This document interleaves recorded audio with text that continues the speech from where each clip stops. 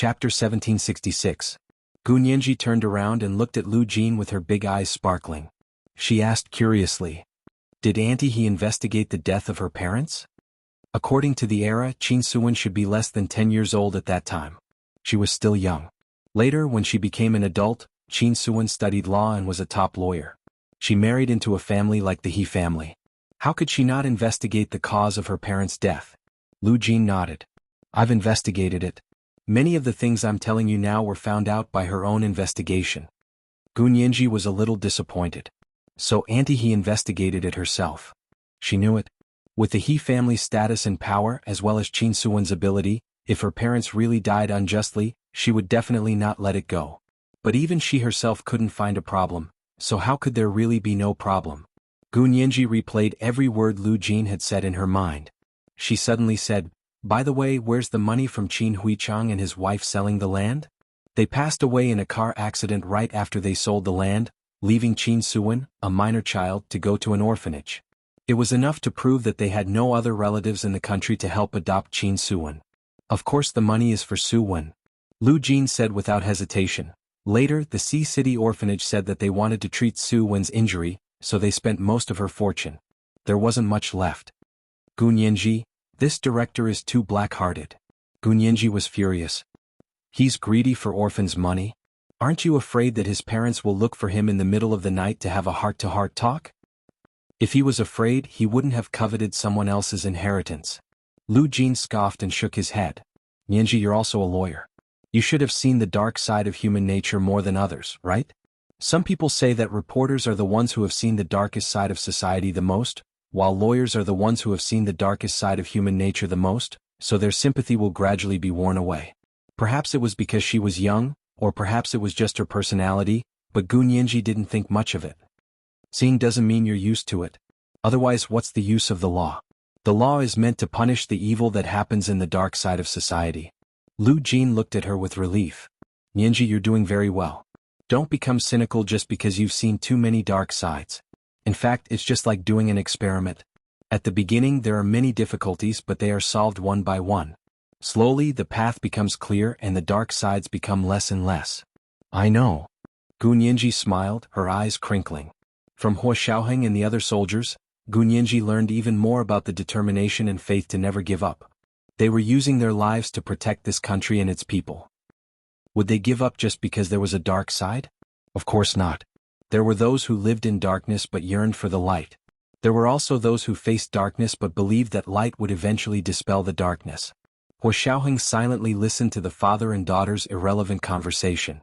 He quietly pulled the topic back and said calmly, "I feel that there's still a problem with this, but there should be a reason why young Master He's mother didn't continue to investigate." "What other reason could there be?" Gu Nianji frowned. With the intuition of an excellent lawyer, she also felt that there was a problem, but even a big lawyer like Qin Suwen had given up. What other reason could there be? Thinking about Qin Suwen's personality, Gu Nianji asked doubtfully. "Could it be because there's not enough evidence?" As soon as she said this, she suddenly felt enlightened. The thick fog in front of him seemed to be instantly illuminated by the sunlight, and he could vaguely see the hidden past that no one knew about. It really might be because there's not enough evidence.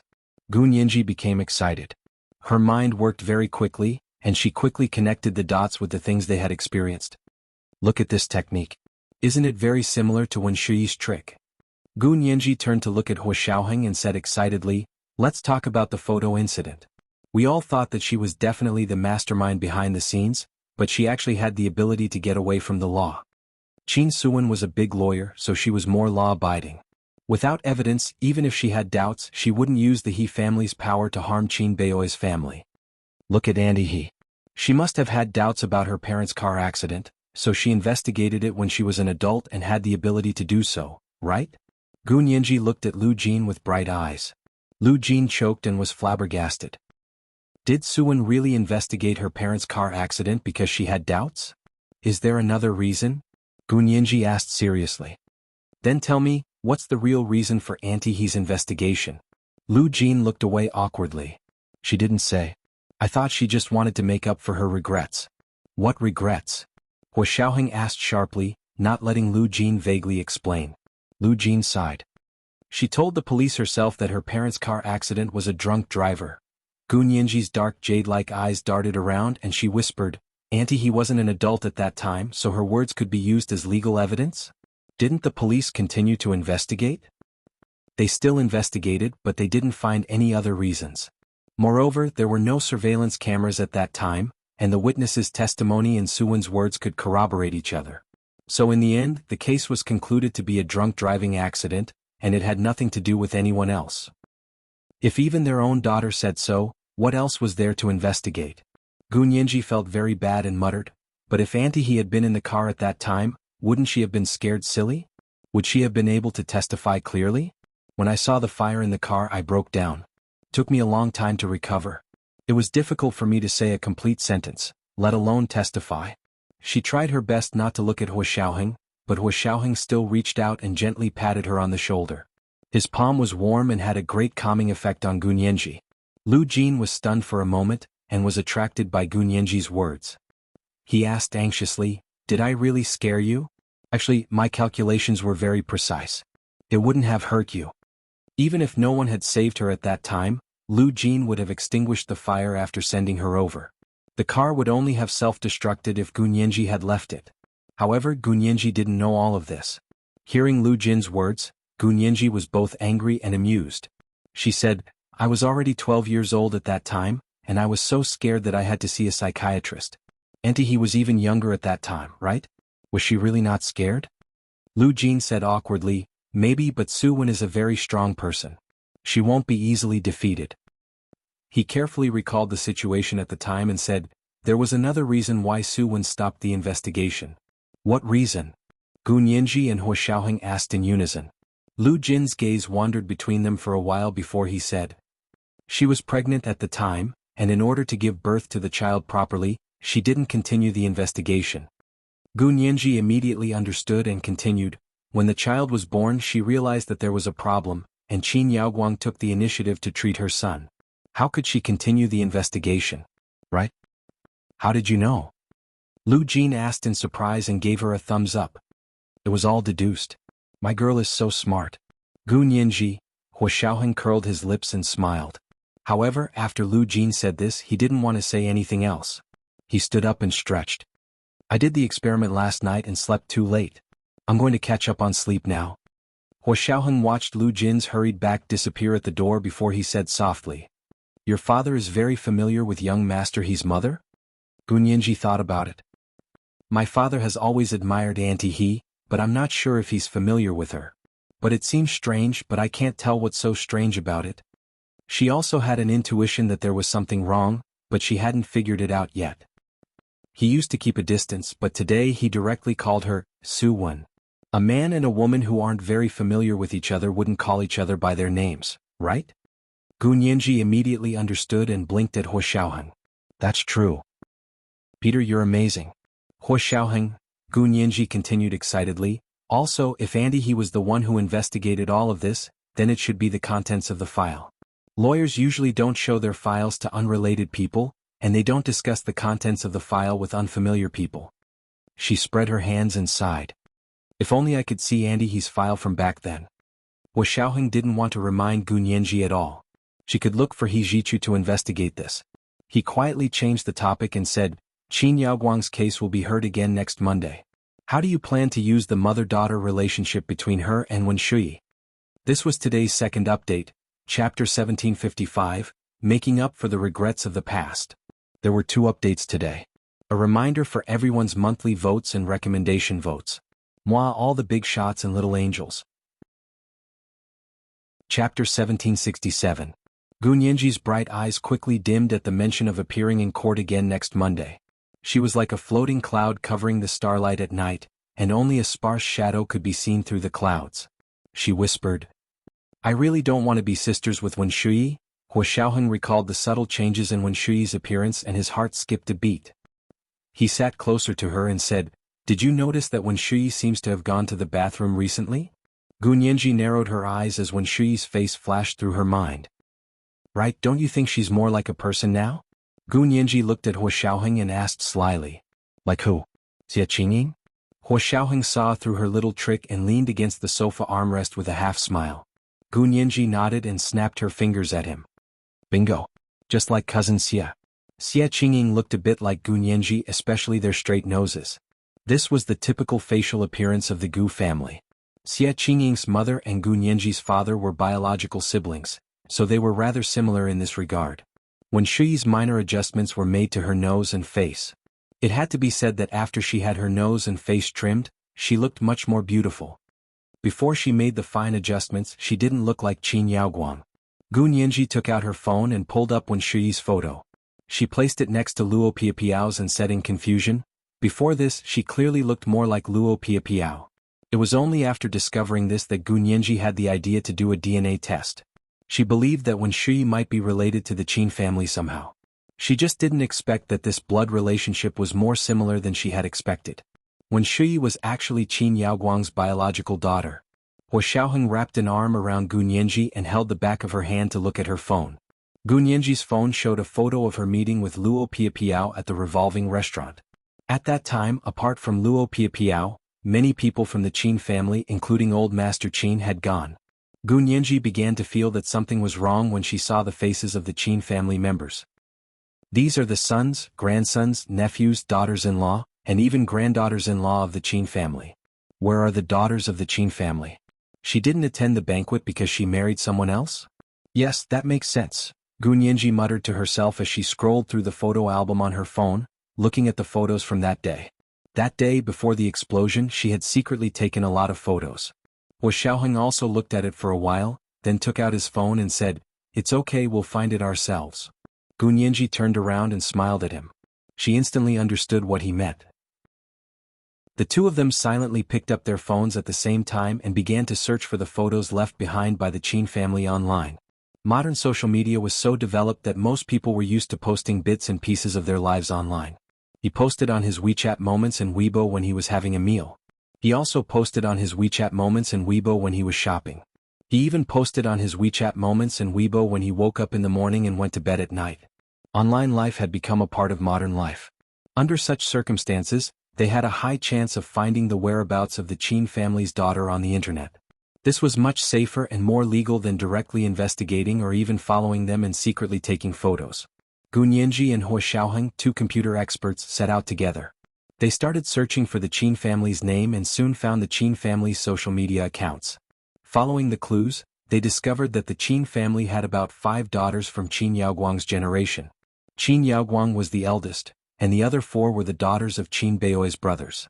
Gu Nianji counted and said with a smile, "The Qin family has quite a few daughters. Qin Yaoguang should be the eldest. The Qin family's daughters who are younger than her." Gu Nianji paused for a moment and said doubtfully, "Could there be a mistake? Qin Yaoguang's 4 cousins have all passed away." Hua Xiaoheng clicked his tongue. These 4 cousins are younger than her. How did they die? Let me see. Gu Nianji looked at the information they had found. Of Qin Yaoguang's 4 cousins, only 2 lived to adulthood and got married. The other 2 died young. One of the 2 cousins who lived to adulthood was Luo Piapiao's mother, but she died not long after giving birth to Luo Piapiao. Although the other one married, she had a difficult birth and also died. Gu Nianji shook her head and went straight to the point. The Qin family has one of the best private hospitals in the country, but the survival rate of their own daughters is so low. This doesn't make sense. Hua Xiaoheng also frowned. The 3rd generation of the Qin family also had many sons but no granddaughters. It looks like Luo Piapiao is the only granddaughter who survived to adulthood. It was this Luo Piapiao who made us realize that something was wrong. What does this mean? Gu Nianji's fingers unconsciously rubbed her phone. She began to feel that the truth was already stirring and was about to tear through the veil and rush out. But where was the breakthrough point? She raised her head and saw her own face reflected in the rhombus mirror on the opposite wall. She finally understood as if she had been enlightened. She slapped her forehead and said excitedly, "I think I understand. Quick, find the photos of Qin Yaoguang's cousins. Photos from when they were alive or after they were dead." "That won't be easy to find," Hua Xiaoheng said implicitly. "When they died, the internet wasn't that developed yet. We might not be able to find their photos only on the internet." That was also the truth. Gu Nianji hadn't expected this result, but she was even more interested, and her mind worked faster than usual. Look online first, especially the last 2 cousins who lived to adulthood and got married. Look for their relatives such as husbands, sons, brothers and parents' social media accounts. See if you can find anything. Huo Xiaoheng replied. I'll look for the photo of the cousin who died after giving birth. You go look for the photo of Luo Piapiao's mother. Okay. Gu Nianji agreed and immediately split the work with Huo Xiaoheng to search. She was also lucky, or rather she was looking in the right direction. In just a few seconds, Gu Nianji made a major discovery. Luo Piapiao's brother Luo Yaozu's Weibo. He mourned his sister and mother on Weibo and arranged their photos side by side to form a 6-palace grid. Gu Nianji excitedly handed the phone to Huo Xiaoheng. Huo Xiaoheng looked down and saw 6 photos neatly arranged on the smooth mirror-like screen of the phone.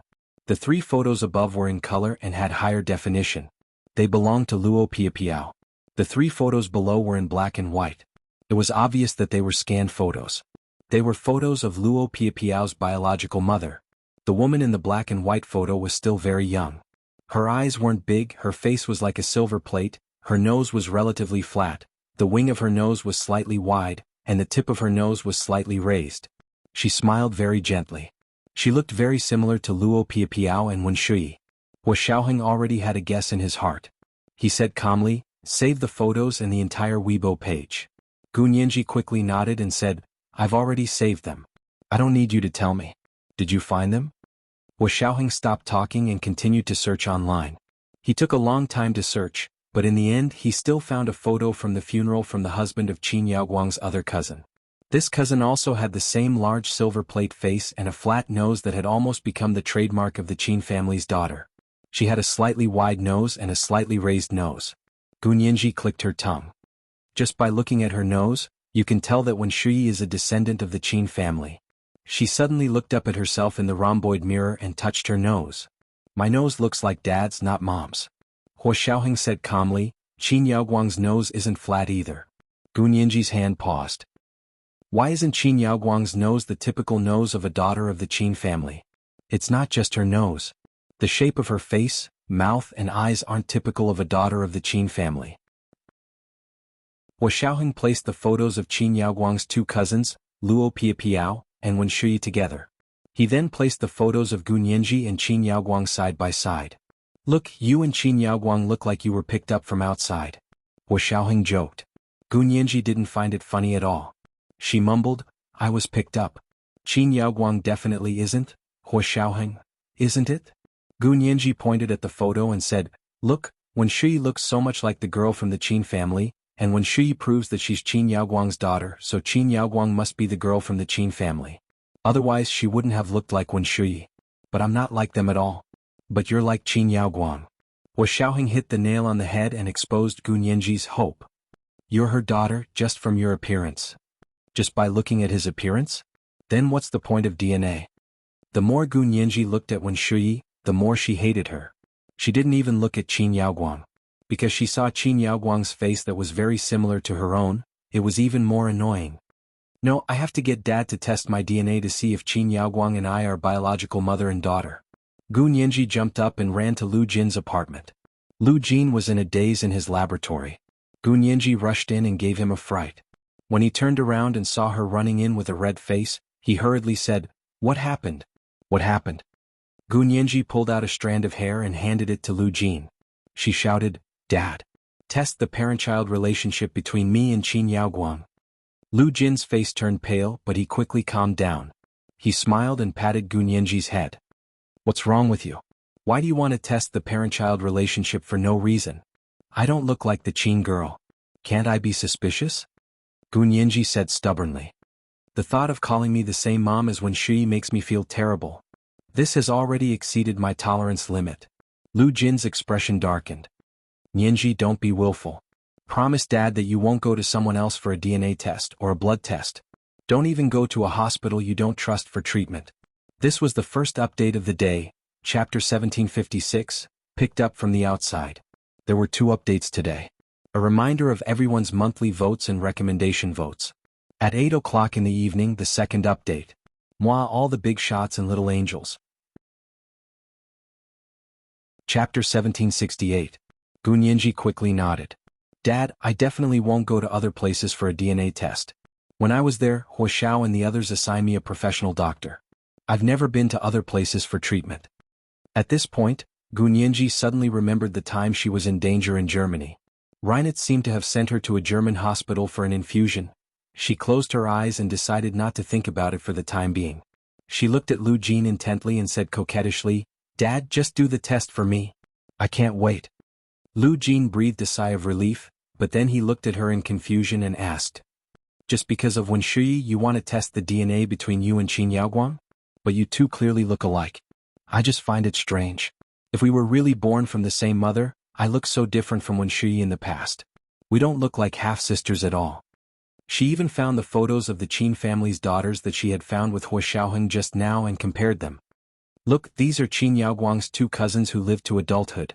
This is Luo Piapiao, and this is a photo of Wenshui before she was fine-tuned. They're really not a family. Look at the photo of me and Qin Yaoguang." Gunyanji pointed at the next two photos and said, "Although they look very similar, Qin Yaoguang is also Wenshui's mother. This doesn't make sense to me. With her looks, how could she have given birth to a daughter like Wenshui? But if she really gave birth, then Qin Yaoguang should look similar to her cousin. Unfortunately, she doesn't look like them at all. Do you see the logical paradox in this? I'm afraid that even genetic theories can't explain this, right?" Gunyanji looked at Lu Jin with hope and complete trust in him. Lu Jin looked away. "Okay, I'll test it for you. Aya? Dad's the best." Gunyanji stood on her tiptoes and kissed Lu Jin on the cheek. Lu Jin patted her head. "You go out first. I'm busy here. You won't understand." "All right. I won't disturb Dad's work anymore." Gunyanji happily left Lu Jin's lab. When she returned to her apartment, Gunyanji was in a great mood. As soon as she entered the hall, she could not resist posing for a few ballets. Hua Xiaoheng was sitting in the living room with his back to the door. When he heard the noise, he turned around and saw Gunyanji dancing. Although she wasn't very good at dancing, beauty was in the eye of the beholder. Hua Xiaoheng watched with great interest and couldn't take his eyes off her. Gunyanji spun around and arrived in front of Hua Xiaoheng. Like a white swan, she proudly extended a hand. Hua Xiaoheng held her hand with a smile and kissed the back of her hand. Then, he gently pulled her onto his lap and lifted her up. "So happy?" "Yeah, my dad is doing a paternity test for me.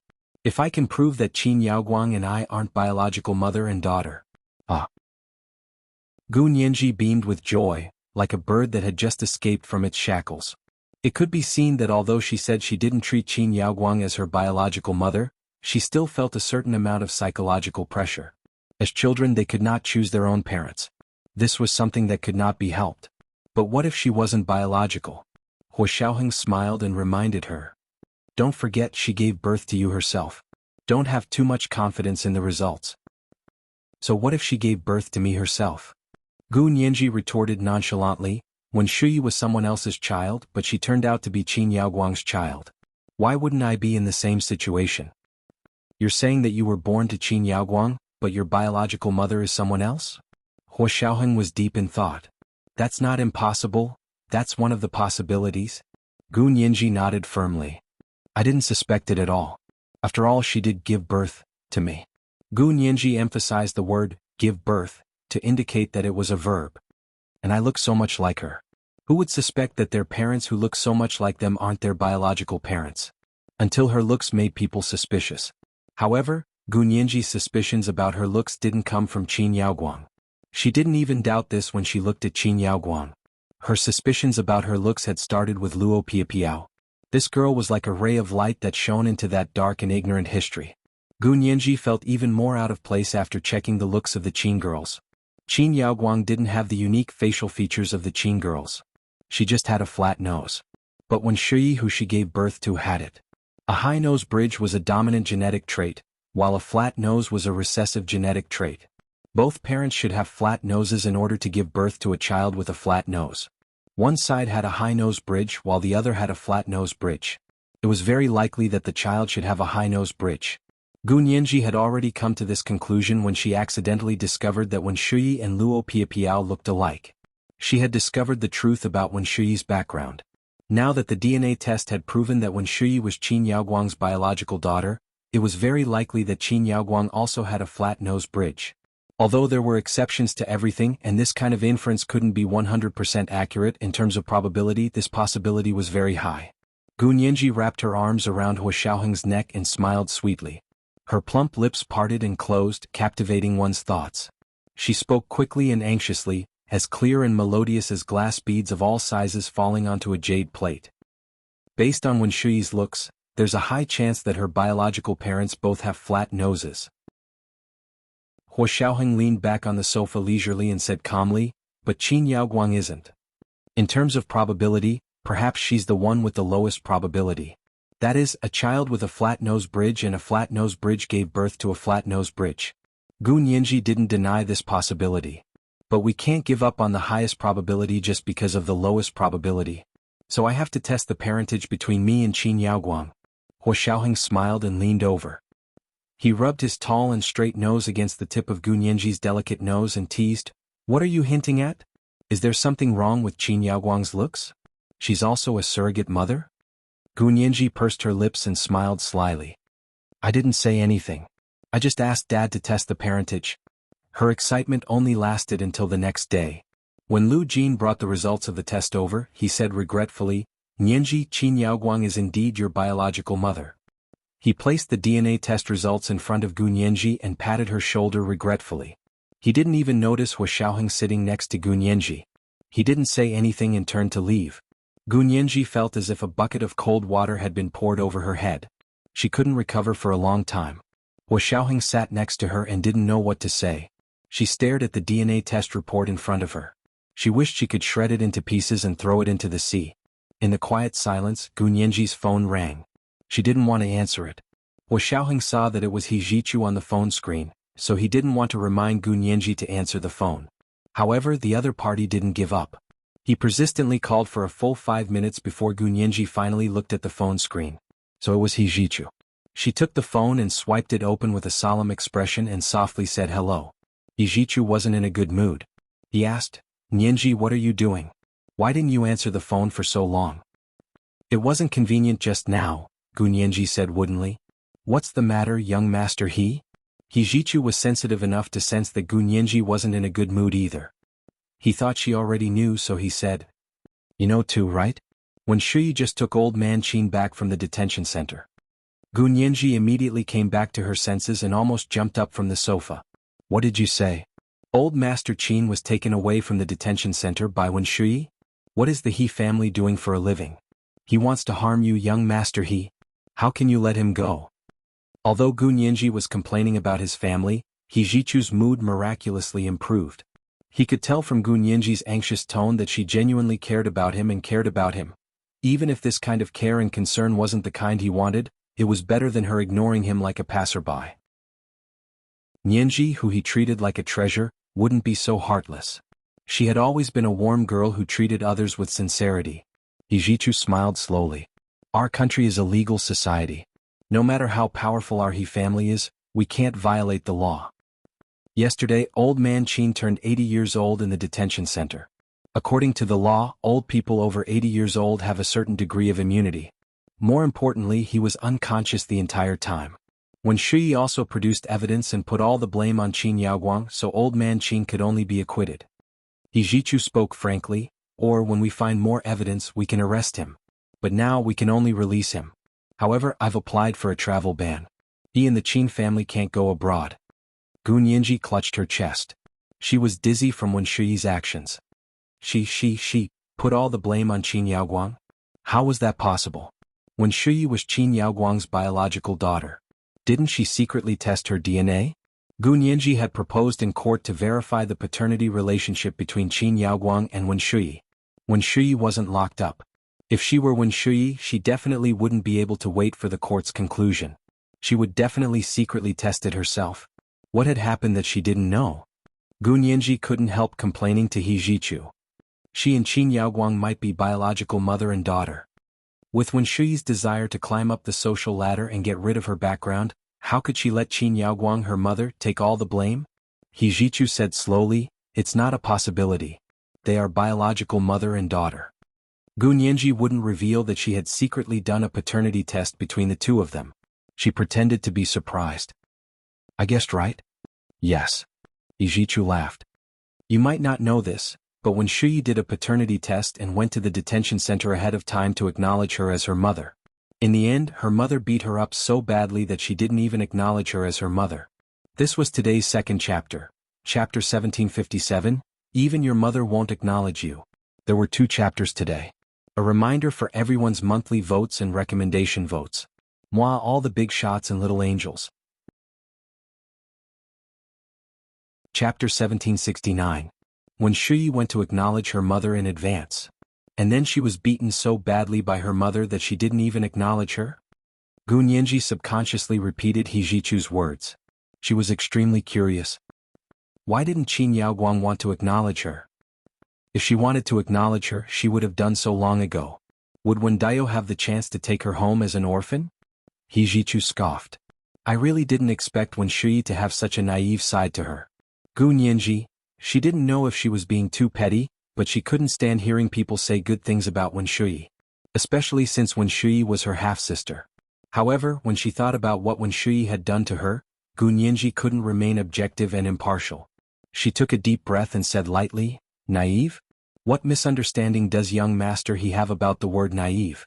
Qin Yaoguang didn't acknowledge her, so she put all the blame on Qin Yaoguang and went to suck up to old master Qin. How could such a person be naive? Hijichu could tell that Gu Nianji was unhappy. He paused for a moment and explained embarrassedly, I mean she still wants to acknowledge her mother. This shows that she's very inconsiderate. Could it be that Qin Yaoguang hasn't acknowledged her for so many years because she doesn't know that she's her biological daughter? Qin Yaoguang clearly knows about it, but she still asked Wendayo to adopt Wen Shuyi. It's obvious that she doesn't treat Wen Shuyi as her biological daughter at all. Gu Nianji disagreed and retorted flatly, this at most shows that she's inconsiderate. It's a matter of intelligence. To say that she's naive is a matter of character. There's nothing wrong with Wen Shuyi's character. She's just as bad and vicious as ever. Her words were sharp and harsh. It was obvious that she was extremely dissatisfied with Wen Shuyi. Hijichu was speechless for a long time. He couldn't help feeling even more guilty towards Gu Nianji when he thought about how Wen Shuyi had crossed the line all these years. He quickly said, I was wrong. She's not naive, she's stupid and bad. Nianji, can you forgive me for my unintentional mistake? Hijichu apologized so solemnly that Gu Nianji felt a little embarrassed. She leaned back on the sofa and smiled. I didn't mean to blame young master he. I just wanted to emphasize my opinion of Wen Shuyi. Hijichu comforted her again in a kind and gentle voice. Gu Nianji came back to her senses and quietly changed the topic. Young master he, do you think Wen Shuyi did this because she gave up on Qin Yaoguang? Since Qin Yaoguang didn't acknowledge her, she could only find another way. Hijichu nodded. Definitely. Do you know what Wen Shuyi put on Qin Yaoguang? Gu Nianji thought about it for a moment and asked curiously. Could it be that Qin Yaoguang was the one who hurt you with the infrasonic weapon? More or less. But this doesn't make sense. Gu Nianji immediately said, at that time Qin Yaoguang had already been imprisoned. How could she have the ability to strategize in a tent and decide a victory 1,000 miles away, in the detention center? Wen Shuyi can be blamed, but whether or not Qin Yaoguang can be blamed will depend on the law enforcement personnel's cognitive ability. Hijichu sighed. Wen Shuyi came prepared. How could she not have thought of this? She produced evidence to prove that all of this had been planned before Qin Yaoguang was imprisoned. Later, when she was imprisoned in the detention center, she used this plan as a life-saving straw. She used the people who came to visit her to send back the news and let them carry out the plan. Gu Nianji was stunned for a moment, but quickly reacted. She found a good reason, but she had to betray a group of management members of the Qin Corporation's private group, right? Yes, it's a good opportunity to get rid of dissidents. All the subordinates promoted by Qin Yaoguang, as well as those who only listened to Qin Yaoguang and didn't listen to her, were all sent to the detention center by her. Hijichu looked out the car window at the street. Opposite them was the headquarters of the Qin Corporation's private hospital in the imperial capital. At that moment, many police cars were parked outside the hospital, and the company's management members were being brought out of the hospital in handcuffs. Hijichu didn't interfere in the police's affairs, but this didn't stop him from watching the show. Gu Nianji sighed a few more times. She didn't hang up the phone until she heard Hijichu talking to his subordinates. She said to Hua Xiaoheng emotionally, You heard what I said to young master he just now, right? Hua Xiaoheng nodded calmly. I heard it. Qin Yaoguang refused to acknowledge Wen Shuyi, so Wen Shuyi gave up on Qin Yaoguang. She was even more ruthless than her. She directly blamed Qin Yaoguang for the crime. Not only that. Gu Nianji beamed with joy. She also killed 3 birds with 1 stone. First, she took revenge on Qin Yaoguang for refusing to acknowledge her. Second, she hugged old Master Qin's bigger thigh tightly. Third, she took the opportunity to get rid of dissidents within the company. Anyone who only listened to Qin Yaoguang and didn't listen to her was sent to the police. Huo Xiaoheng's expression became solemn. She really did that? How could it be fake? Young Master He personally confirmed that she's that awesome. Although Gu Nianji disliked Wen Shuyi very much, she had to admit that this girl's vitality was quite strong. She was like a weed that could not be burned by a wildfire, and would grow again when the spring breeze blew. But why did she push all the blame for the infrasonic weapon to Qin Yaoguang? Huo Xiaoheng was also a little puzzled. Qin Yaoguang was already taken into custody at that time, right? Yes, she was already taken into custody. But young master He told me that Wen Shuyi had produced evidence to prove that Qin Yaoguang had been planning this for a long time. So regardless of whether Qin Yaoguang was taken into custody or not, she would use this move to deal with young Master He to control young Master He, and then further control young Master He's father, General He. Gu Nianji analyzed it for Huo Xiaoheng, and her explanation was clear and logical. Huo Xiaoheng was speechless for a while, then said, "All this evidence has been produced. It will indeed be very difficult for Qin Yaoguang to make a comeback."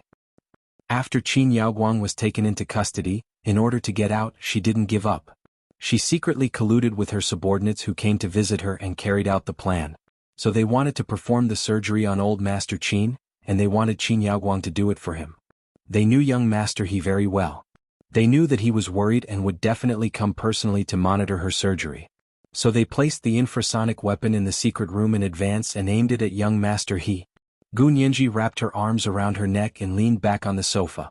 She sighed and said, "If it weren't for my father, young Master He would already be under Qin Yaoguang's control, and General He might have already remarried Qin Yaoguang." Huo Xiaoheng couldn't help laughing. He rubbed Gu Nianji's head. "What are you thinking about? You'd better think about what you're going to do in court on Monday. Do you really believe that old Master Qin has nothing to do with this?" "He definitely has something to do with it, but we don't have enough evidence." Gu Nianji shrugged. The fact that Wen Shuyi was able to hand over the evidence and push it all onto Qin Yaoguang means that she has already processed the evidence a second time. If the court believes this evidence, then old Master Qin will really have nothing to do with it at all. Then what are you going to do? Huo Xiaoheng was a little curious. Although he wasn't as proficient in the law as Gu Nianji and He Zhichu, he still knew some basic knowledge. Gu Nianji thought about it and said, "The case of the infrasonic weapon murdering young Master He and the case of Qin Yaoguang kidnapping a minor are 2 different things. They can't be confused. The case I'm going to court next Monday is still the case of Qin Yaoguang kidnapping me 8 years ago. I plan to dig deeper. For example, after she ordered someone to kidnap me, why did she send me to the airport? Which country was she going to? Also, what was her motive for kidnapping me? You don't believe that she kidnapped you to make room for her daughter, Wen Shuyi?" Huo Xiaoheng asked with a smile. He used a bamboo stick to pick a piece of mango for her to eat. Gu Nianji ate the mango in her mouth before saying, "Of course I don't believe it. If she was really so motherly to Wen Shuyi, she wouldn't have put her in the orphanage at all. Secondly, she wouldn't have refused to acknowledge her now that she's exposed. The second reason is a good one." Huo Xiaoheng praised her a few times and stood up. "Then take your time to prepare. I'll go around the embassy and come back tonight to cook for you." Okay. You have to come back early." Gu Nianji's eyes were bright. All the stars in the night sky weren't as bright as her eyes. Huo Xiaoheng couldn't help but lean over and kiss her lips for a while before murmuring, "Hurry up and take care of things here. I want to take you home." Gu Nianji's heart seemed to stop for a few seconds, then with a bang it pounded. Blood rushed through her veins and the gurgling sound filled her eardrums. Her vision blurred and she almost felt dizzy. Oh, what a beautiful word. Could she really look forward to that day? By the time Gu Nianji came back to her senses from her beautiful imagination, Huo Xiaoheng had already left. He drove to the Soviet embassy in the imperial capital while contacting Lu Yuan. He had never taken the initiative to contact Lu Yuan, but this time he couldn't wait. Lu Yuan happened to have nothing else to do, so he was reading alone in his hotel room. Seeing that it was Huo Xiaoheng's call, he immediately picked up and asked, "Did you find out who sold the land?" Huo Xiaoheng grunted and quickly said, "I found out. The people who sold the land, Qin Huichang and his wife, are actually Qin Suwen's parents." Lu Yuan was stunned. "Qin Suwen? Yijichu's mother? Yiqingjian's wife. Didn't she pass away? Yes, she passed away a long time ago. Xiaoheng didn't say much. But that land originally belonged to Qin Suwen's family. I don't know why they sold it. Then did you find out why they sold the land? Lu Yuan also felt that it was tricky. He knew that Qin Suwen was an orphan, so her parents were definitely no longer alive. It wouldn't be easy to find out why. Xiaoheng smiled bitterly and said, "That's too difficult. I heard that most of Qin Suwen's family went abroad a long time ago, leaving only their family in the country. Once Qin Huichang and his wife died, Qin Suwen, who was a minor at the time, could only enter the orphanage." What about the friends from back then? Qin Huichang and his wife don't have relatives in the country, but they don't even have friends and colleagues, right? Lu Yuan still refused to give up and carefully thought about possible clues. Even if they were willing to say what friends and colleagues from decades ago said, the court might not be willing to accept it. Huo Xiaoheng shook his head. Because too much time has passed, maybe it's already past the retroactive period. These people's memories might not be trustworthy. That's true. Lu Yuan nodded, but he didn't give up. I'll look for people from back then and ask about Qin Bei's family. There are more people who know them than Qin Huichang. Time flew. Just as Lu Yuan and Huo Xiaoheng were nervously investigating, Gu Nianji ushered in another time in court. This time there were still those people sitting behind her, but on Qin Yaoguang's side she was sitting alone. Not to mention the Qin family relatives and friends, even the legal team only had a fledgling lawyer sitting there. She looked especially lonely and pitiful. Gu Nianji thought to herself that when Shuyi was really going all out. She didn't even want to try and had completely given up on Qin Yaoguang. However, Gu Nianji curled her lips slightly. Without Wen Shuyi, who liked to play around the edges of the law, disrupting the situation, she might be able to get more information out of her. In her heart, she still thought that Wen Shuyi's decision to give up on Qin Yaoguang was very stupid. Qin Yaoguang was irreplaceable to the Qin Corporation. Even when Shuyi didn't know the secret in her heart. Gu Nianji slowly stood up from the plaintiff's stand and walked up to Qin Yaoguang. She began her first questioning of the day. Qin Yaoguang looked at Gu Nianji coldly. She still didn't know that she would be forced into a corner by Gu Nianji today. This was the first update of the day, Chapter 1758, Forced into a Corner. There were 2 updates today. A reminder of everyone's monthly votes and recommendation votes. At 8 p.m. the second update. Moi, all the big shots and little angels. Chapter 1770. Compared to Gu Nianji's many people, Qin Yaoguang's side could be said to be deserted. The last time she appeared in court, her side was really crowded. In just a week, she didn't even have the lead lawyer in her legal team. Gu Nianji sighed inwardly at Wen Shuyi's good methods as she showed Qin Yaoguang the DNA test record approved by the court. Defendant, Ms. Qin Yaoguang, this is the DNA test record approved by the court. This test shows that your character witness, Wen Shuyi, is actually your biological daughter, so she is no longer qualified to be your character witness. Qin Yaoguang said indifferently, she has nothing to do with this case to begin with. It doesn't matter if she's a character witness or not. The young lawyer next to Qin Yaoguang was extremely embarrassed. He quickly whispered, "Miss Qin, you should let me answer the other lawyer's questions. Then tell me. How do I know if you'll speak if you don't say anything?" Qin Yaoguang was furious, and she vented all her anger on the fledgling lawyer. The young lawyer's face turned red at a speed visible to the naked eye. He stammered, "According to the procedure, I should be the one to answer." Gu Nianji smiled amiably, and even her voice was soft and moving. "Defense lawyer, actually, there's no fixed rule for who should answer the question. Logically speaking, you're only the defendant's lawyer. The defendant can use you or he can choose to defend himself and answer the question himself." The young lawyer suddenly felt that the collar of the white suit and shirt he was wearing today was a little tight. It was so tight that he almost couldn't speak. Gu Nianji ignored him and turned to look at the gloomy Qin Yaoguang. She continued to ask, "Then may I ask you, you clearly knew that Wen Shuyi was your biological daughter, so why did you ignore her and leave her in the orphanage? Then you asked Wen Dayo to adopt her?"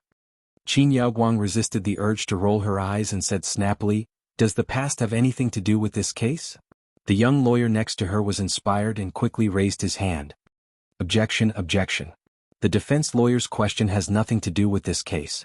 Defense lawyer, did you read the file before going to court? Do you know the whole story of the case? If you knew, you wouldn't think that my question had nothing to do with this case." She didn't even look at the lawyer beside Qin Yaoguang. The young lawyer had indeed been appointed at the last minute. Wen Shiyi's original intention was not to send a single lawyer and let Qin Yaoguang fend for herself. However, old Master Qin didn't have the heart to do it and asked her to find a lawyer. From the looks of it now, it was better not to send them. Moreover, there were so many files for this case and the situation was so complicated. The young lawyer had only been appointed at the last minute in the morning. He had only skimmed through the briefcase in the car, so he was quickly defeated by Gunyanji.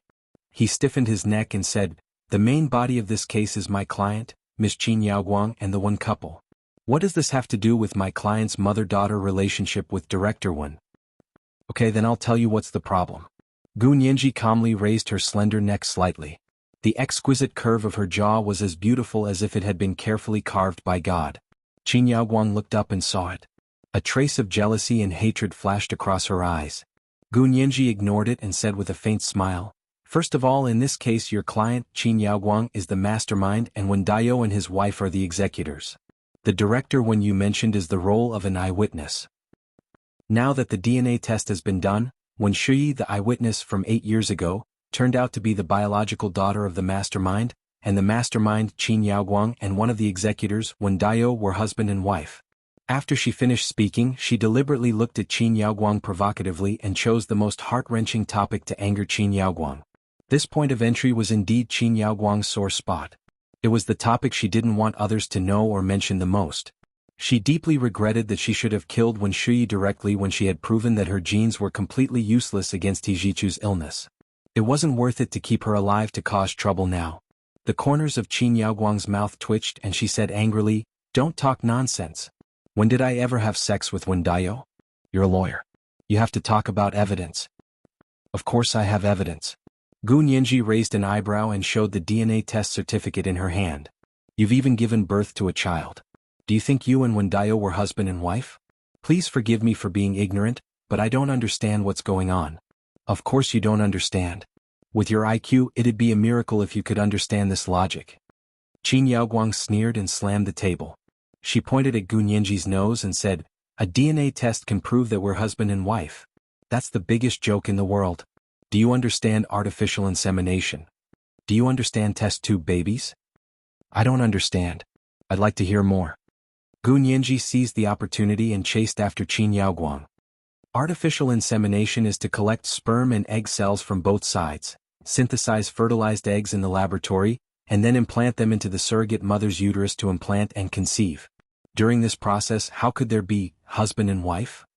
Qin Yaoguang's face flushed red, and her expression was a little ferocious and scary.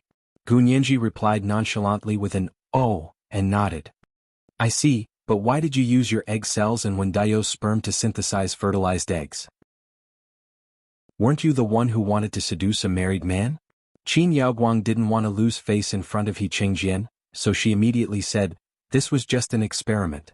The sperm was randomly extracted. If it wasn't Wen Daiyou, it would have been someone else. Besides, we did so many experiments." Gunyanji immediately seized on Qin Yaoguang's words and said loudly, "Then the defendant means that you did not only do this one experiment, but also many other experiments? Miss Qin Yaoguang, then how many children did your egg cells conceive?" "How many children?" Qin Yaoguang snorted. "I only have 2 biological daughters. How many children did I have? Didn't I say last time that this was a project by the United Nations Population Fund? The sperm and egg cells came from volunteers." "That's right. There were so many volunteers. What about the other children they had? Don't tell me that Wen Shiyi was the only one who survived." Gunyanji met Qin Yaoguang's gaze and didn't miss the anger and jealousy in her eyes. I'm sorry, but she was the only one who survived." Qin Yaoguang's plump lips curled up. "Precious, right? Surprised, right? If it's so precious, you should have kept her in the laboratory. It's your fault for letting her out to harm people." Gunyanji also curled her lips and said lightly. Her attitude angered Qin Yaoguang again. "Haha, if you want to keep her in the laboratory, I should keep you in the laboratory and not let you go to the He family. It's really my fault for letting you out to harm people." Qin Yaoguang successfully returned Gunyanji's words to Gunyanji. She was very proud of herself. For her, arguing with others had never been her forte. Gunyanji looked at her pitifully and immediately said, "Then you admit that you once locked me in the laboratory to do live experiments? Then 8 years ago you instructed your lover, Wen Daiyou, to kidnap me. Were you going to continue using me as an experiment? You ordered someone to send the kidnapped me to the airport where the international flight was. Were you going to send me out of the country? It's one thing for you to use me as an experiment, but you still want to send me out of the country to be experimented on by foreigners? Qin Yaoguang, you're really crazy. Gu Nianji deliberately raised her voice. Her sharp voice was like a sharp knife that slashed at Qin Yaoguang's head. Watch your mouth. Who's whose lover? How can a girl say something like that? Qin Yaoguang's attention was only focused on the word lover, and completely ignored what Gu Nianji had said. Because Gu Nianji's reasoning happened to be true, Qin Yaoguang subconsciously didn't refute her.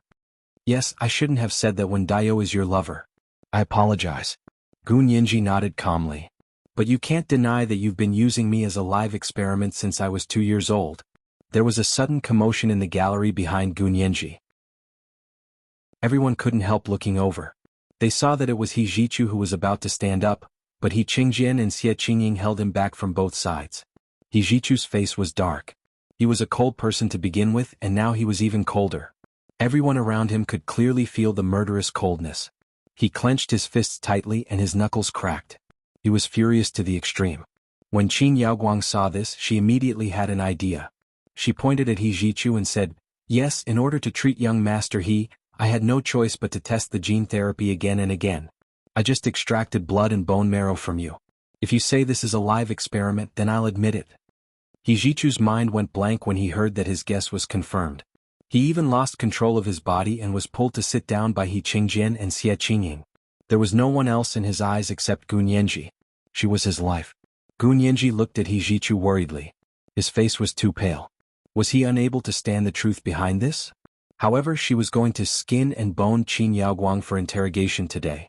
She couldn't stop asking because she was worried about He Zhichu's emotions. She blinked apologetically at He Zhichu and turned to look at Qin Yaoguang. She said calmly, "Are you admitting that you used me as a live experiment?"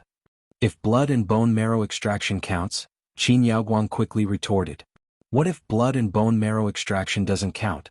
Then what is a live experiment?" Gu Nianji quietly dug a hole for Qin Yaoguang. Qin Yaoguang fell for the trap and continued to explain to everyone. A real live experiment is, of course, not a blood and bone marrow extraction. Have you ever seen a lab experiment on a lab rat? A real live experiment is the same as using a lab rat.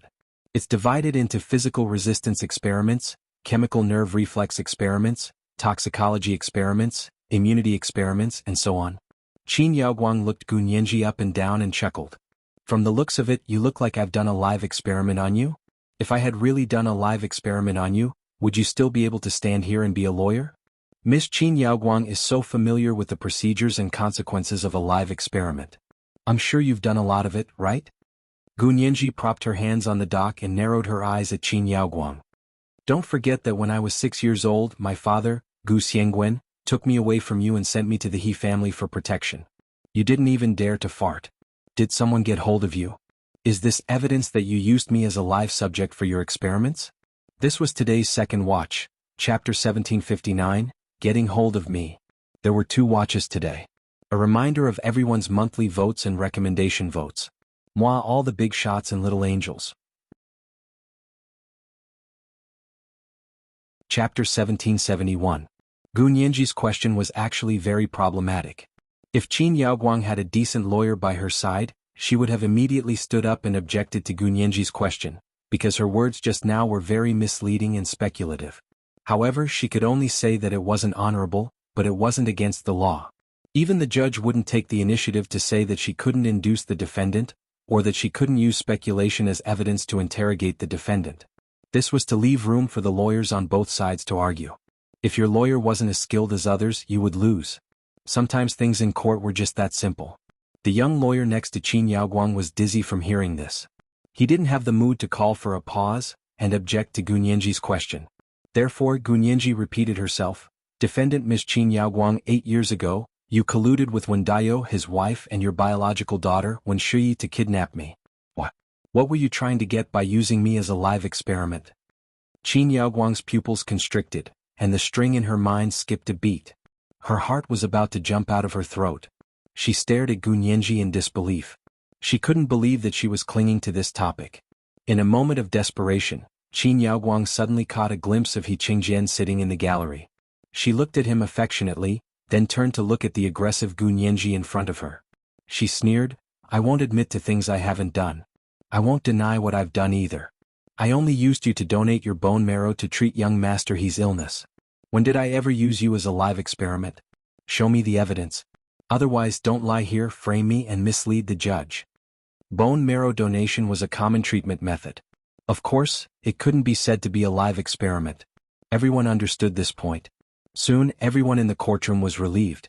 Gu Nianji followed Qin Yaoguang's gaze in surprise. Why did Qin Yaoguang suddenly become smart? Her gaze wandered over to the gallery. He Qingjian suddenly said something to the personal secretary next to him. The personal secretary immediately greeted the bailiff next to him. The bailiff hurriedly walked over from the corridor beside the spectators' seats and came up behind the judge. He lowered his head and whispered in his ear, "The chief is not feeling well.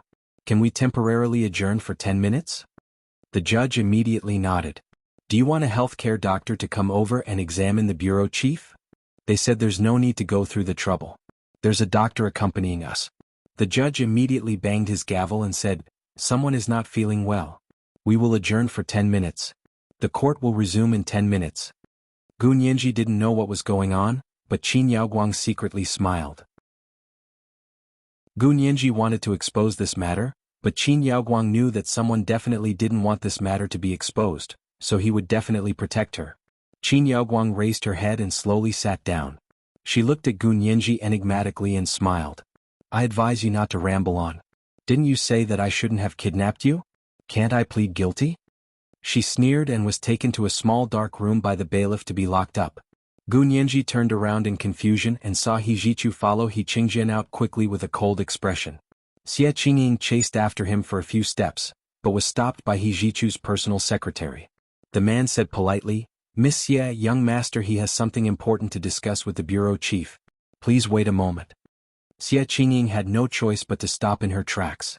She gripped the handle of her Hermes Kelly bag tightly with both hands and asked worriedly, "Uncle, he didn't look well just now.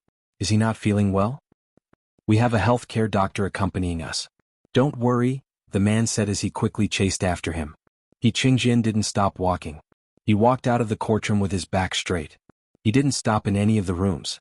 He left the courthouse and got into his car. He Jichu chased after him all the way into the car.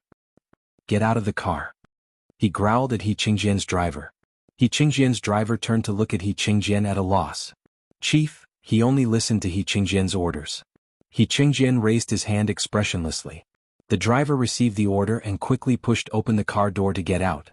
He then closed the car door and stood guard around the bulletproof car with He Qingjian, He Jichu's personal secretary, and the guards. They were neither too far nor too close, just enough to protect the entire car but not too close. Actually, even if they stood close to the car door, they wouldn't be able to hear what the people in the car were saying. Because the car was specially made, once the car door was closed, it would become a world of its own, and the soundproofing effect was very good. The curtains were raised in the dark brown car window, and even the outside world was cut off. Now that everyone around him had left, He Jichu gritted his teeth and asked, "Dad, is what Nianji said true? Qin Yaoguang really used her as a live experiment? Just to treat my illness?" Just now, Qin Yaoguang had said in court that she was only donating her bone marrow, but that kind of thing could fool ordinary people but not He Jichu, the person involved. Judging from Qin Yaoguang's attitude towards Gu Nianji over the years, he didn't believe a single word that Qin Yaoguang had only asked Gu Nianji to donate her bone marrow. Moreover, he also believed that Gu Nianji had suddenly said that Qin Yaoguang had once done a live experiment on her. She definitely wasn't trying to frame her on a whim. He looked at He Qingjian in bewilderment. Thinking about how He Qingjian had left the courtroom in a hurry, his heart couldn't help sinking. However, it was as if he had fallen into a bottomless pit. He kept falling but he couldn't reach the bottom. It was the most torturous feeling. He Qingjian snorted coldly. "I don't know if she did or not. I only know that she cured your illness. That's the end of it. Don't pursue this matter any further." He Jichu was extremely disappointed and shocked. It was as if his entire body had been scalded from the inside out with boiling water, then put into ice water and frozen from the inside out. He could barely think normally when the heat and cold intertwined. His head hurt so much that it felt like it was about to split open. He Jichu held back his anger and asked in a low voice, Dad, tell me honestly, how exactly did you cure my illness? He had originally thought that it was really the same as what Qin Yaoguang had said about donating her bone marrow, and using Gu Nianji's bone marrow to cure his congenital genetic defect. However, judging from Qin Yaoguang and He Qingjian's reactions today, things definitely weren't that simple. He even remembered the earth-shattering argument that his mother, Qin Suwen, had had with his father when she was still alive. Although he hadn't heard with his own ears what exactly they had argued about, he remembered that his mother had packed her luggage and prepared to leave home. She had separated from his father. At that time, the person who had stopped his mother was the little Gu Nianji, who had been sent by Gu Xiangguan. The 6-year-old Gu Nianji was pale and timid. She hid under the table when no one was paying attention. That pair of big, timid, frightened, and helpless eyes would forever remain in the memory of the 16-year-old youth at that time. He Jichu closed his eyes, and tears quietly seeped out from the corners of his eyes. He slowly raised his hand. There was already a revolver in his hand, and he pressed it against his temple. Dad, are you still not going to tell me? All right, if you don't tell me, I don't want to live anymore. If my life is based on a live experiment on another innocent girl, this kind of life is sinful and shameful. Dad, I can't continue living. I want to see my mother. Yijichu spoke coldly. His finger was about to pull the trigger when He Qingjian quickly took out his gun and pointed it at his temple. He said, all right, if you don't want to live anymore, there's no reason for me to continue living. Your mother is gone, and you are my only hope of living. If you want to leave, I'll go with you. Our family of 3 can reunite in the underworld. Yijichu was stunned for a moment. He Qingjian was quick to react. His other hand reached out like lightning and grabbed Hijichu's hand that was holding the revolver.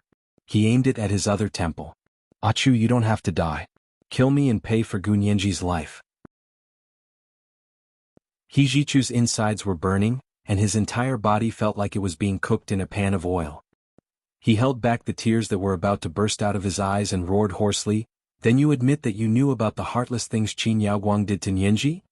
How old was she then? 2 years old. How could you do that to a 2-year-old child? I don't know. He Qingjian closed his eyes and roared, but if this is the only way to save your life, I won't object. He really didn't know, and he didn't want to know how Qin Yaoguang had treated him. He just wanted to save his son. It was that simple. It didn't matter if his wife didn't agree. It didn't matter if his son didn't understand. He only did what he had to do as a father. He wouldn't tell Hijichu that Qin Yaoguang had promised him that she would only use Gu Nianji's blood, bone marrow, and genes. He Qingjian didn't know medicine or biology. He believed in Qin Yaoguang's ability to work on this matter. He had indeed made the right bet, but he hadn't expected the truth behind this matter to be so ugly and unbearable. But if it were to happen again, if Qin Yaoguang had personally told him that he had to do a live experiment to save Hijichu, what would he do? Would he rather his son die than agree to it? He Qingjian knew that he wouldn't, so he didn't shirk his responsibility. No matter what, I won't stop you because she's the only person who can save your life. He Qingjian's voice was old and low, unyielding and stubborn. If you're not satisfied, I'll give you an explanation. When I've arranged the work, I'll quit and commit suicide. I'll pay with my life. He Jichu looked at He Qingjian in a daze. He deeply understood how his mother, Qin Suwen, felt. Had she been so helpless before? Had she been in so much pain that she wished she could die rather than let them hurt that innocent little girl? No, Dad, you don't have to die. I'm the one who deserves to die, He Jichu said word by word. If I had died earlier, Nianji wouldn't have suffered like this. I shouldn't have been born. Ah Chu. He Qingjian looked at him sternly. I won't allow you to say that. You're Mayan Suwen's son, Mayan Suwen's pride. Dad and Mom let you down with your illness. If there's any fault, I'll bear it alone. What's the use of bearing it? The damage has already been done. He Jichu's heart was empty, and he said as if he was talking in his sleep, I used to hate her for losing her memories before she was 12 years old. I hated her for forgetting me. Now I know that forgetting me is actually the best ending between us. This is the first watch of the day, chapter 1760, the best ending between us. There are 2 watches today. Remind everyone of your monthly votes and recommendation votes. Today is Monday, especially the recommendation votes. Remember to vote all in one vote. 8 o'clock in the evening, the second watch. Moi, all the big shots and little angels. Chapter 1772. Ah Chu. He Qingjian was extremely sad. Looking at He Jichu's dejected expression, his eyes immediately turned red. He choked and said, "If you still like her." "No. I don't like her." Ijichu came back to his senses and held back his tears. He shouted, "I have an King liked her for a long time." He snatched his revolver back and slashed He Qingjian's wrist with his palm, snatching his pistol as well. "This isn't over." Ijichu calmed down and took a deep breath. He turned a pistol in each hand and his expression was cold. "I'll definitely find out if Qin Yaoguang did those live experiments or not. Before I find out, you can't do anything to stop me." He Qingjian looked deeply at Ijichu. As long as he didn't seek death, what couldn't he agree to? "You can investigate, but this matter can't be brought to court." He Qingjian drew a line for Ijichu. "If it's true, Qin Yaoguang will also be tried in secret by the military court." Ijichu lowered his eyes and thought about it. He nodded reluctantly. "I'll consider the legal matters. Don't interfere in this matter anymore. I'll take over now. I have to give Nianji an explanation." He Qingjian quickly agreed. "As long as you keep it a secret, I won't stop you. When I say not to investigate, I mean not to do what Nianji did in court." Ijichu opened the curtains expressionlessly. "What? Are you afraid that what you've done will affect your personal image?" "Ah." He Qingjian turned his head disapprovingly and leaned against the back seat of the car. He said calmly, "When have I ever cared about my personal image? I'm doing this for Nianji's sake. If there's been an experiment and Nianji's physique is so special, if you want her to become the target of live experiments for other countries, you have to investigate it openly. I won't stop you." Ijichu gripped the two pistols in his hands tightly. He had a strong urge to shoot at the target. Only the sound of gunshots could vent the anger in his heart. But he couldn't do anything. After sitting quietly in the car for a while, Ijichu returned the gun to He Qingjian. "Don't go. I'll go listen in. I can't give Qin Yaoguang any more illusions." He Qingjian smiled bitterly and put away his gun. "All right, I'll go back. I won't come to listen in anymore." Although he would not attend the trial, the video of the trial would still be sent to his office. If he wanted to see it, he could do so anytime. Ijichu didn't look back. He opened the car door and drove away. At this time, in one of the Qin family's villas in Xiangshan, old Master Qin, who had just returned from practicing Tai Chi in the exercise room, took a towel from the maid and wiped the sweat off his forehead. When Shi greeted him with a smile. "Chairman, you're amazing. I can't do this Tai Chi fist well. This is something for the elderly to take care of themselves. Why do you want to learn it?" Old Master Qin chuckled and sat down on the mahogany sofa. He picked up the teapot from the coffee table in front of him and poured himself a small cup of kung fu tea, sipping it slowly. When Shi said uneasily, "Dean Qin is in court today. Are we really not going to send a better lawyer for her?" Old Master Qin put down the purple sand kung fu teacup and said calmly, "Your mother is too stubborn sometimes. It's good to let her suffer a little. But she's someone who knows her limits. Besides, General He is here. Don't worry, nothing will happen." When Shui lowered her head and didn't dare to look old Master Qin in the eye. "Chairman? You're still calling me chairman?" Old Master Qin looked at her in amusement. "Do you think our Qin family status is too low, or am I too old?" No, no, no. When Shui quickly waved her hand in denial. "The Qin family is too good. I'm not worthy of it. Chairman, you're old but strong. Even a young man like me can't catch up to you. Then why aren't you calling me grandfather? You can call me grandfather like Haoshan and the others," Old Master Qin said gently as he stroked his white beard. Old Master Qin said gently as he stroked his white beard. "Yaoguang has a big temper and can't swallow her pride, so she refuses to acknowledge you. But think about it, Yaoguang's kindness to you all these years isn't fake." When Shui still lowered her head. After a while she said softly, "I know, and I don't mean to blame Dean Qin. But in the case of young Master He being attacked by an infrasonic weapon, the chairman is innocent no matter what. I'm also a lawyer, so I know how to deal with them, so I was able to get the chairman out smoothly. I'll also work hard on Dean Qin's side. I won't let them humiliate Dean Qin. Yes, it's good if you can save him. If you can't, there's no need to put in too much effort," Old Master Qin said disapprovingly. Old Master Qin said disapprovingly, "With young Master He and General He's relationship, they won't dare to do anything to Yaoguang. But I thought Dean Qin had offended the He family this time." When Shui said carefully, "I don't care about Gu Nianji's case. What I'm worried about is the case of the infrasonic weapon attack on young Master He. This case is rather tricky, so I asked you to withdraw the team of lawyers and give her a rookie lawyer with no experience. It's good that the He family can vent their anger this way." Old Master Qin sighed. Although Yaoguang is old and stubborn and disobedient, she is still my biological daughter. I won't abandon her."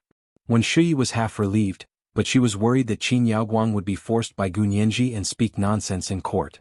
Old Master Qin laughed loudly and said proudly, "Don't worry, there's someone more worried than us that Yaoguang will speak nonsense.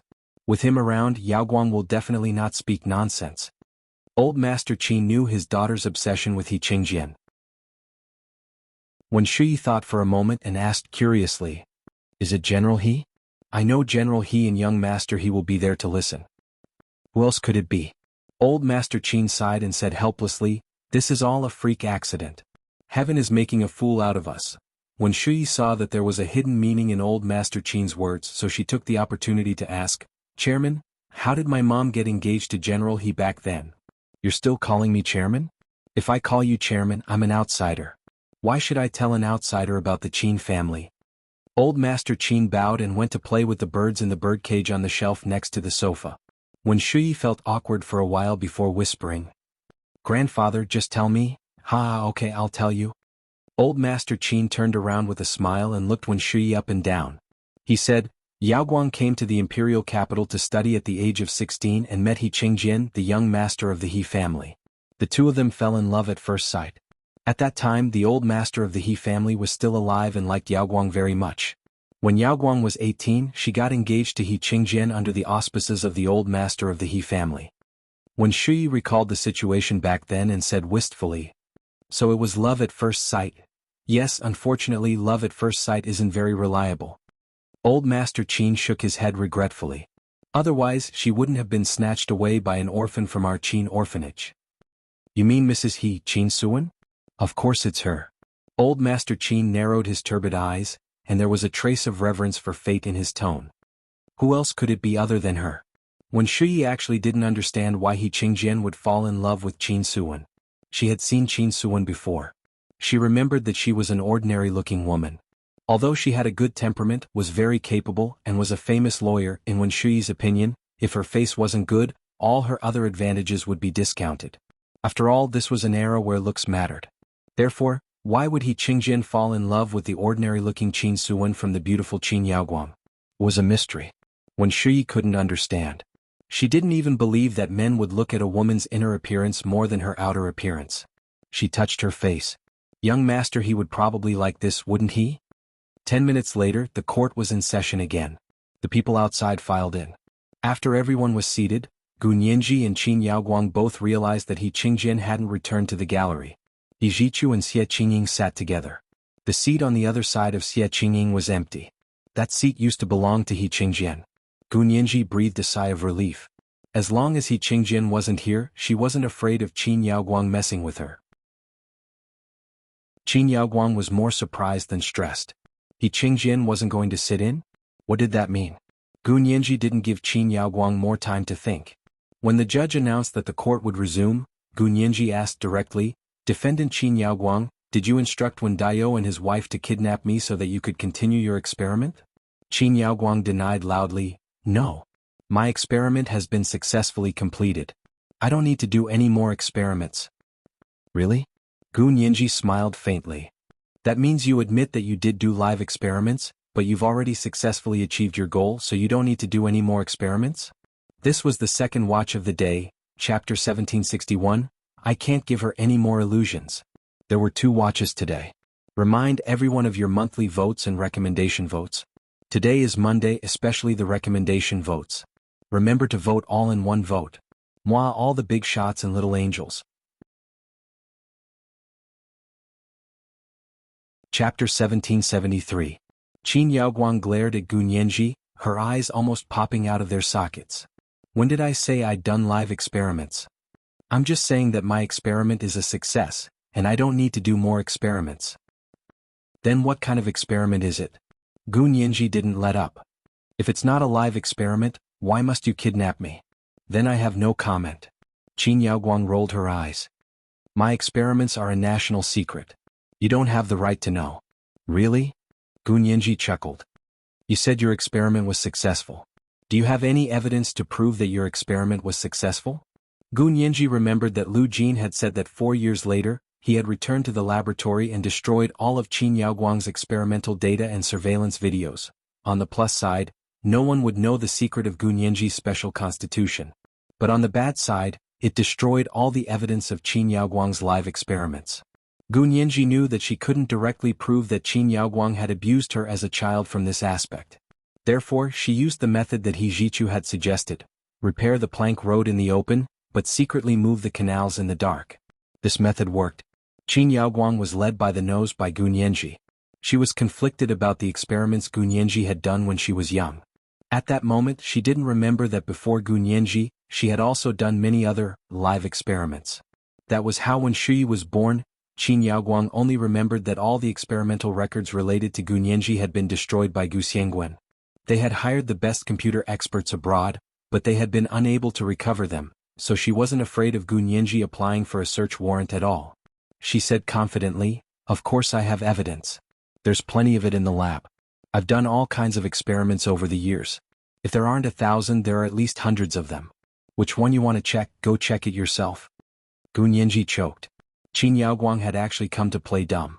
She deliberately changed the concept and made the experiment on Gu Nianji sound like a normal biological genetic experiment. Her mind raced and she quickly thought of another breakthrough point. The data and records that Qin Yaoguang had used her for experiments had all been destroyed, but before her, Qin Yaoguang must have done similar experiments. Gu Nianji instantly thought of what Lu Jin had said.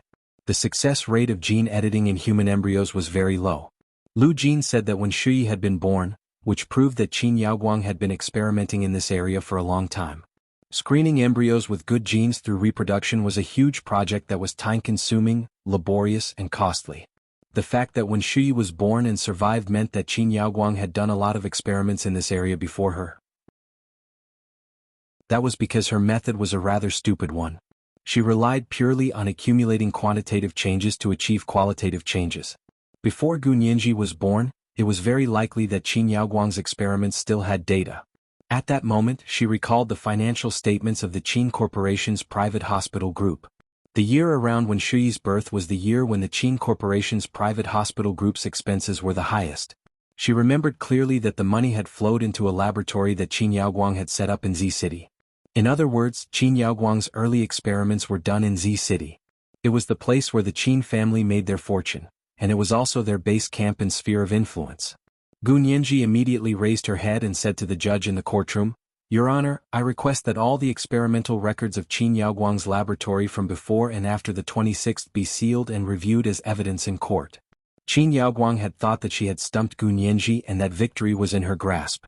When she heard the experimental records from before and after the 26th, her face suddenly turned pale. She said coldly, "You weren't even born 26 years ago. What does my experiments have to do with you?" As she spoke, she shouted objection at the judge and said, "The plaintiff's lawyer is being unreasonable.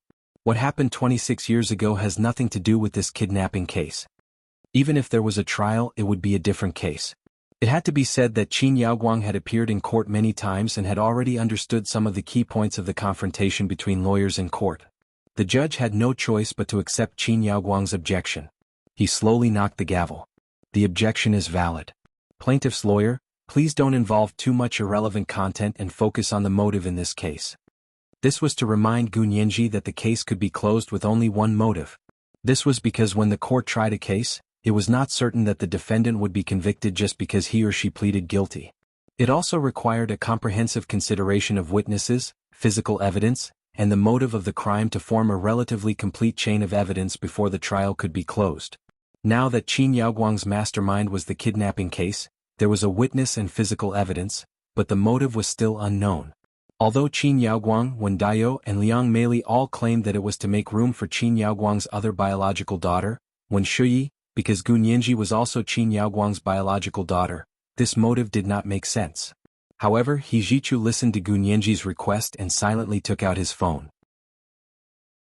He sent a text message to his subordinates and asked them to apply for a search warrant to go to Z City in the south to seal up the experimental records of one of Qin Yaoguang's laboratories there.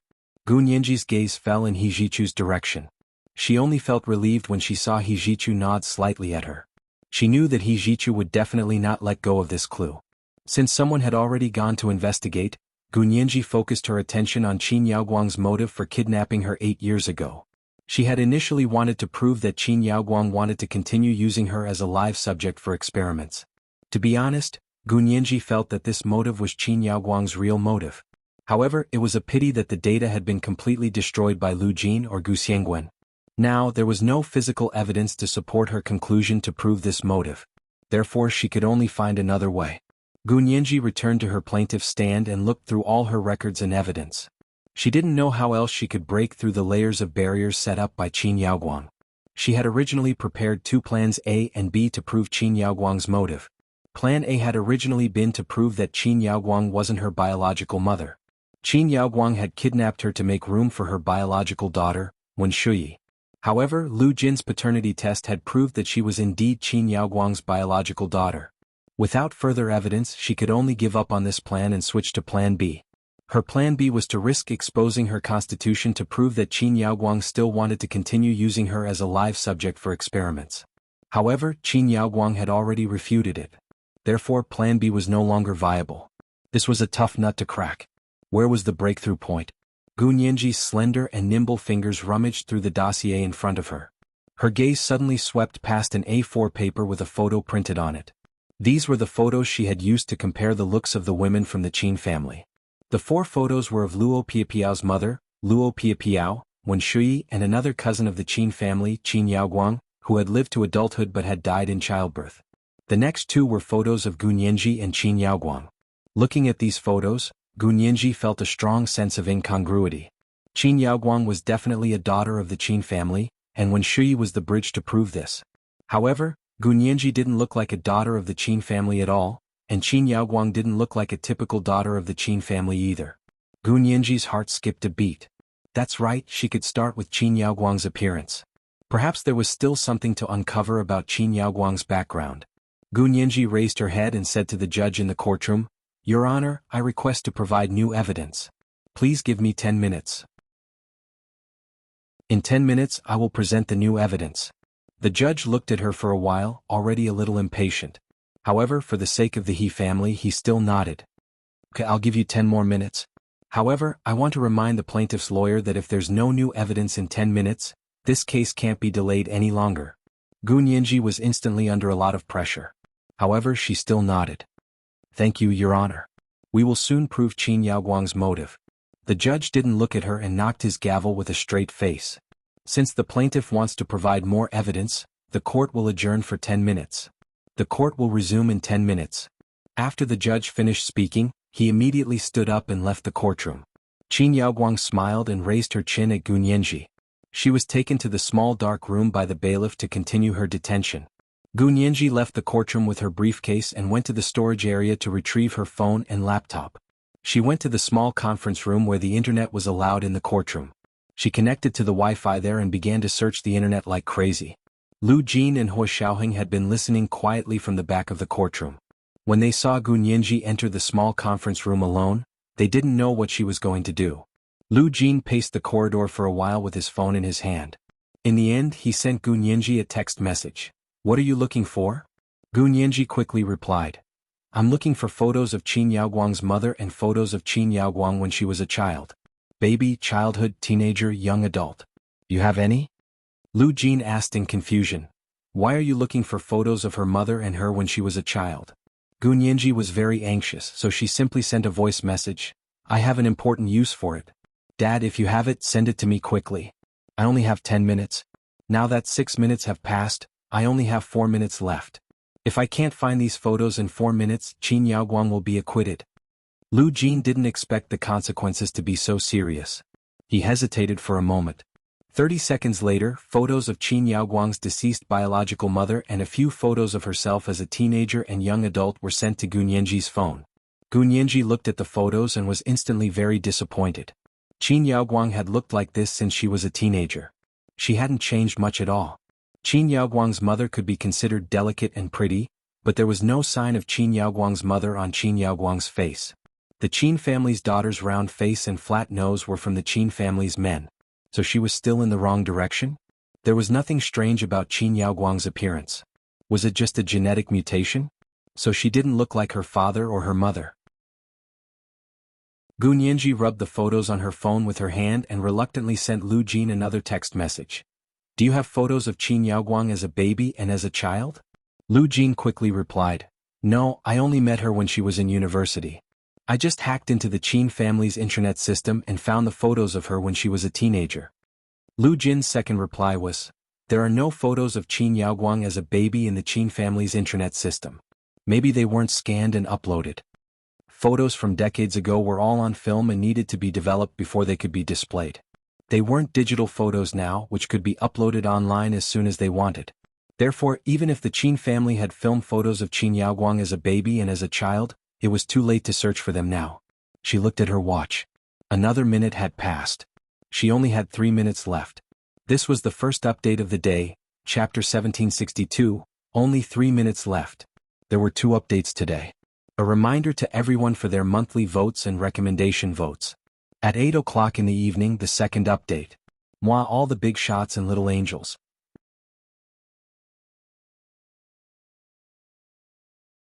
Chapter 1774. 3 minutes was definitely not a long time. For us humans, it might only be enough time to eat a small orange or go downstairs to get a phone charger. However, for a hummingbird, it could flap its wings 2,700 to 14,400 times. So whether it was long or short depended on how you used it. Gu Nianji's mind raced. She felt that the density of her thoughts was like the wings of a hummingbird, flapping crazily on a mountain. The unprecedented intensity of her thinking made her come to her senses in a hurry, and she even took a risk. Wasn't it just to find out what was wrong with Qin Yaoguang's appearance? She might as well start with her appearance. Gu Nianji quickly made a decision. After storing her phone and laptop, she rushed to the courtroom. She was the last one to enter the room. The judge looked at his watch in the courtroom and was already impatient. However, Gu Nianji wasn't late and the judge didn't say anything. He only knocked the gavel and said, "Plaintiff's lawyer, you said you have new evidence. Can you present it?" Gu Nianji walked out from behind the plaintiff's stand confidently and said to the judge, "Your Honor, I request the court to provide a computer with an X-ray 3D scanning system." The judge, everyone in the courtroom looked at her in confusion. What was she doing? Xie Qingying sat next to He Zhichu and whispered to him. What's wrong with Nianji? Didn't she want to provide evidence? He Zhichu didn't say anything and frowned slightly. The judge tilted his head in confusion and asked, "Plaintiff's lawyer, please explain why you're requesting this. Let me remind you that your request must be directly related to the case." This meant that Gu Nianji wasn't allowed to continue rambling. Gu Nianji was planning to go all out. In for a penny, in for a pound. She raised her head and said in a clear voice, "I'm requesting a computer with an X-ray 3D scanning system that can directly perform a facial identification on Qin Yaoguang and confirm that she's a party to this case." Qin Yaoguang's eyes narrowed slightly. She understood Gu Nianji's intentions and couldn't help sneering inside. She wanted to verify her appearance? Ah. Then let's give it a try. Don't think it's too much of a slap in the face. Gu Nianji smiled at Qin Yaoguang and said calmly, "In terms of appearance, the Qin family's daughters all have common facial features. Qin Yaoguang doesn't, and neither do I. But Qin Yaoguang's other biological daughter, Wen Shuyi, has this common facial feature. A person's appearance is basically inherited from their parents. But Wen Shuyi's biological father, Wen Daiyou, doesn't look like the Qin family. Wen Shuyi's mother, Qin Yaoguang, doesn't look like the Qin family's daughter at all, so how did Wen Shuyi's appearance come about? I'm very curious. However, Wen Shuyi has the same facial features as the other daughters of the Qin family. This indirectly means that Wen Shuyi is a daughter of the Qin family. Because Wen Shuyi, who looks similar to the daughter of the Qin family, can prove that she is Qin Yaoguang's biological daughter, then Qin Yaoguang must also be a daughter of the Qin family. Otherwise, she wouldn't be able to give birth to a daughter with such a look. She had originally suspected that Qin Yaoguang was an old Master Qin's biological daughter, but after seeing the results of the DNA paternity test between Wen Shuyi and Qin Yaoguang, she had already ruled out this possibility.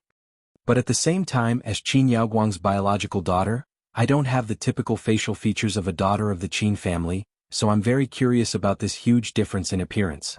Therefore, I request a 3D scan of the defendant, Qin Yaoguang's face to see if there's anything extra on her face, or if there's anything missing. Because there are usually 2 explanations for this kind of difference in appearance. One is that the defendant, Qin Yaoguang, has a genetic mutation, and the other is plastic surgery. But if it's a genetic mutation, the mutated gene will be preserved. In other words, Qin Yaoguang's daughter should all look similar to me. In the end, when Shuyi, who was also proven to be Qin Yaoguang's biological daughter, was different. She didn't obtain this mutated gene, but her appearance was still the same as the other daughters of the Qin family. How can a person's genes mutate and remain the same at the same time? This doesn't make sense. Gunyinji paused at this point. She had a vague feeling that something was wrong. She couldn't help looking at Lu Jin and Hua Xiaoheng, who were sitting in the corner of the gallery. Both of them had disguised themselves, so it was impossible to tell what they looked like. Lu Jin noticed that Gunyinji was looking at him thoughtfully. He suddenly felt a sense of guilt and slipped under the seat. He lowered his body so that Gunyinji wouldn't see him. Gunyinji's heart skipped a beat. She quietly gave Hua Xiaoheng a look to tell him to look at Lu Jin. Hua Xiaoheng nodded slightly and pulled Lu Jin up, who was about to slide under the seat. Lu Jin impatiently slapped Hua Xiaoheng's hand away. Gunyinji held back her laughter when she saw this. She turned to the judge and continued, "Then if it was plastic surgery, when Shuyi's appearance makes sense. But my appearance is a problem. Let me ask you, if Qin Yaoguang had plastic surgery, how could I look like Qin Yaoguang after plastic surgery? This is simply unimaginable.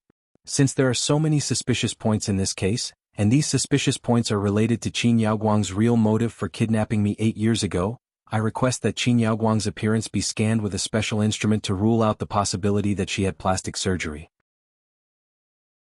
Qin Yaoguang looked at Gunyinji expressionlessly, but her hands quietly clenched into fists under the dock. The judge discussed it with the clerks on both sides and agreed to Gunyinji's request. They had a spare of this kind of instrument in the court, so they quickly transferred one over. This was a device similar to the one used in airports and train stations for luggage security.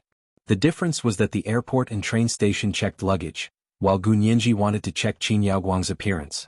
Qin Yaoguang was furious when she saw the machine. She said with a livid face as if she had been humiliated, "It's actually this kind of machine. Gunyinji, what grudge do you have against me? Do you want everyone to see me naked? This kind of X-ray scanner could indeed show all the body parts under the clothes." Gunyinji smiled and said, "You're thinking too much. It's only testing the outline of your face. It doesn't include the parts below your neck." "Really?" Qin Yaoguang looked at the machine suspiciously. "Can you guarantee it? You can sit here and look at the 3D scan image displayed on this monitor. You can pause it at any time." As she spoke, Gunyinji sat behind the computer console and began to aim the camera at Qin Yaoguang's face. She then connected the computer screen with the big screen in the courtroom. Soon, the lights in the courtroom dimmed and the big white screen lit up. Just like a movie, Qin Yaoguang's big head appeared on the big screen. As expected, the parts below her neck did not appear. Qin Yaoguang breathed a sigh of relief and reached out to touch her plump lips.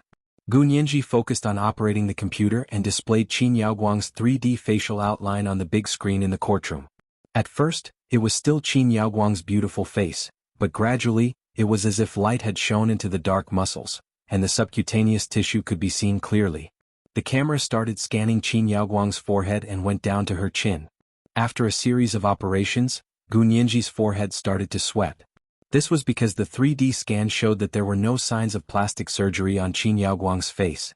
She operated on the computer and found that the computer could go online, but it was on the court's intranet. As she searched for information about the software, she continued to scan Qin Yaoguang's facial outline a second time. At that moment, she saw a note that said that with the improvement of plastic surgery technology, there were some plastic surgery methods that couldn't be detected by X-rays or CT scans. Gunyinji's heart sank. That meant that the 3D scan of Qin Yaoguang's facial outline might not yield any results. It might even prove that she hadn't undergone plastic surgery. If that was the case, then she was definitely going to lose the case. Not only was Gunyinji's forehead sweating, but her palms were also starting to sweat. No, she couldn't be nervous. She had to think of a way. After the camera scanned Qin Yaoguang's facial outline for 2 rounds, it should have stopped scanning. However, Gunyinji wasn't in a daze. The camera in her hand didn't stop scanning. Instead, it zoomed in. Then, the big screen in the courtroom no longer showed the subcutaneous tissue of Qin Yaoguang's facial outline, but her skull. In the end, the skeleton was removed and a complete skull appeared on the big screen. 2 dark eye sockets were aimed at everyone in the courtroom, and the nostrils were facing the sky. It was commonly known as looking at people with one's nostrils. That was what it looked like, right? Gasps could be heard in the courtroom. Qin Yaoguang's face was ashen as she said loudly, "What is this? Didn't you want to scan my face? Did you find any evidence?" Gu Nianji came back to her senses and realized that she hadn't turned off the camera. Instead, she had made the camera increase the precision and depth of the scan. In the end, even Qin Yaoguang's skull had been scanned. Gu Nianji smiled bitterly and pressed her finger on it. She was about to turn off the screen, but for some reason she couldn't press it. There seemed to be a flash of inspiration in her mind. She raised her head and looked at the skull on the big screen again. Then she looked at Qin Yaoguang's furious face opposite her, and the stories of forensic tests she had heard from Chen Lai in the other world. An almost crazy idea quietly surfaced in her mind.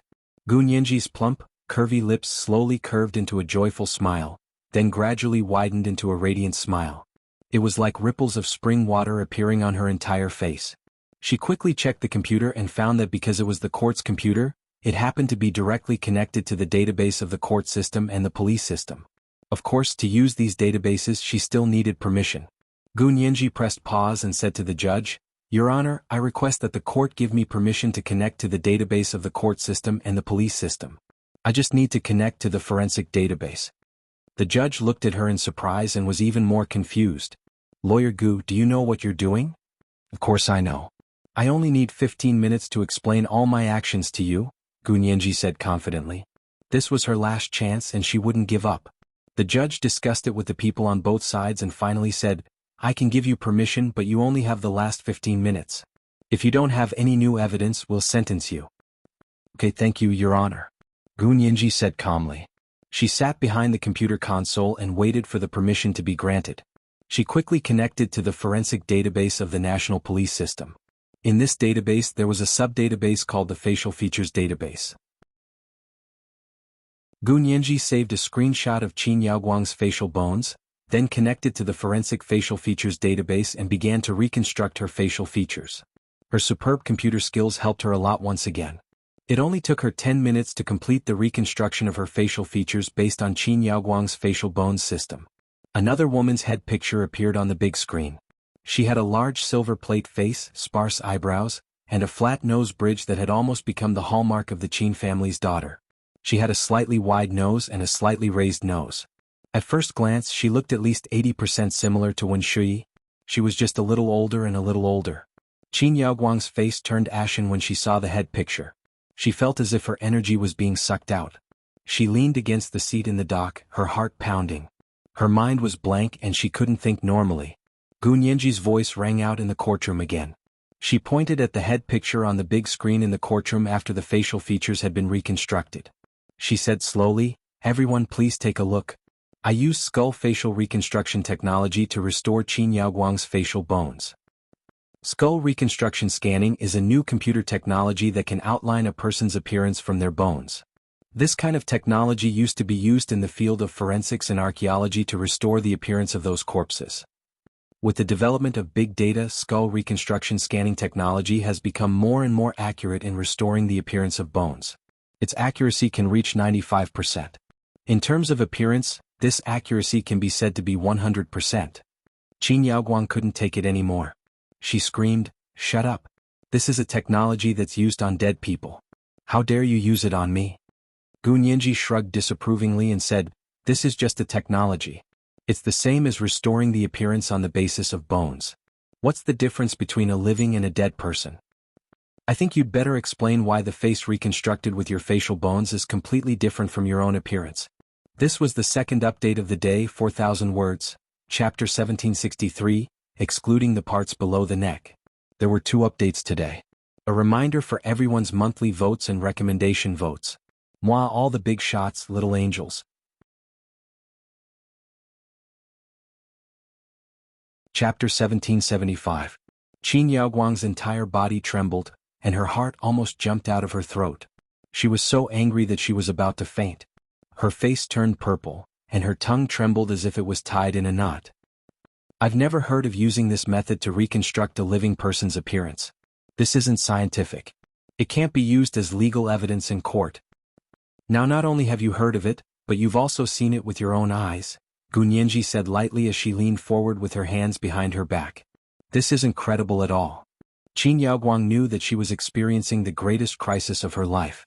If she wasn't careful, she would be doomed eternally. At the juncture of life and death, Qin Yaoguang's rigorous and self-disciplined habits, which she had developed from years of academic research, finally prevailed.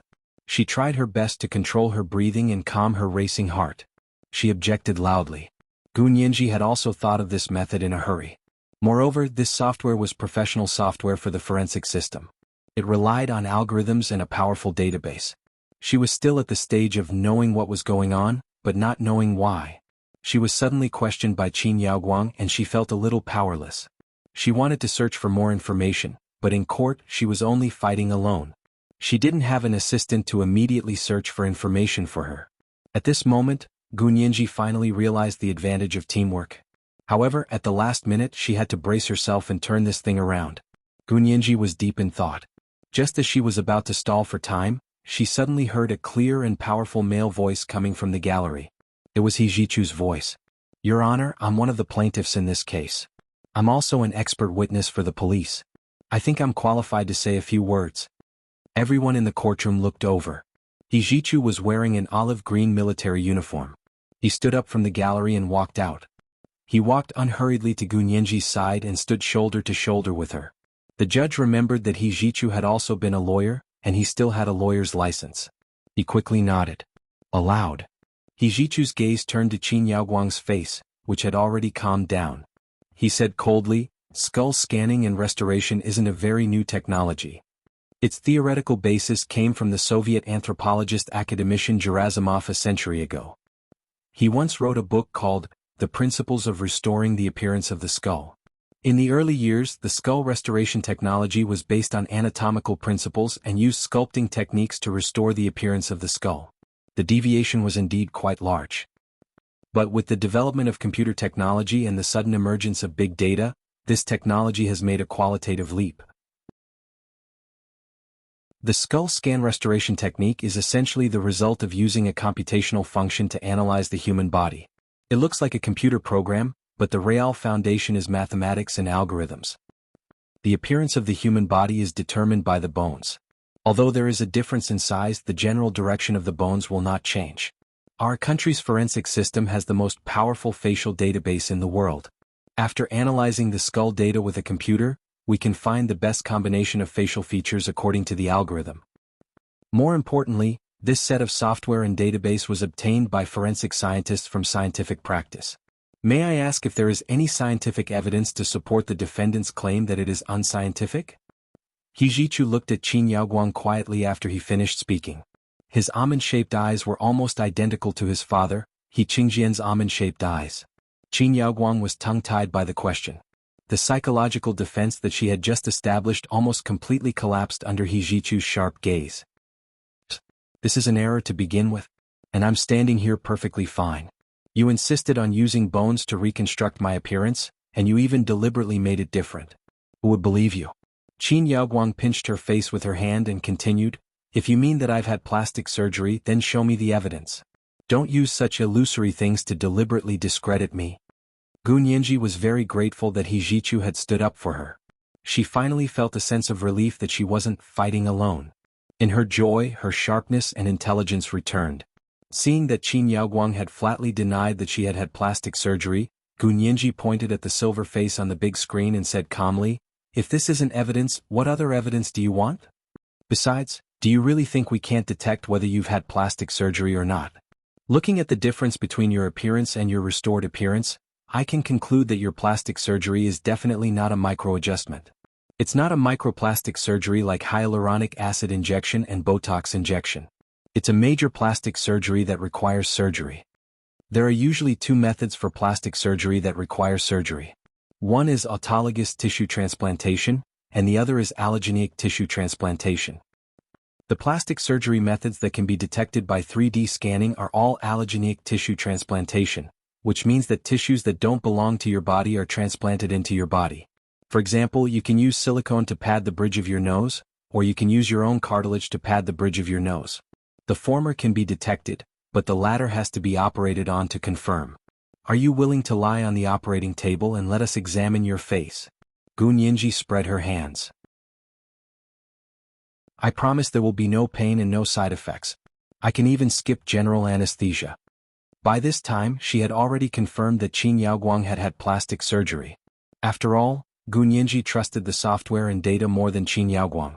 In the face of big data and algorithms, human words were much less reliable. Qin Yaoguang was furious. She pointed at Gu Nianji and was so excited that her arms were trembling. Don't even think about it.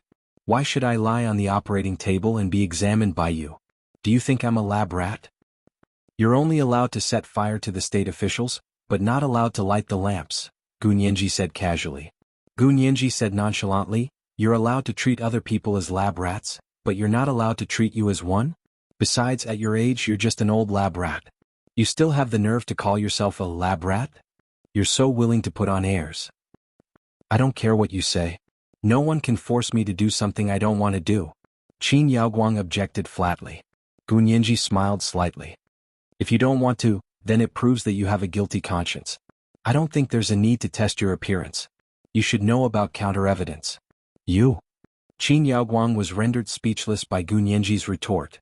If she agreed to the test, it would be a trap. If she didn't agree to the test, it would also be a trap. What about you? Gu Nianji used her hand to push Qin Yaoguang's fingers away and continued, now let's move on to the next question. Why do I look so much like you after you've had plastic surgery? Qin Yaoguang sat down and sneered. Because you've also had plastic surgery. Do you dare to let everyone examine your appearance? Do you dare to lie on the operating table and let me use the scalpel to lift your face and see what's underneath? Why did you say also?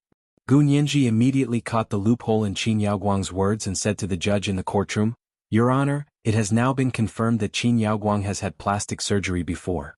She admitted it herself. When did I admit it myself? Qin Yaoguang retorted in panic. I was just going along with what you said. You said I had plastic surgery, so I said you had plastic surgery too. How can this be used as evidence? Fine. Gu Nianji tilted her head disdainfully. Then I'll convince you wholeheartedly.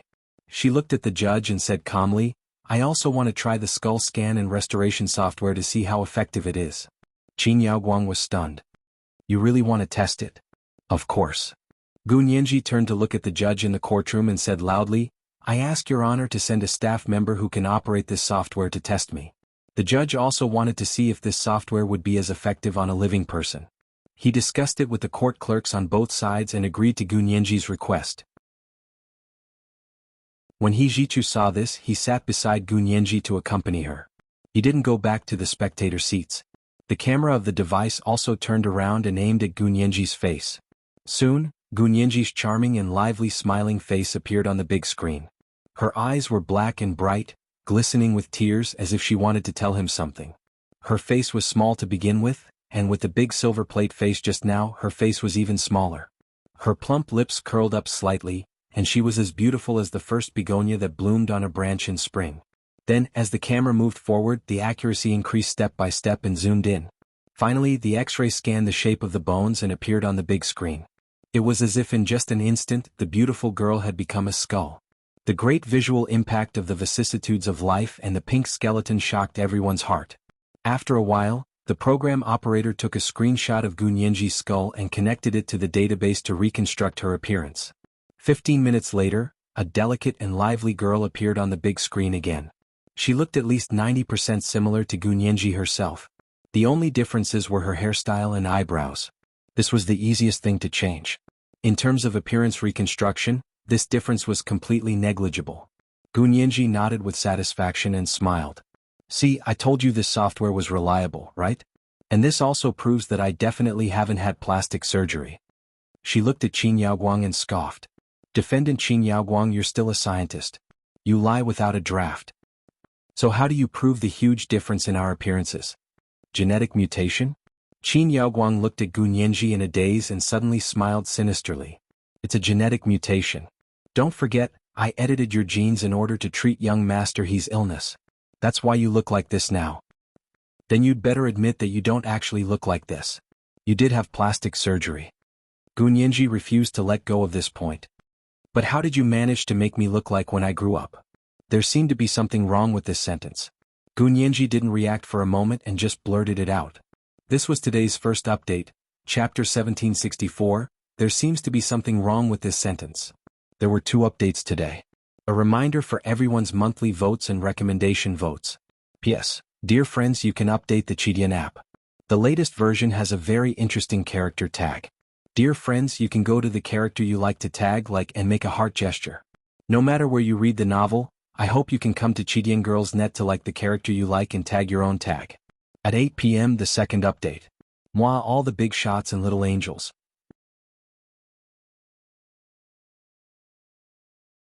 Chapter 1776.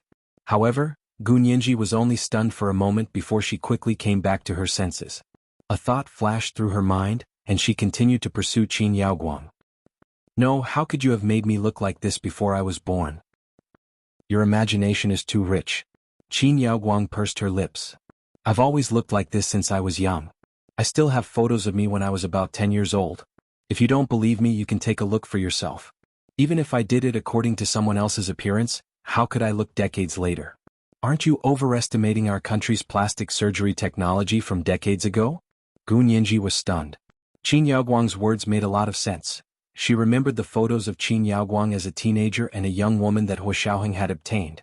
They were indeed the same as they were now. Now, Qin Yaoguang had even taken the initiative to take out photos of herself when she was about 10 years old. Didn't that mean that the reason for plastic surgery was still untenable? Gunyanji felt a headache coming on. What was going on? She had been very confident in overturning Qin Yaoguang's claim and insisting that she had undergone plastic surgery. But the timing wasn't right. If Qin Yaoguang had really undergone plastic surgery, she would have had it when she was about 10 years old. At that time she was still young. Even if she could have undergone plastic surgery, there was no such seamless plastic surgery technology in that era. Hyaluronic acid, Botox, and autologous tissue transplantation and filling were all products of recent technological development. Plastic surgery decades ago was still stuck at silicone, the universal plastic surgery material. If it had been filled with silicone, their 3D scan would have shown it long ago. Gunyanji was silent. Seeing that Gunyanji was speechless, Qin Yaoguang felt refreshed. She felt like she had come back to life. She looked at Gunyanji with a smile and pursed her lips. Her smile was especially amiable. Yanji, don't think too much. I know I'm not a good mother to you, but I'm still your biological mother. Our appearances prove that. As for Wen Shui, I can tell you that she was just the product of that experiment. I also genetically edited her DNA and filled in the Qin family's original genes. That's why she looked like the other girls of the Qin family. Qin Yaoguang explained the secret of Wen Shui's appearance to Gunyanji in an especially amiable manner. Gunyanji didn't believe a word he said, but she couldn't find a reason to refute him. She seemed to remember Lu Jin saying that Wen Shui's genes were flawed, but he didn't say what the flaw was and she didn't ask at the time. Now that Qin Yaoguang had taken the initiative to confirm that she had edited Wen Shui's genes and filled them with the Qin family's original genes, Gunyanji frowned and compared it with what Lu Jin had said at the time. Lu Jin said at the time, "My approach is completely different from Qin Yaoguang's. She disrupted the order of the original gene fragments and only cultivated He Jichu's defective genes. On the basis of your original genes, I excluded those non-human virus genes, and then used your own genes to expand the expression and complement it. The result of doing this is that your genes have not been changed. Instead, they have been optimized to the greatest extent possible. As it turned out, I succeeded. You possess the first perfect gene in human history, and it's on the basis that your original genes aren't changed." Lu Jin had also mentioned that before Qin Yaoguang had successfully allowed Wen Shui to survive and be born, she had also done many embryo experiments. However, only Wen Shui had been born and had grown so big.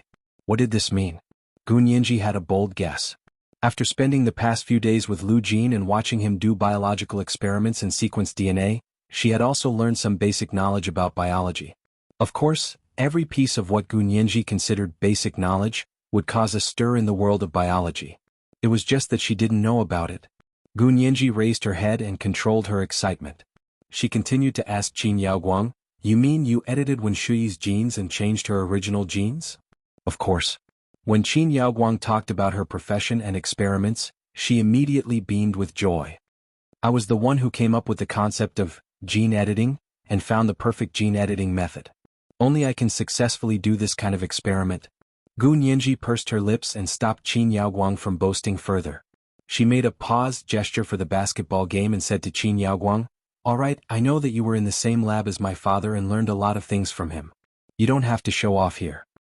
Qin Yaoguang choked on the words she had in her stomach. She was so angry that her facial features were slightly twisted. As Gu Nianji spoke, she carefully studied Qin Yaoguang's face. The concept of gene editing is indeed excellent, but unfortunately, a fertilized egg that has been genetically modified will either be unable to implant and conceive, or miscarry very quickly after conception. Because human genes are very complicated, and with the current technological capabilities of humans, we can only optimize existing genes and not change them. So I think that the defendant, Qin Yaoguang, said that she had gene-edited when Shuyi and filled in the genes of the Qin family. This method would not have allowed her to survive. So I think that the defendant, Qin Yaoguang, was lying. She didn't fill in the genes of the Qin family. She only tried to optimize Wen Shuyi's genes, but it was obvious that she failed. Gu Nianji's words were all conclusions that she had stolen from Lu Jin. Lu Jin sat in the corner of the gallery and was overjoyed. He had given Gu Nianji countless thumbs up in his heart. He couldn't help but lower his voice and show off to Huo Xiaoheng.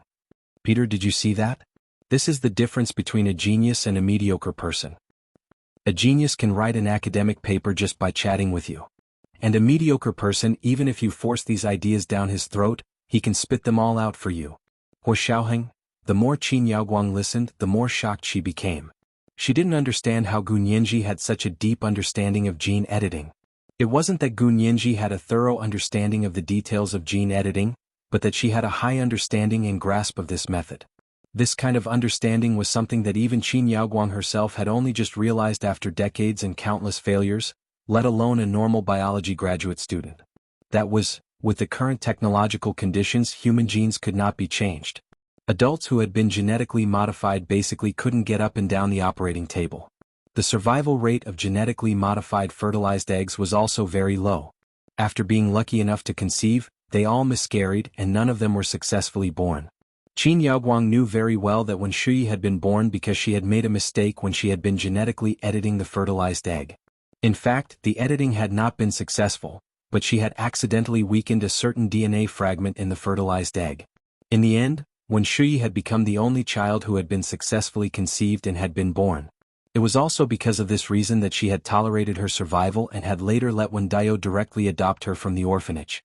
In other words, with their current technology, human genes could only be optimized or weakened. Now they wanted to change human genes? Then there was only death. At the moment, no scientist had the power of the creator. The more advanced an animal was, the weaker its ability to withstand genetic changes.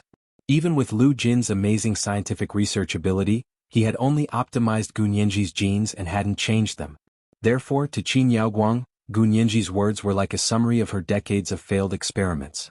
She couldn't help looking at Gu Nianji in a daze. Her heart was extremely sour, bitter and hateful. Gu Nianji saw that Qin Yaoguang was speechless, and she was even more convinced that her idea was correct. So she continued, the result of our reverse inference is that Wen Shuyi wasn't genetically edited successfully because she survived. This also means that she wasn't filled with the so-called Qin family genes. Her appearance is exactly the same as the true appearance of her biological mother, the defendant, Qin Yaoguang. Gu Nianji looked carefully at Qin Yaoguang's face, and the clues in her mind gradually became clear. She walked over to the instrument and asked the court staff to put the two skull reconstruction photos side by side. Looking at the two completely different photos, Gu Nianji analyzed them as if she was picking at bones. Let's reason it out again. Assuming that the defendant, Qin Yaoguang, really had plastic surgery since she was young, then this technique is definitely the work of an epoch-making expert. Because it's too natural and smooth. And after decades, there's no sign of it collapsing at all. Even the 3D X-ray scan can't find any traces of plastic surgery. Compared to a certain big plastic surgery country that only has a shelf life of 2 or 3 years, the defendant, Qin Yaoguang's plastic surgery, can be said to be an epic plastic surgery. It's like artificial intelligence. It can even grow and evolve on its own. The people in the courtroom burst into good-natured laughter. Qin Yaoguang was so ashamed that she couldn't help covering her face. The lawyer next to her was mesmerized by the story and almost called Gu Nianji on the phone. Gu Nianji gave him a friendly smile and turned to the people in the courtroom. And plastic surgery has always been known to be the most demanding and sophisticated surgery other than brain surgery. Many of the plastic surgeons who are truly professional were once outstanding brain surgeons. But no matter how outstanding a plastic surgeon is, he's still just a doctor. Even if he has epic-making techniques, he's not a prophet. How could he have made the defendant, Qin Yaoguang, look like me when I grew up decades ago? After thinking about it, I can only think of one reason, and that is that the defendant, Qin Yaoguang, had plastic surgery back then. There should have been a template. That template should be more similar to my current appearance. Gu Nianji walked slowly in the courtroom. Her gaze swept across the faces of everyone in the courtroom, and finally stopped on Lu Jin in the corner for a second. She quickly looked away and looked at the judge in the courtroom. She said thoughtfully, "Let's analyze it further. If the defendant, Qin Yaoguang, looked like this because of plastic surgery, then I shouldn't be her biological daughter." Qin Yaoguang turned pale with fright and suddenly shouted, "Nonsense! You're my biological daughter. I have evidence. The video." "Shut up." Gu Nianji was impatient. The proof of biological birth isn't by looking at the video, it's by looking at the DNA. She rolled her eyes at her and thought to herself, "I must ask my father when I get back." At this moment she could only say with a cold face, "But the defendant, Qin Yaoguang, claims that she gave birth to me herself, so we can infer that it's very likely that she's just a surrogate mother. Everyone knows that my biological father is Gu Xiangguan. Assuming that the defendant, Qin Yaoguang, is just a surrogate mother, then who is my biological mother? Can we reasonably infer that my biological mother is the woman who was used by Qin Yaoguang as a template for plastic surgery?" This was the second watch of the day, chapter 1765, My Biological Mother. There were 2 watches today. A reminder to everyone for their monthly votes and recommendation votes. Moi everyone little angels.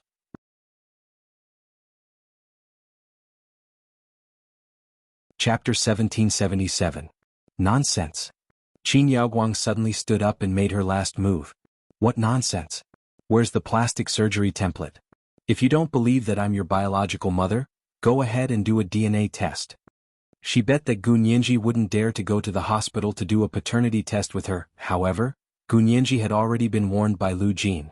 She knew that she couldn't do a paternity test with Qin Yaoguang directly, so she used this roundabout method to find the truth.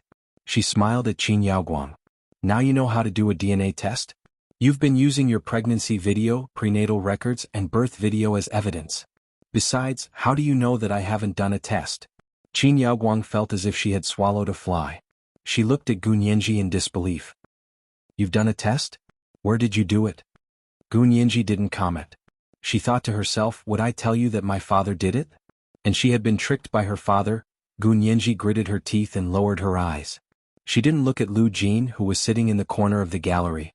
Lu Jin had already slipped under his seat again. "It's none of your business where I did the test."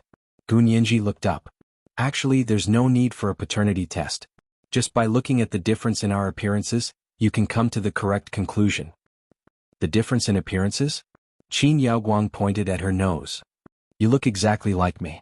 How dare you say that we're not biological mother and daughter? I look exactly like my biological mother, but you're not my biological mother." Gu Nianji let out a long sigh. The heavy stone that had been pressing down on her heart had finally been removed. Qin Yaoguang couldn't be her biological mother. Definitely not. She turned around and pointed at the 2 side-by-side photos on the big screen on the wall. "How are these 2 similar? That picture of your round face is your real appearance." Qin Yaoguang sneered. "So you still think I had plastic surgery?" Gu Nianji nodded heavily. "It's real plastic surgery." She suppressed the excitement in her heart and looked at the people in the courtroom. She enunciated each word clearly. Qin Yaoguang's doctor was able to do plastic surgery on her according to the template. This means that the plastic template should be someone close to them or even someone they know. If this person is someone they know, then Qin Yaoguang has a high chance of getting her egg cells in more than 10 years, synthesizing a fertilized egg, and putting it into her own uterus to get pregnant.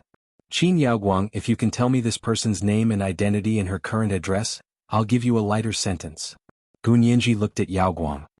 "Yaoguang, Qin Yaoguang." She up. Gu Yaoguang, Hijichu also breathed a sigh of relief. It was best if Qin Yaoguang wasn't Gu Nianji's biological mother. It was better not to have such a biological mother. Seeing how eager Gu Nianji was to see her biological mother, Hijichu also pleaded for her. "Qin Yaoguang, if you tell me who this person is and where she is, I promise you that I will also plead with the judge to give you a lighter sentence." Qin Yaoguang's face darkened when she saw He Zhichu pleading for mercy. She sat down unceremoniously, crossed her arms and said coldly, "You sound like you're telling the truth. It's a pity that Lawyer Gu's imagination is limited. You shouldn't be a lawyer. You should be a screenwriter. Such a good theme is enough for you to perform for 70 or 80 episodes." Qin Yaoguang still refused to admit that she had undergone plastic surgery, much less the existence of a plastic surgery template. She raised her head and sneered, "Either you do a paternity test or shut up. I don't want to listen to your nonsense." This move was really effective. Even He Zhichu didn't want anyone to verify Gu Nianji's DNA, not even a paternity test. He didn't trust these medical institutions and laboratories very much. Even the military laboratories didn't want them to discover Gu Nianji's special constitution and genes for the time being. This couldn't be opened. Once it was opened, there would be endless trouble. At that moment he thought of Gu Nianji's father, Gu Xiangguan. If he was still alive, wouldn't it be easy to do a paternity test? If he was still alive. He Zhichu's shimmering almond-shaped eyes narrowed, and he glanced at Gu Nianji without batting an eyelid. Gu Nianji, on the other hand, was stirred up by Qin Yaoguang's shamelessness. What? She couldn't confirm paternity without a DNA test. She didn't believe it. Gu Nianji looked at Qin Yaoguang and smiled. "Miss Qin still insists that you're my biological mother, right? Do you want the results of the paternity test to directly slap you in the face before you plead guilty?" Qin Yaoguang scoffed and looked at her with a smug look in her eyes. "Then go ahead and do the test. I have an even bigger surprise waiting for you after the test." This was a blatant threat to Gu Nianji. If she dared to do the test, Qin Yaoguang would publicize her special constitution and perfect genes. At this point He Zhichu had no choice but to intervene. He made a prompt decision and said to the judge, "Your Honor, given that there are more and more mysteries surrounding the defendant, Ms. Qin Yaoguang, this case has already involved important national secrets. I will apply to the Senate, the Cabinet, and the military for a secret military court of the highest security level to hear this case." Qin Yaoguang was stunned for a moment before she came to a realization. He Zhichu was going to do something under the table. If she really entered the highest level secret military court to hear the case, then her threat would be nothing. Qin Yaoguang was shocked. She quickly stood up and said, "I object. There are no mysteries about me. It has nothing to do with any state secrets." "Nothing?" He Zhichu looked over sharply. "Then may I ask the defendant, Ms. Qin Yaoguang, who was the expert in plastic surgery who performed with you decades ago? His skills are beyond the level of the times even now. Isn't this kind of high-tech technology an important state secret?" Gu Nianji added, "I agree with Lawyer He's words. A normal doctor's superb skills are science. Your plastic surgeon's cosmetic surgery for you has become metaphysics and has a prophetic nature. It's definitely a first-class state secret." Qin Yaoguang was furious when she saw the two of them reversing the truth. He Zhichu clearly didn't want Gu Nianji's special constitution to be exposed, but he was putting the blame on her. Did he think she was easy to bully? She clenched her hands into fists and said angrily, "Don't think that you can cover the truth with one hand. Let me tell you, if you lock me up now, someone outside will naturally release the truth." She was threatening He Zhichu. He Zhichu immediately said, "So you have an accomplice. All right, I'll apply for a search warrant and arrest warrant from the court-martial right now. I'll immediately track down your accomplice." As He Zhichu spoke, he bowed slightly to the judge. "Your Honor, I'm now taking the defendant Qin Yaoguang away in the name of the Secretariat of the Military Supreme Council. The court-martial will take over the case." The judge also sensed that the case was out of his control and quickly said, "As long as the procedures are complete, we will cooperate with the court-martial." "Thank you, Your Honor." He Zhichu saluted the judge and waved to the public gallery. A few of his guards and personal secretaries had already walked over quickly and surrounded Qin Yaoguang, who was in the dock. Qin Yaoguang glared at them angrily. Before she could say anything, He Zhichu's guards chopped the back of her neck and knocked her out. The rookie lawyer sitting next to her fainted when he saw this. Gu Nianji felt bad. She watched He Zhichu's men take the fainted Qin Yaoguang away before asking someone to send the fainted lawyer back to the Qin Corporation's private hospital group. Her case was merged with He Zhichu's case of being injured by an infrasonic weapon and taken over by the court-martial.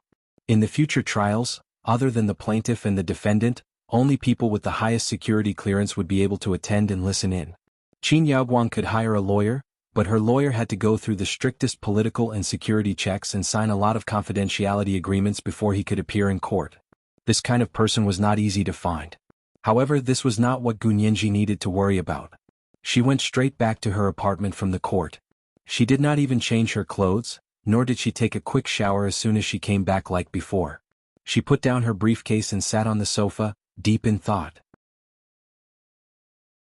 The door to the apartment opened, and Lu Jin and Hua Xiaoheng walked in one after another. Gu Nianji raised her head and looked coldly at Lu Jin, who was walking in front. She said, "Director Lu is really amazing. He can even produce a fake paternity test." She had immediately said that Lu Jin's last paternity test was fake, which caught Lu Jin off guard. He stood stiffly at the entrance of the living room and said embarrassedly, "Nianji, what are you talking about? Don't you understand what I'm talking about, Director Lu?" Gu Nianji crossed her arms and questioned him aggressively. "I'll ask you again. What the hell is going on with that paternity test? Don't use those fake certificates to fool me again." Lu Jin sighed in his heart, but his face was still full of smiles. He slowly walked towards her and said, "It's not good for a daughter to be too smart. Nianji, you were actually able to find the truth on your own. I'm so proud of you." He had a proud smile on his face, which made Gu Nianji think that she had blamed the wrong person. Hua Xiaoheng walked out from behind Lu Jin and sat down beside Gu Nianji. He easily brought the topic back to the topic. "It seems like Uncle Lu knows who Nianji's biological mother is?" Lu Jin was shocked. He quickly waved his hand and said, No, I don't know who her biological mother is. How could I know? Qin Yaoguang was the one who made the fertilized egg and gave it to me for gene editing. She clearly used her egg cells and my sperm. How would I know that she switched the beam?" Gu Nianji didn't believe him and asked suspiciously, "Didn't you verify the DNA of the fertilized egg again?" Lu Jin spread his hands. "I did. I tested the DNA in the egg cells she gave me, and it proved that it was the same as the DNA in the fertilized egg. Who knew that the egg cells she gave me were also someone else's? I can't just watch Qin Yaoguang retrieve the egg with my own eyes, can I?" Lu Jin said with some grievance and lowered his head silently. It sounded quite reasonable. Gu Nianji pursed her lips and said, "Okay, even if you don't know who provided the egg cells, you've now confirmed that Qin Yaoguang and I aren't biological mother and daughter, right?" She stared at Lu Jin, her big eyes filled with tears, but they stubbornly refused to fall. Her pure black eyes were washed clean by the tears, and it made people's hearts ache when they saw her. Under her tearful gaze, Lu Jin threw away his armor and was utterly defeated. He raised his hands and smiled bitterly. Yes. I admit that I lied to you. You and Qin Yaoguang aren't biological mother and daughter." This was the first update of the day, Chapter 1766, A Bigger Surprise Awaits You. There were 2 updates today. A reminder to everyone for their monthly votes and recommendation votes. At 8 o'clock in the evening, the second update. Moi, all the big shots and little angels.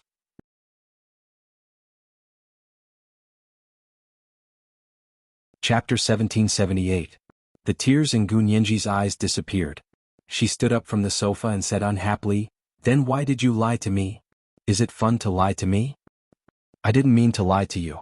Lu Jin heaved a sigh of relief when he saw that Gu Nianji didn't have any intention of crying. He walked over to stand in front of her and said carefully, "Qin Yaoguang knows about your situation. Your special constitution and perfect genes have been her target for a long time. If I didn't tell her about this, she would have always been lucky and wouldn't have told her about you." Lu Jin held Gu Nianji's shoulder and said seriously, "Nianji, in my heart, nothing is more important than your safety. I just want you to be alive and able to live freely." Gu Nianji remembered the danger of being hunted down in the Alps in the other world.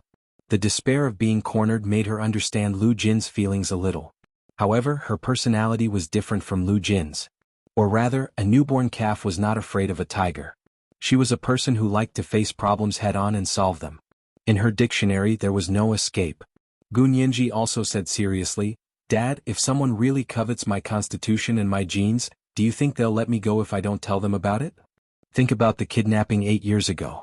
If it weren't for you, I would either be a living dead in the laboratory or a specimen." Lu Jin tightened his grip and frowned. "That's why I can't let them succeed. Qin Yaoguang carries the title of your biological mother. With her abilities, those people won't go past her to deal with you. So we just have to deal with Qin Yaoguang. If Qin Yaoguang finds out that her secret has been exposed, she'll take the risk and use you to make a deal with someone else." Gu Nianji scoffed. "In the end, you just don't dare to fight the Qin family head-on. Qin Yaoguang was backed by the Qin family. The Qin family's financial power had already become a giant. Lu Jin was silent for a moment before saying, "Just pretend that I'm timid and don't dare to fight the Qin family head-on." Gun Yanji saw how worried Lu Jin was and quickly said, "Dad, don't worry. Young master, he will help us. No matter how powerful the Qin family is, they still have to listen to the He family." Lu Jin almost didn't dare look Gun Yanji in the eyes. How was he afraid of the Qin family? He was clearly afraid of someone else. However, looking at Gun Yanji's bright smile and bright eyes, Lu Jin didn't say a word. He nodded. "Young master, he is indeed not bad. He helped you a lot in court today. He's also an excellent lawyer." Gun Yanji pulled Lu Jin down on the sofa and said, "That's for sure. He's even my graduate professor. Besides, Mrs. He is also a lawyer. Young master, he has a family background." Lu Jin nodded silently. "Mrs. He is naturally the best. It's a pity that she passed away so early. Otherwise, I would have been able to ask her for advice." Gun Yanji was very regretful. She propped her chin on her hand and was lost in thought for a while. Hua Xiaoheng walked over and sat down opposite Gun Yanji and Lu Jin. He said aloofly, "Qin Yaoguang refuses to admit to plastic surgery. It looks like we still have to find photos of her as an infant and a child before she was 10 years old." Gun Yanji's thoughts were pulled back to reality. She frowned and asked in confusion, "Did she really have plastic surgery? Although I insisted in court, I still think this kind of plastic surgery is too amazing." Lu Jin's two thumbs moved slightly. He looked at Gun Yanji and then at Hua Xiaoheng. He wanted to say something but hesitated. Hua Xiaoheng said calmly, "Uncle Lu, do you have any opinions? To be honest, I'm also very confused. I believe that Qin Yaoguang had plastic surgery, but how did she happen to look so similar to Gun Yanji when she grew up?" Hua Xiaoheng recalled the first time he met Gun Yanji. At that time, Gun Yanji looked different from how she did now. But she was different. She wasn't as shocked as Qin Yaoguang. Gun Yanji understood what Hua Xiaoheng meant. She rolled her eyes and asked Lu Jin, "Dad, did I still look a little like the Qin family's daughter when I was young? I remember I was quite fat when I was 12. Lu Jin looked away uncomfortably. He thought for a moment and said, "Actually, I didn't quite understand this at first. But recently I've understood." Gun Yanji, was this still a difficult problem? Lu Jin glanced at Hua Xiaoheng and frowned. "Peter is here. There are some things I don't want to say." Hua Xiaoheng, this time he had no intention of leaving. Instead he said frankly, "Uncle Lu, please tell me. I will never tell the KGB anything about Gun Yanji." Seeing Lu Jin's suspicious expression, Hua Xiaoheng added, "If I wanted to say it, I would have done it a long time ago. If the KGB finds out about Yanji, you won't be able to stop them." The corners of Lu Jin's mouth twitched. "Then I'll believe you for now. If you really have bad intentions, I won't let you off." Of course, Gun Yanji had complete trust in Hua Xiaoheng. She smiled and hugged Lu Jin's arm.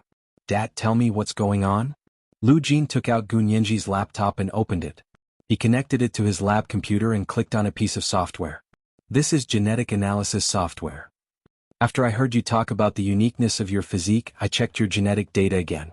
Lu Jin looked at Gun Yanji with emotion. "Only now do I understand what the perfection of perfect genes means." Gun Yanji blinked and asked in confusion, "You mean you don't know much about my constitution? I used to think I knew it very well, but no matter how much I knew, I didn't expect your constitution to be so heaven-defying." Lu Jin opened all the data in the software and pointed it at Gun Yanji with the mouse. "This is your constitution data when you were young and the genetic sequencing. This is your constitution data after you came back this time, and the genetic sequencing." Lu Jin opened the two sets of data side by side and displayed them on the screen. When it came to the experiment, he couldn't stop talking. "Yanji, you said that you were in danger over there. You had a broken leg and a gunshot wound, right?" Lu Jin confirmed. Gun Yanji nodded. "When I was in the Alps, I was chased by people. My leg was broken and my arm was grazed by a bullet. Then the next day your leg was healed and the wound on your arm was completely healed, right?" Gun Yanji nodded again and said with lingering fear, "That time I was scared out of my wits. It can be said that I wasn't afraid of the people who were chasing me, but I was scared out of my wits when it came to my own constitution." Lu Jin grunted and opened another file. He opened another set of gene maps. "Yanji, you have to know that the human body has the ability to heal itself. For example, if a normal person's finger is cut, the wound will heal itself. If a leg is broken, it will take a few months to heal after it's reattached. No matter where it's cut, as long as it's not fatal, it will eventually heal. Of course, the healing process is different for everyone, but everyone has the ability to heal themselves. It's just that this kind of self-healing takes a long time, and the effect isn't perfect. As long as you've been injured, there will be scars. Even if you can't see it on the surface, the tissue below the surface will still be there. But you didn't. The injuries you've suffered have now healed to the point that they can't be seen at all. From the inside out, it's as if you've never been injured. This is the true power of the perfect gene. Not only is it full of human genes, but it also has the powerful ability to self-repair and self-improve. But it didn't have such a powerful ability from the start. For example, when you were a child, when you were experimented on by Qin Yaoguang, your healing ability was only slightly better than that of an ordinary person. You didn't have a heaven-defying self-healing ability. So when I heard about the self-healing speed you mentioned, I was very surprised. I took the opportunity of the paternity test to test your genetic data again. I found that your genes were much more capable of tissue repair than when you were a child. In short, the perfection of the perfect gene lies in its ability to evolve and correct itself. In terms of physique, the most obvious manifestation is your heaven-defying healing ability. Lu Jin's gaze moved from the computer screen to Gu Nianji's calf, where she had once broken it. Wu Xiaoheng's heart tightened when he heard this. It turned out that when Gu Nianji was a child, her physique was only slightly better than that of an ordinary person. Therefore, the torture she had gone through was very difficult for an ordinary person to endure. Wu Xiaoheng had never been so sad before. A violent emotion even rose in his heart. He wanted to destroy everything and use all the methods he had learned to torture that vicious woman. Gu Nianji didn't remember anything about her childhood. She just asked curiously, "Wouldn't that disappoint Qin Yaoguang?" She can't figure out why, right? Lu Jin nodded. I guess that's why she refused to give up. The people behind her who were watching this experiment didn't kidnap you because you didn't show this kind of physique at that time. If she had this kind of physique at that time, even Qin Yaoguang wouldn't have been able to keep her. Lu Jin's eyes flashed with a hint of rage. Wu Xiaoheng listened very carefully. He asked thoughtfully, "You mean when Nianji was studied by Qin Yaoguang when she was a child, she didn't show much of the characteristics of the perfect gene?" You can say that. Lu Jin looked at Gu Nianji uneasily. When Nianji was 6 years old, I came back and found out what Qin Yaoguang had done. I took you away and planned to send you to the He family. Gu Nianji, because you were tortured by Qin Yaoguang until you were all skin and bones, I wanted to give you a good checkup to see if your genes had been damaged by her experiments. It was when he was giving her a genetic test that Lu Jin had found the genes related to her appearance. He had secretly weakened some of them and strengthened the obesity gene. In the 6 years that she had been in the He family, Gu Nianji had grown from a skinny little girl to the little princess of the slightly obese world, until she had been sent to the parallel world on the other side. However, Lu Jin hadn't expected Gu Nianji's perfect gene to automatically repair the genes that he had deliberately weakened. The strengthened obesity gene had also been repaired and returned to its normal value. The power of genes was really too powerful. Gu Nianji nodded repeatedly. Yes, I was indeed quite fat at that time. I seem to have lost weight after that. Lu Jin smiled awkwardly. Actually, you look good no matter what you look like. Gu Nianji pursed her lips. Dad, don't talk about him. Or could it be that Qin Yaoguang's plastic surgery was also an evolution of this kind of perfect gene? But you also said that I have the first set of perfect genes in the world. Lu Jin widened his eyes and said unwillingly, how is that possible? How could Qin Yaoguang have perfect genes? She's just a biological plastic surgery. This was today's second update, Chapter 1767, The Little Princess of the Slightly Obese World. There were 2 updates today. A reminder for everyone's monthly votes and recommendation votes. Moi all the big shots and little angels.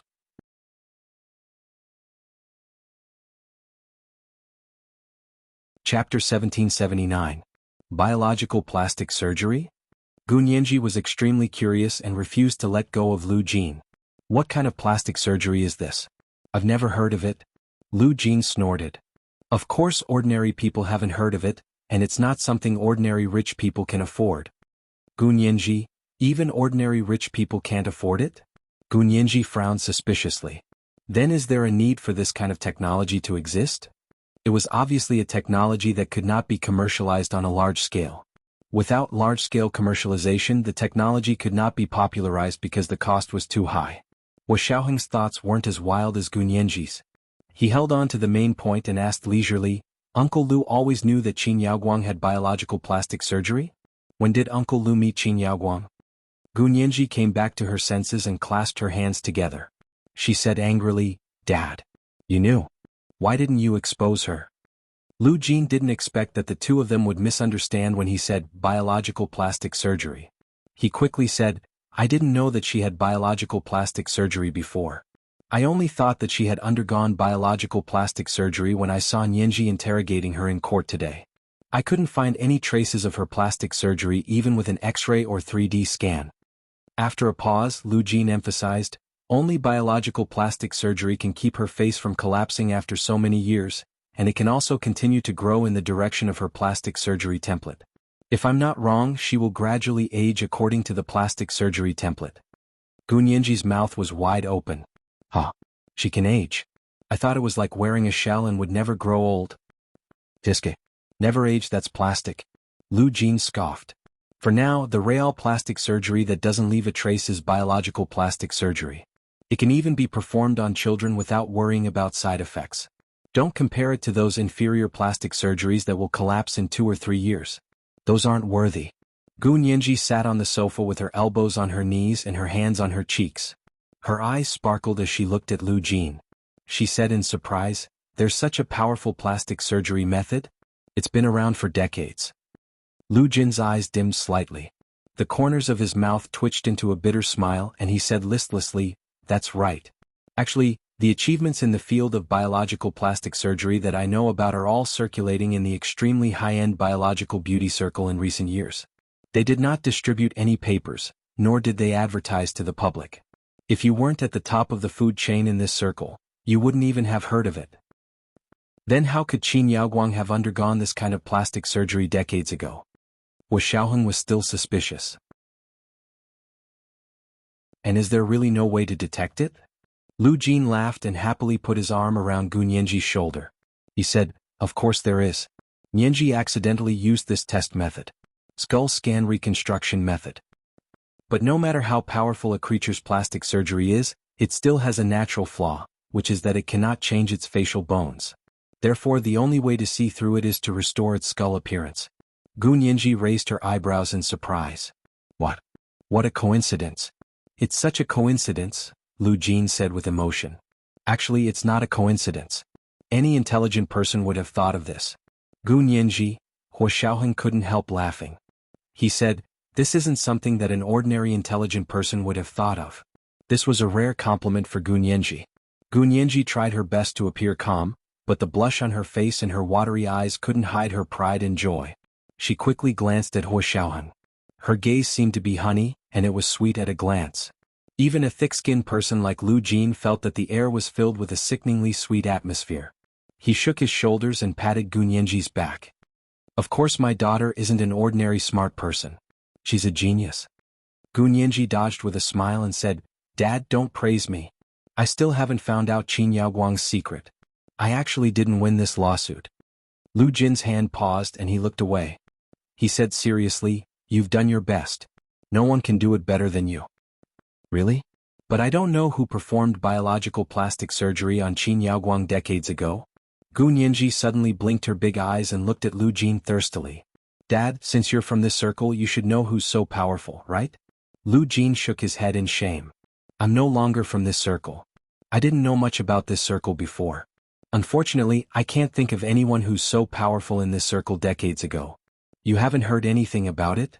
Wu Xiaoheng asked. "No one has praised it? People in this circle are all about technology. What's the point of boasting? Do people like them care about that?" Lu Jin glanced at Wu Xiaoheng disdainfully. "And there are only a few people in total. Some of them are younger than me. You're saying that they performed surgery on Qin Yaoguang when they were children? Even I didn't go against the heavens." Gu Nianji looked away in disappointment. The trail was broken again. However, she was silent for a while and quickly started to analyze. "Actually, we didn't find nothing. At least we confirmed that Qin Yaoguang did have plastic surgery when she was young. But Dad, can you tell me about biological plastic surgery? Although I don't understand what's going on, it sounds very impressive." Wu Xiaoheng was also very interested. "Uncle Lu, I'd like to hear more." Lu Jin snorted and said, "As far as I know, the concept of biological plastic surgery was first inspired by the circus method of raising dwarf children. In the early years, some vicious circus leaders or beggars would raise normal children in jars for a few years in order to create little dwarfs. When they were released, their heads would be big and their bodies would be small, and they would never be able to grow taller. Gu Nianji gasped and couldn't help trembling. Lu Jin quickly said, "If you don't want to hear it, I won't say it." No, I want to hear it. Go ahead. Gu Nianji endured the discomfort and listened to Lu Jin continue. Lu Jin's eyes darkened. He let out a long sigh and said, "In ancient times, this kind of heartless practice was called harvesting life and cutting off life. Only the most evil people would dare to do this kind of business. Once they were caught by the authorities, they would be executed by 1,000 cuts. Most people would only condemn this kind of vicious criminal if they knew about it. But in the eyes of scientists from a certain country, they saw something different. If a simple jar can stop a child from growing normally, then what about other more advanced methods? Will it completely change a person's figure and appearance?" The first people to practice it were the biomedical scientists from a certain country. As biomedical knowledge improved and perfected, their experiments were also more effective. Lu Jin paused for a moment and said faintly, "As you all know, in World War II, our country lived up to expectations with its abundant resources, vast land and weak military strength, and became the battlefield for the great powers to fight for hegemony. At the same time, our country, which accounted for 1/5 of the world's population at that time, also became an inexhaustible experimental material library for the scientists of a certain country." Gu Nianji suddenly came back to her senses. "It's the Japanese numerical army again? Could it be that the Japanese had plastic surgery on Qin Yaoguang back then?" Lu Jin shrugged. "Let me finish. I actually don't know who performed the surgery on her. I'm just telling you what I know about the origin of this technique." Wu Xiaoheng gave Gu Nianji a look. "Listen to your father and don't interrupt." Gu Nianji made a face at him and stopped interrupting. Lu Jin didn't want to talk about that painful history, so he just brushed it off and said, "I don't need to say much about the various live experiments done by that numerical army. During that period their standards were actually very low and they didn't achieve much. But they used this cruel method to accumulate a very rich knowledge of viruses, bacteria, living cells, tissues, bones, fertilized eggs and embryos. These are truly priceless treasures." Gu Nianji's heart ached. Behind this rich knowledge of living cells, tissues, bones, fertilized eggs, and embryos was a mountain of Wuxia corpses. Wu Xiaoheng comforted Gu Nianji with his eyes. He was also feeling very bad, but he was more composed than Gu Nianji and didn't show it on his face. After World War II, the culprits of the Japanese numerical army used this experimental data to reach an agreement with the United States not to pursue their crimes during World War II. I don't need to say more about this. Lu Jin opened Gu Nianji's laptop and searched 2 web pages. He asked, "Do you know which countries in the world have the best plastic surgery?" Gu Nianji, she looked at Wu Xiaoheng and asked tentatively, "Is it Korea?" After all, it was known as a powerful country in the universe. Lu Jin shook his head and smiled. "Korea isn't the best. The shelf life of their plastic surgery is too short. Technically speaking, they haven't even gotten started yet. Other than the United States, the country with the best plastic surgery in the world is Japan." Gu Nianji had also guessed it at this moment. She said resentfully, "After all, these 2 countries have shared resources. What was so great about bike sharing? If they had the ability to share live experimental data from World War II, from this perspective, Wuxia still couldn't compare to a certain superpower. And the top experts in biological plastic surgery are either Americans or Japanese. They use advanced technology to first analyze and predict the bone direction of the plastic surgery template, then collect data from the muscle layer and skin layer. Finally, they cultivate autologous tissue with the same data and transplant it onto the face of the plastic surgery patient. These autologous tissues are like a layer of membrane that covers the original subcutaneous tissue and muscle layer of the plastic surgery patient. After a period of cultivation, these autologous tissues will grow together with the muscles and subcutaneous tissue of the plastic surgery patient, as if they had grown out of their own muscles.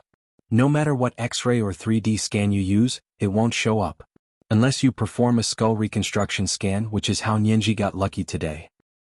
And these autologous tissues that cover the skin texture of the plastic surgery patient will grow according to the appearance of the plastic surgery template. After a certain number of years, they will naturally age. This kind of plastic surgery is very complicated and risky. As far as I know, there are only a few successful cases. Until now, it is still in the realm of small-scale cultivation of autologous tissues. I've never heard of a successful large-scale plastic surgery like Qin Yaoguang's, and it was done decades ago. If someone has done it, then that person is also a very low-key person. As Lu Jin spoke, he wrote down a few names for them and continued, I'm more familiar with these people. None of them are the people who performed plastic surgery on Qin Yaoguang. Firstly, the age doesn't match. They're all younger than Qin Yaoguang. Secondly, none of their family members are in the field of biology or medicine, so they shouldn't be their family elders. Hua Xiaoheng stared at the names and nodded in agreement with Lu Jin's analysis. They shouldn't be one of these people. I tend to think that someone has made great achievements in biological plastic surgery a long time ago, but for some reason he hasn't disclosed his skills to anyone in the academic community. Gu Nianji listened in a daze and suddenly said, even if this person doesn't say it himself, if he performed surgery on Qin Yaoguang or Qin Yaoguang's father, Qin Beioi, would definitely know who this person is. This was the first update of the day, Chapter 1768, What Never Grows Old is Plastic. There were 2 updates today. A reminder to everyone for their monthly votes and recommendation votes. At 8 o'clock in the evening, the second update. P.S. Thank you, Momo Moshi, for your 10,000 Chidian coins yesterday. Moi all the big shots and little angels.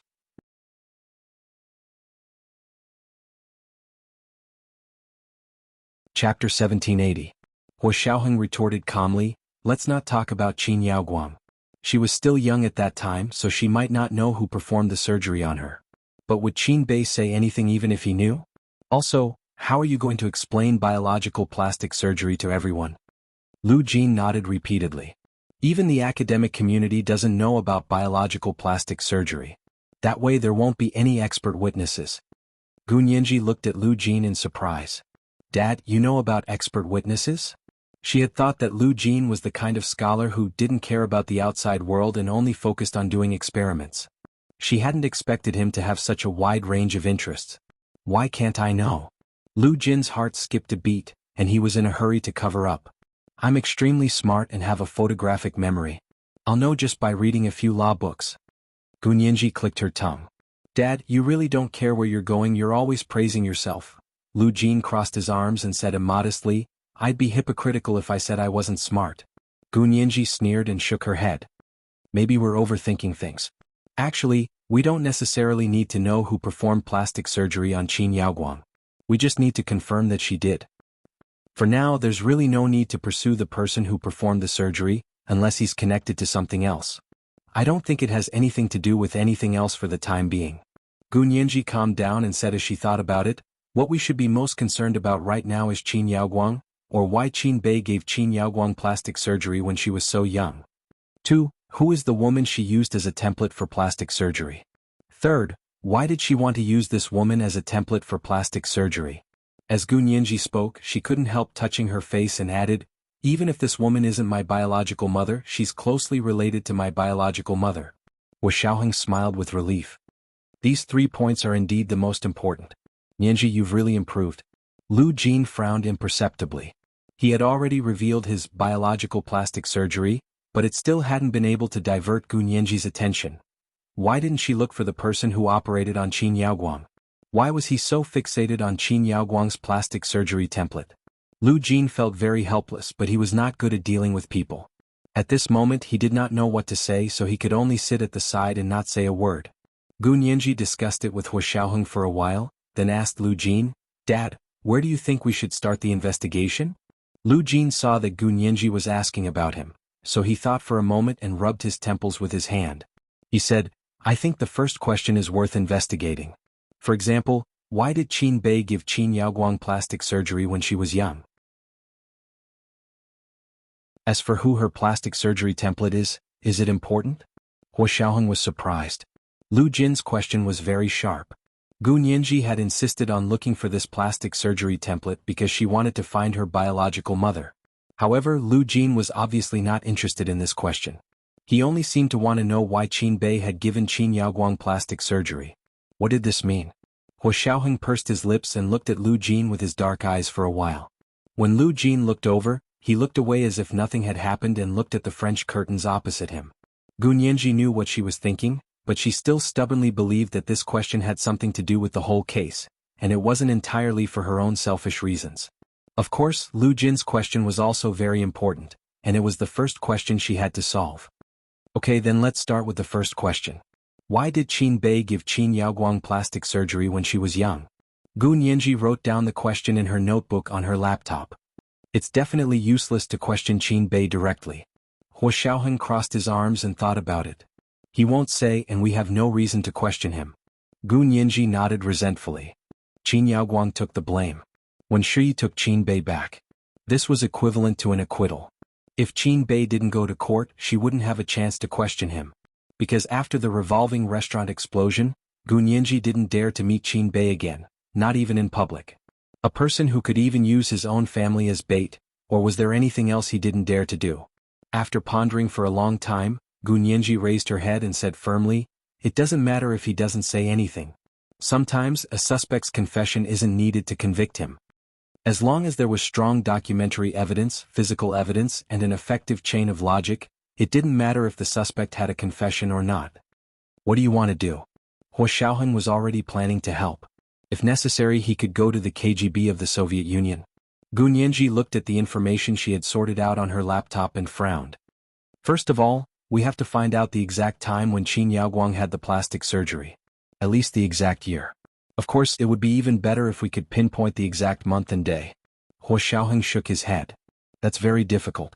Qin Yaoguang's surgery wasn't public information. The Qin family must have done this kind of surgery in private. It would be a matter of minutes to cover up this information. But we can roughly deduce that Qin Yaoguang should have been around 10 years old when she had the plastic surgery. Gu Nianji remembered what Qin Yaoguang had said and the photos they had found of Qin Yaoguang when she was young. We couldn't find any photos before this and she never mentioned it. Lu Jin listened for a while and whispered, "Actually, there's another advantage to biological plastic surgery. You can reverse engineer the approximate time it was cultivated based on the degree of aging of the autologous tissue. It can be accurate to the month."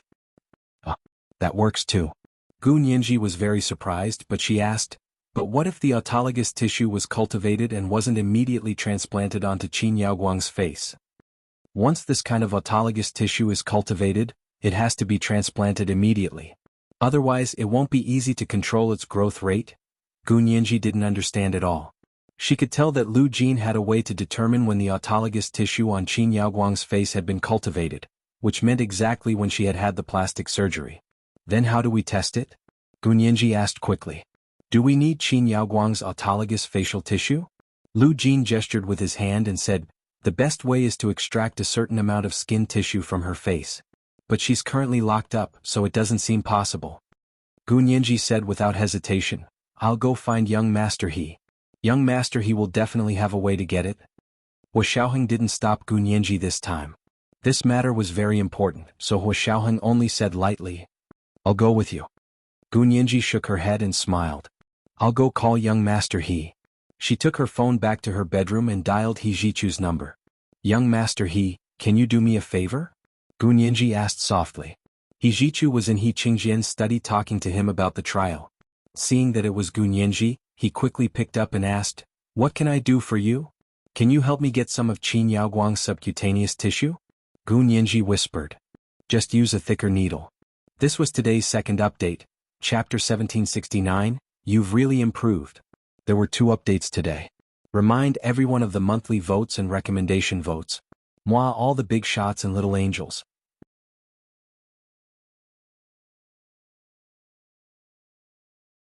Chapter 1781. He Jichu thought he had heard wrongly.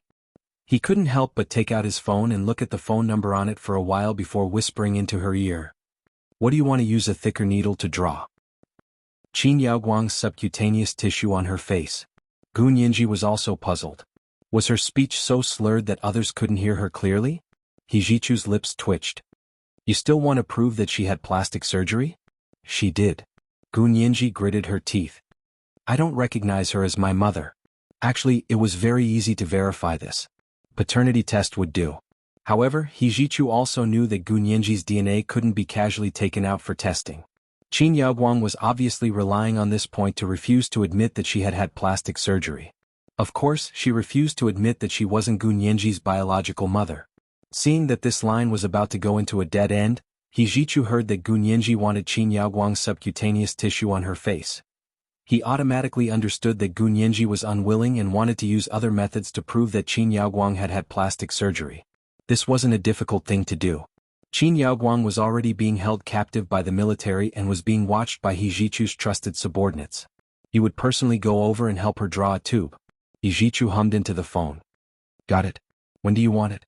Gu Nianji didn't expect He Zhichu to be so easy to talk to. She was extremely grateful and quickly said, "Thank you, young master He. You have to make sure it's on Qin Yaoguang's face." "I'll do it myself, okay?" He Zhichu's shimmering almond-shaped eyes flashed with a smile, and his cold face was like a melting iceberg. He Qingjian saw that He Zhichu was in a good mood, so his mood improved as well. He smiled and asked, "Is it Nianji?" After asking, he immediately said, "I didn't expect you to break off the engagement, but your relationship is even better than before." He Zhichu put his hand to his lips and coughed lightly. He didn't want to mention Gu Nianji, so he continued, "You've already seen the video of the trial. What do you think is going on with the Qin family?" He Qingjian's expression turned cold. He took out a document bag from the drawer and threw it in front of He Zhichu. There was a stamp on the envelope. Anyone who had seen this stamp would know that it was a top-secret document. When passing through customs, there was a special exemption. The customs had no right to inspect it. He Zhichu took the folder in surprise but didn't open it. He asked, "What's this?" "This is the history of the Qin clan from decades ago." He Qingjian slammed his hand on the table. "Back then, your mother only investigated your grandparents' car accident and didn't let me interfere. Otherwise, how could the Qin family be so arrogant today?" In fact, He Qingjian had sent people to investigate the Qin family ever since he found out that there was something wrong with Wen Shuyi's background. He Zhichu's heart tightened. "What did you find out?" "It's because we didn't find anything. That's why I think there must be a problem." He Qingjian, who was naturally suspicious, had never trusted many people in his life, but his wife, Qin Suwen, was one of the few people he trusted. Therefore, after Qin Suwen's investigation of her parents' car accident had reached a dead end, she had stopped and told He Qingjian that there was no problem. His most trusted wife, who was also a big shot in the legal world, had said that there was no problem with her parents' death. What reason did He Qingjian have not to believe her? But now that he was suspicious, he sent someone to investigate again. Only then did he understand what his wife meant when she said that there was no problem back then. How is there no problem with the Qin family? There's clearly no evidence. He Qingjian hatefully pounded the desk again. Your mother just believes in proper means too much. If she had told me back then, the Qin family would have captured anyone and interrogated them. If I had asked him to say that the sun rose from the west, he wouldn't have dared to say that it rose from the east. He Zhichu. He smiled bitterly and shook his head. Dad, it's because of you that Mom said there's no problem. You have to respect Mom's professionalism. As a lawyer, she can't break the law knowingly. He Zhichu opened the folder and looked at the results of the investigation. He Qingjian had sent people to Z City where the Qin family had made their fortune. He had also seen what Granny Qin had said as well as the testimonies of other people. After reading it from beginning to end, he sighed. There's really no evidence. Yes, there's no evidence, but it's definitely not without problems. He Qingjian's thick eyebrows furrowed.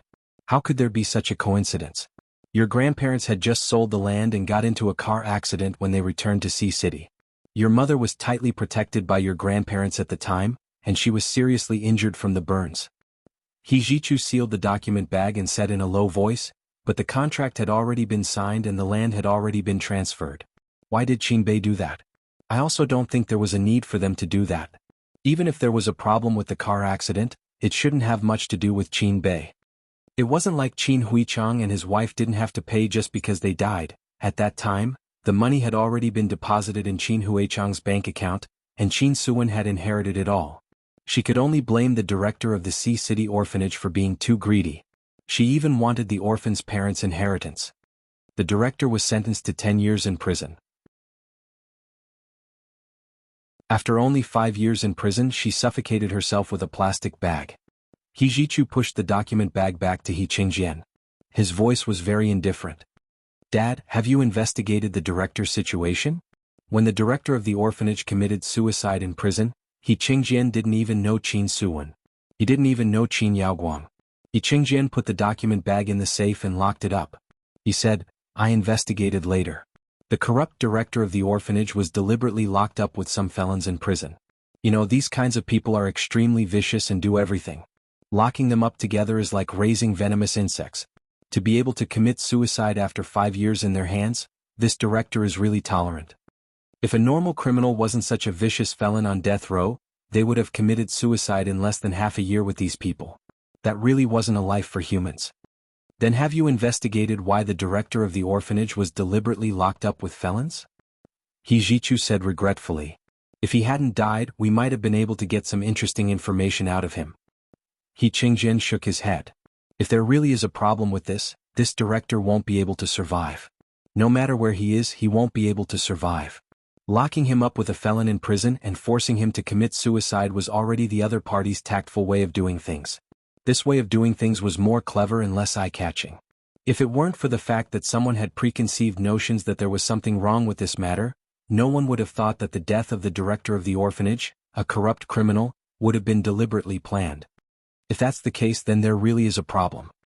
He Zhichu's fingers tapped on the desk, and the expression on his face became colder and colder. Everyone related, even the criminals who were in prison, are dead. They did it really cleanly. That's why I think there's a problem. Playing Zhang Liang's trick in front of me, do you really think I'm made of paper? Yi Qingjian sneered. He clasped his hands together and narrowed his eyes. Achu, don't worry about this. Leave it to me to deal with old man Qin. He Zhichu, Dad, don't do anything rash. He Zhichu sat up straight and said nervously, if the Qin family really has something to do with this matter, they should have made sufficient preparations. We must be more careful than them in order to catch them. Don't dirty your hands for them. It's not worth it. He Qingjian laughed. Achu, I'm very happy that you still care about your old father. He Zhichu, I'll be careful. The Qin family's passports have been confiscated, so they can't go abroad. As long as they're on Huaxia soil, I'm not afraid that they'll get out of my hands. He Qingjian spread out his hands and clenched his fingers. He Zhichu rubbed the space between his eyebrows with a headache and said, Dad, the Qin family isn't an ordinary family now. With the size of the Qin family's private hospital, you can't be rash. I won't alert the enemy. Don't worry. He Qingjian's eyes darkened. I have a feeling that Qin Bei has something to do with your grandparents' deaths, but Qin Yaoguang saved your life. That's a separate matter. No, it's Nianji who saved my life, He Zhichu said without hesitation. Qin Yaoguang was just a surrogate mother. My recovery has nothing to do with her. He Qingjian looked at him deeply and said, Achu, Nianji saved your life, but if Qin Yaoguang hadn't suggested this treatment method, Nianji wouldn't have been born and your illness wouldn't have been cured. So in the end, Qin Yaoguang is indebted to you. Their family has relied on our family to develop such a big business. This debt of gratitude has been repaid, right? He Zhichu sneered. When he thought about the beastly things Qin Yaoguang had done to Gu Nianji under the pretext of treating his illness, He Zhichu felt ashamed to look into Gu Nianji's bright and clear eyes. He was now extremely glad that Gu Nianji didn't remember what had happened when she was young. He Qingjian raised his eyebrows and said calmly, their hospital has also reached its end. This private hospital has almost monopolized half of the medical market in Huaxia. It's time to break it up. Yi Zhichu understood what He Qingjian meant. He stood up from his seat and smiled. Then you can get someone to speak to the Senate about breaking up the Qin private group and giving old Master Qin and Wenshui something to do. I'll go see Qin Yaoguang and borrow something from her. He Qingjian was stunned. You want to borrow something from Qin Yaoguang? What do you want to borrow? I'm borrowing your face. He Zhichu pointed to his cheek and laughed mockingly. Now that Qin Yaoguang was under strict surveillance in the detention center of the military court, the level of confidentiality was even higher than when she was He Qingjian's wife. Sitting alone in a room surrounded by rubber walls, Qin Yaoguang only wanted to sneer. They were treating her like a lunatic. She couldn't even bang her head against the wall in this room. But all of this was useless to her. She closed her eyes and began to recite the periodic table of chemical elements. After she finished reciting it, she began to silently recall the base pairs in DNA, which ones had known functions and which ones had unknown functions. When she woke up that day, she didn't stay in the small black room of the detention center for long before she heard the rubber door creak open. A man in a white coat and a mask walked in. He held a thick syringe that was 500 milliliters and 6 centimeters in diameter in his hand and gestured at Qin Yaoguang. This man was He Jichu, who had come to help Gu Nianji remove the subcutaneous tissue from her face. This was the first update of the day, Chapter 1770, Borrowing Her Face. There were 2 updates today. A reminder to everyone for their monthly votes and recommendation votes. At 8 o'clock in the evening, the second update. Moi, all the big shots and little angels.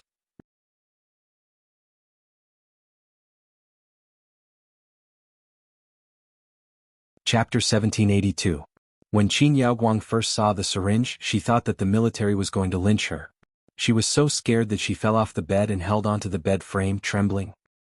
Who are you? Don't come over. If you dare touch a single hair on my head, our Qin family will never forgive you. General, he won't forgive you either. It would have been fine if Qin Yaoguang hadn't mentioned He Chengjian, but as soon as she did, He Jichu's expression darkened. He walked over without a word, took out the handcuffs from behind his back, and handcuffed Qin Yaoguang's arms to the edge of the bed frame. Then he slashed with a knife in his right hand, hitting the back of Qin Yaoguang's neck and knocking her out. Qin Yaoguang's head drooped at an extremely uncomfortable angle. He Jichu aimed the syringe at the side of her face and first extracted about 10 milliliters of subcutaneous tissue from her right cheek. This would have been enough, but when He Jichu withdrew the needle, he saw that Qin Yaoguang's curvy lips were not pleasing to the eye. He took the syringe and stabbed it into her lips, extracting enough subcutaneous tissue from her upper and lower lips. Qin Yaoguang's curvy lips successfully deflated, like the rough skin of a withered peach curling up on her lips. The shape of her curvy lips was almost indistinguishable. He Jichu put away the syringe in satisfaction and uncuffed Qin Yaoguang. Without the handcuffs, the unconscious Qin Yaoguang fell to the ground with a thud. The floor was also rubber, so it didn't hurt even if she fell. He Jichu didn't bother to help her up and left Qin Yaoguang's rubber dark room. When he came out of the cell, the 2 men standing guard at the door were his subordinates. They quickly saluted him. "Hello, Chief." He Jichu nodded and said, "Watch carefully. No one is allowed to visit me without my instant video communication permission."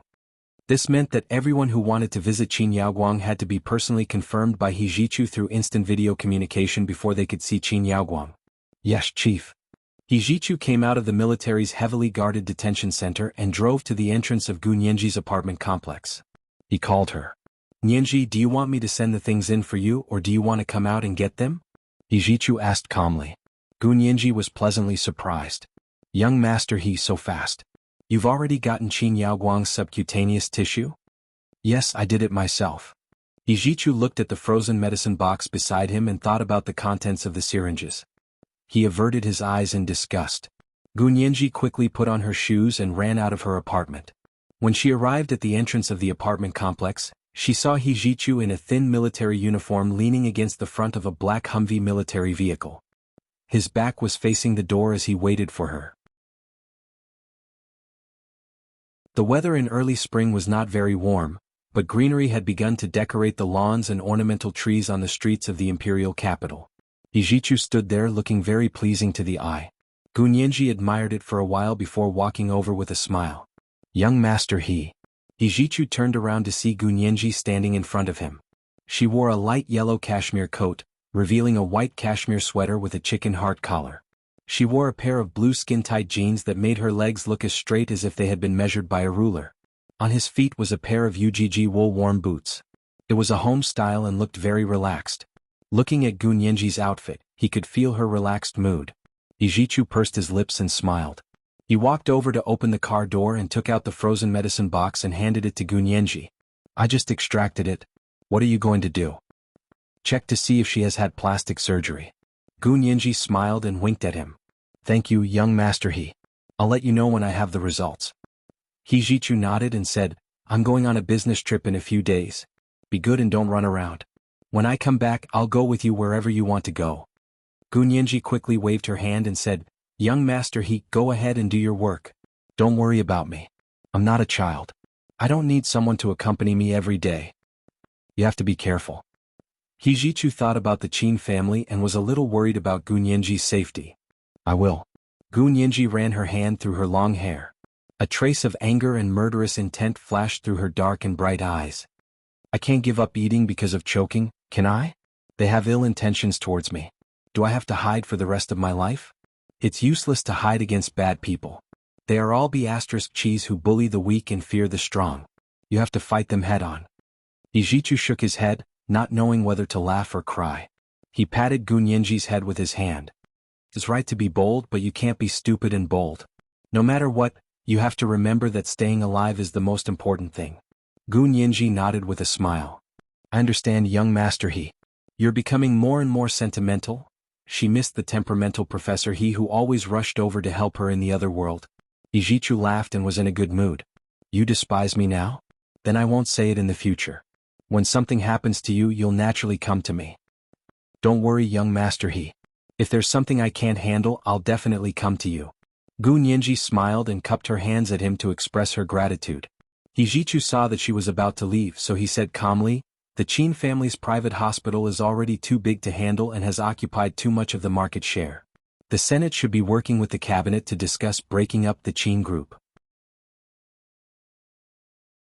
Gunyenji's eyes lit up. Breaking up the Qin group? What a drastic move. Ijichu said lightly, when Shuyi and Old Master Qin will be busy for a while. When the Senate starts the breakup process, they will often be called to the Senate for questioning. Gunyenji rolled her eyes and smiled. Then can we go to the Senate to listen in? You can during the debate, but not during the questioning. You have to have a special pass, Ijichu said. If you want to listen, I can get someone to send you a special pass. Then I'll have to trouble you, young Master He. Gunyenji thanked him graciously and chatted for a while before returning with the frozen medicine box. Ijichu watched her back disappear on the sidewalk of the neighborhood before turning around, opening the car door and getting into the car. The sun outside was very bright, and the sky was a saturated blue like a pure blue crystal. He sat in the car and looked at the spring scenery in front of him, but his heart was as desolate as winter. After sitting quietly for a while, he was about to drive back when his phone rang. Ijichu picked it up and took a look. It was Xie Qingying's number. After thinking about it, Ijichu picked it up and said lightly, Qingying? Xie Qingying laughed and said, Young Master He, I'm not disturbing you, am I? Ijichu started the car and put on his Bluetooth headset. He talked to her as he drove. Fortunately, I'm on the way. Huh. Why don't I call back later? Drive properly. Xie Qingying wanted to hang up. Ijichu stopped her. It's fine. Go ahead. Xie Qingying saw that his tone was unquestionable. She hesitated for a moment before saying, It's like this. My uncle just received a call from Speaker Long of the Senate asking him to discuss something. I happened to hear it at the door. So it's related to the Qin Corporation. Tell Nyenji to be careful. Ijichu grunted, his tone obviously much better. Thank you for thinking of Nyenji. She's also my cousin and she's very close. Xie Qingying was rushing to the Senate building with her uncle, Prime Minister Xie. With her intuition as a media person, she felt that there would be big news today. Ijichu chatted with her for a while more, then said, I'm almost there. Talk to you later. Okay. Xie Qingying reluctantly hung up the phone. Prime Minister Xie Xinxing was sitting opposite her. He smiled and said, Young Master He? How are the two of you? Xie Qingying smiled embarrassedly and said, It's just like that. It's neither good nor bad, neither far nor near. Then work harder. Young Master He isn't a proactive person. You have to work harder, Xie Xinxing said with a smile. Young Master He was currently the most valuable single young man in their circle. Ever since he broke off the engagement with his little fiancée, Gu Nianji, the unmarried girls in the capital's upper-class circle were going crazy. They tried every possible way to get close to Ijichu, but Ijichu didn't even bother to talk to them. He was only special to Xie Qingying. During the new year, Ijichu even went out with Xie Qingying and attended a few banquets together. Therefore, after the new year, almost all the upper echelons of the capital regarded Xie Qingying and Ijichu as a couple. It was a pity that their relationship hadn't made any substantial progress. Gu Nianji carried the frozen medicine box into her apartment. Lu Jin and Hua Xiaoheng looked up at her from the computer in front of them at the same time. Gu Nianji waved the frozen medicine box at them. Qin Yaoguang's subcutaneous tissue is here. I thought it was too dirty, so I didn't open it. Lu Jin rushed over and took the frozen medicine box from her. He smiled and said, I'll go and test it right away. This isn't easier than DNA sequencing. I'm afraid it'll take 2 days. Gu Nianji nodded and turned to Hua Xiaoheng. I just heard from young Master He that the Senate and the Cabinet are going to split up the Qin private hospital group. I'm afraid when Shuyi and old Master Qin won't have time to worry about anything else. Hua Xiaoheng knew that Gu Nianji was up to no good. He narrowed his eyes and asked, "What do you want to do?" This was the second update of today, Chapter 1771, Substantial Progress. There were 2 updates today. A reminder for everyone's monthly votes and recommendation votes. Moi all the big shots and little angels.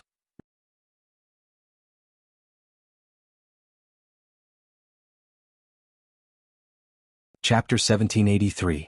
Gu Nianji laughed out loud and snapped her fingers. Of course we're going to check and fill in the gaps. Let's go to C City, how about that? Z City? Hua Xiaoheng stared at Gu Nianji. I thought you were going to Z City. Z City was the birthplace of Qin Beioi's family, and it was also the place where they had made their first fortune. Gu Nianji had her own ideas. Her mind was very nimble, and she could always find evidence and doubts from places that others wouldn't expect. Gu Nianji pulled up the documents on her laptop and used the mouse to point at the news about Qin Huichang's family selling land. I guess Qin Yaoguang's family has been whitewashed all these years. If President Liu can't find any strong information over there, we won't be much better than President Liu. Besides, since President Liu has already gone, it would be impolite for us to go too. It would make President Liu suspicious and think that we're looking down on his ability. But Qin Huichang's family is different. Gu Nianji listed her views very seriously. On the surface, Qin Huichang and his wife died in a car accident. Their only daughter, Qin Suwen, was injured in the car accident and later entered the orphanage in C City. Then, the orphanage in C City was acquired by the Qin Corporation and became a part of the Qin orphanage. Qin Suwen, also known as Auntie He, grew up under such conditions. Although such a family has no relatives and it seems that no one knows about them and doesn't know what happened back then, other than relatives, don't tell me that Qin Huichang's family has no friends? And neighbors and colleagues, do these people also know nothing about what happened back then? I don't believe that the mastermind is so powerful that he can kill all the friends, neighbors and colleagues who aren't related to Qin Huichang's family. So we can only find more evidence from Qin Huichang's family's friends, neighbors and colleagues. Hua Xiaoheng rested his chin on his hands and leaned closer to her. He said thoughtfully, Qin Huichang's family was originally a large family, even more so than Qin Beioi's family. But because the rest of Qin Huichang's family had all gone abroad in the early years in terms of relatives, only their family was in the country. After Qin Huichang and his wife had the accident, Qin Suwen had no other relatives to adopt her, so she entered the orphanage. That's right. Gu Nianji clasped her palms together and said confidently, Qin Ziyuan and Qin Jining are both the sons of Qin Suwen's cousin. They returned to the country to reunite with Qin Suwen after Qin Suwen grew up and married He Chengjian. Therefore, after that incident, Qin Huichang's family became extinct. Hua Xiaoheng understood and continued Gu Nianji's words. In that case, it looks like Qin Huichang's family has been taken care of on the surface. The other party has nothing to worry about, so they won't pay attention to this anymore. Yes, the only clue is that their daughter, Qin Suwen, is in their hands. Gu Nianji was confused again. Our analysis is based on the fact that the incident with Qin Huichang and his wife was caused by Qin Bei's family. But I don't understand. If Qin Bei and the others really did it, why did they allow Qin Suwen to live? Logically speaking, shouldn't Qin Suwen be killed directly? You see, she was seriously injured at that time, so we could have done it in the hospital. If we didn't do it in the hospital, it wouldn't be strange for a few orphans to die in the orphanage later, right? As long as Qin Suwen died, Qin Huichang's family would be considered to have been truly annihilated. Wouldn't that be the best outcome for Qin Bei and the others? Why would they do such an unnecessary thing and let Qin Suwen survive, go to a prestigious university, and even meet, fall in love with, and marry, a young master like He Chengjian? Actually, this was also what Hua Xiaoheng had always been suspicious about.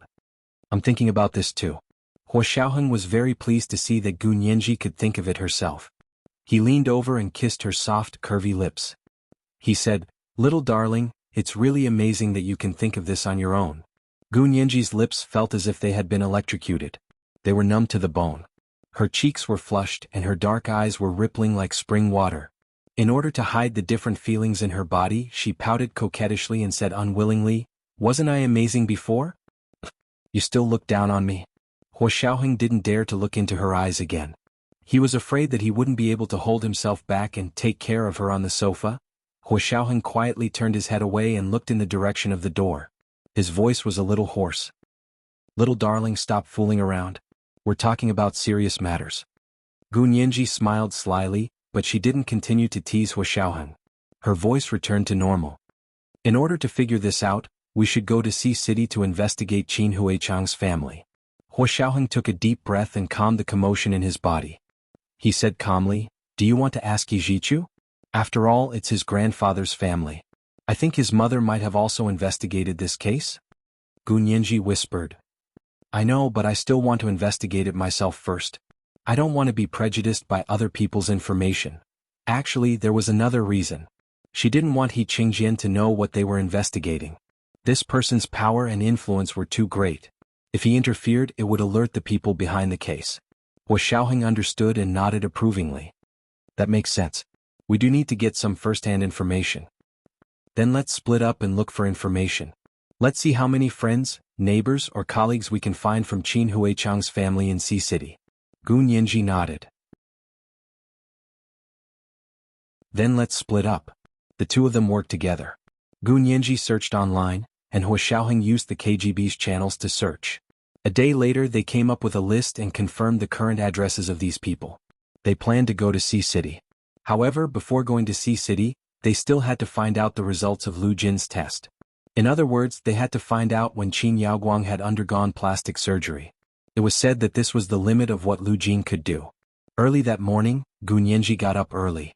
She washed up and went to knock on the door of Lu Jin's apartment. For the past 2 days, Lu Jin had been doing experiments in his apartment's laboratory. Hearing Gu Nianji knock on the door, Lu Jin looked at the results of his test and sighed. It was indeed that year. He went to the bathroom and looked in the mirror. He saw that his face was unshaven and unkempt. He quickly washed his face with water before coming out to open the door. Gu Nianji thought that Lu Jin hadn't gotten up yet, so she was planning to come back later. As soon as the door opened, Gu Nianji's eyes lit up. "Dad, are your results out?" "They're out." Lu Jin turned to the side and let her in. Gu Nianji jumped in happily and sat upright on Lu Jin's sofa. Like a very obedient primary school student, she suddenly asked with big bright eyes. "What year was it?" "Qin Yaoguang had plastic surgery." "What year was it?" Lu Jin gave her a copy of the information. "This is the results of my test. Look at the time." Gu Nianji took the information and quickly flipped through it. It wasn't until she flipped to the last page that she saw the time Lu Jin had written. Gu Nianji did the math and looked up in surprise. Qin Yaoguang was only 8.5 years old at that time. She was even younger than they had previously thought of as 10 years old. Lu Jin nodded solemnly. To be precise, it was a year before Qin Huichang's family got into a car accident. How could that be? Gu Nianji closed the information in disappointment. "I thought it was after that." "Unfortunately, it was indeed a year before their car accident," Lu Jin said seriously. "I'm not lying to you." "Gu Nianji," she smiled. "That I know. If you were lying to me, your eyes and movements would be completely different." It was enough that she had been lied to once. Even Hua Xiaoheng couldn't lie to her a second time. Lu Jin nodded seriously. "I know that with your IQ, you wouldn't be able to see this. But I was still lied to by you once." Gu Nianji was still brooding over that lie. Lu Jin explained seriously, "You were lied to by me that time because you were blinded by family. You trusted me unconditionally, so you accepted everything I said without thinking." "Gu Nianji," she said faintly, "it's good that you know. I also suffered losses. What I did made you lose your unconditional trust in me." Lu Jin sincerely admitted his mistake to Gu Nianji. "I'm very sorry, but I don't regret it. At that time I did what I could. In the end you discovered the truth. That was because you were too smart, so smart that even I didn't expect it." Gu Nianji was embarrassed and quickly said, "Dad, I know you had your reasons for doing that and I don't blame you. But each of us has a different view of things, and our thoughts and practices are also different, so we need to communicate. If you have anything to say, you can tell us and we'll analyze it together. 2 heads are better than 1. 3 cobblers are better than 1 zhuge liang." Gu Nianji was a very optimistic person. She patted Lu Jin on the shoulder. "Dad, with the few of us here, I don't think there's anything in the world that can stump us.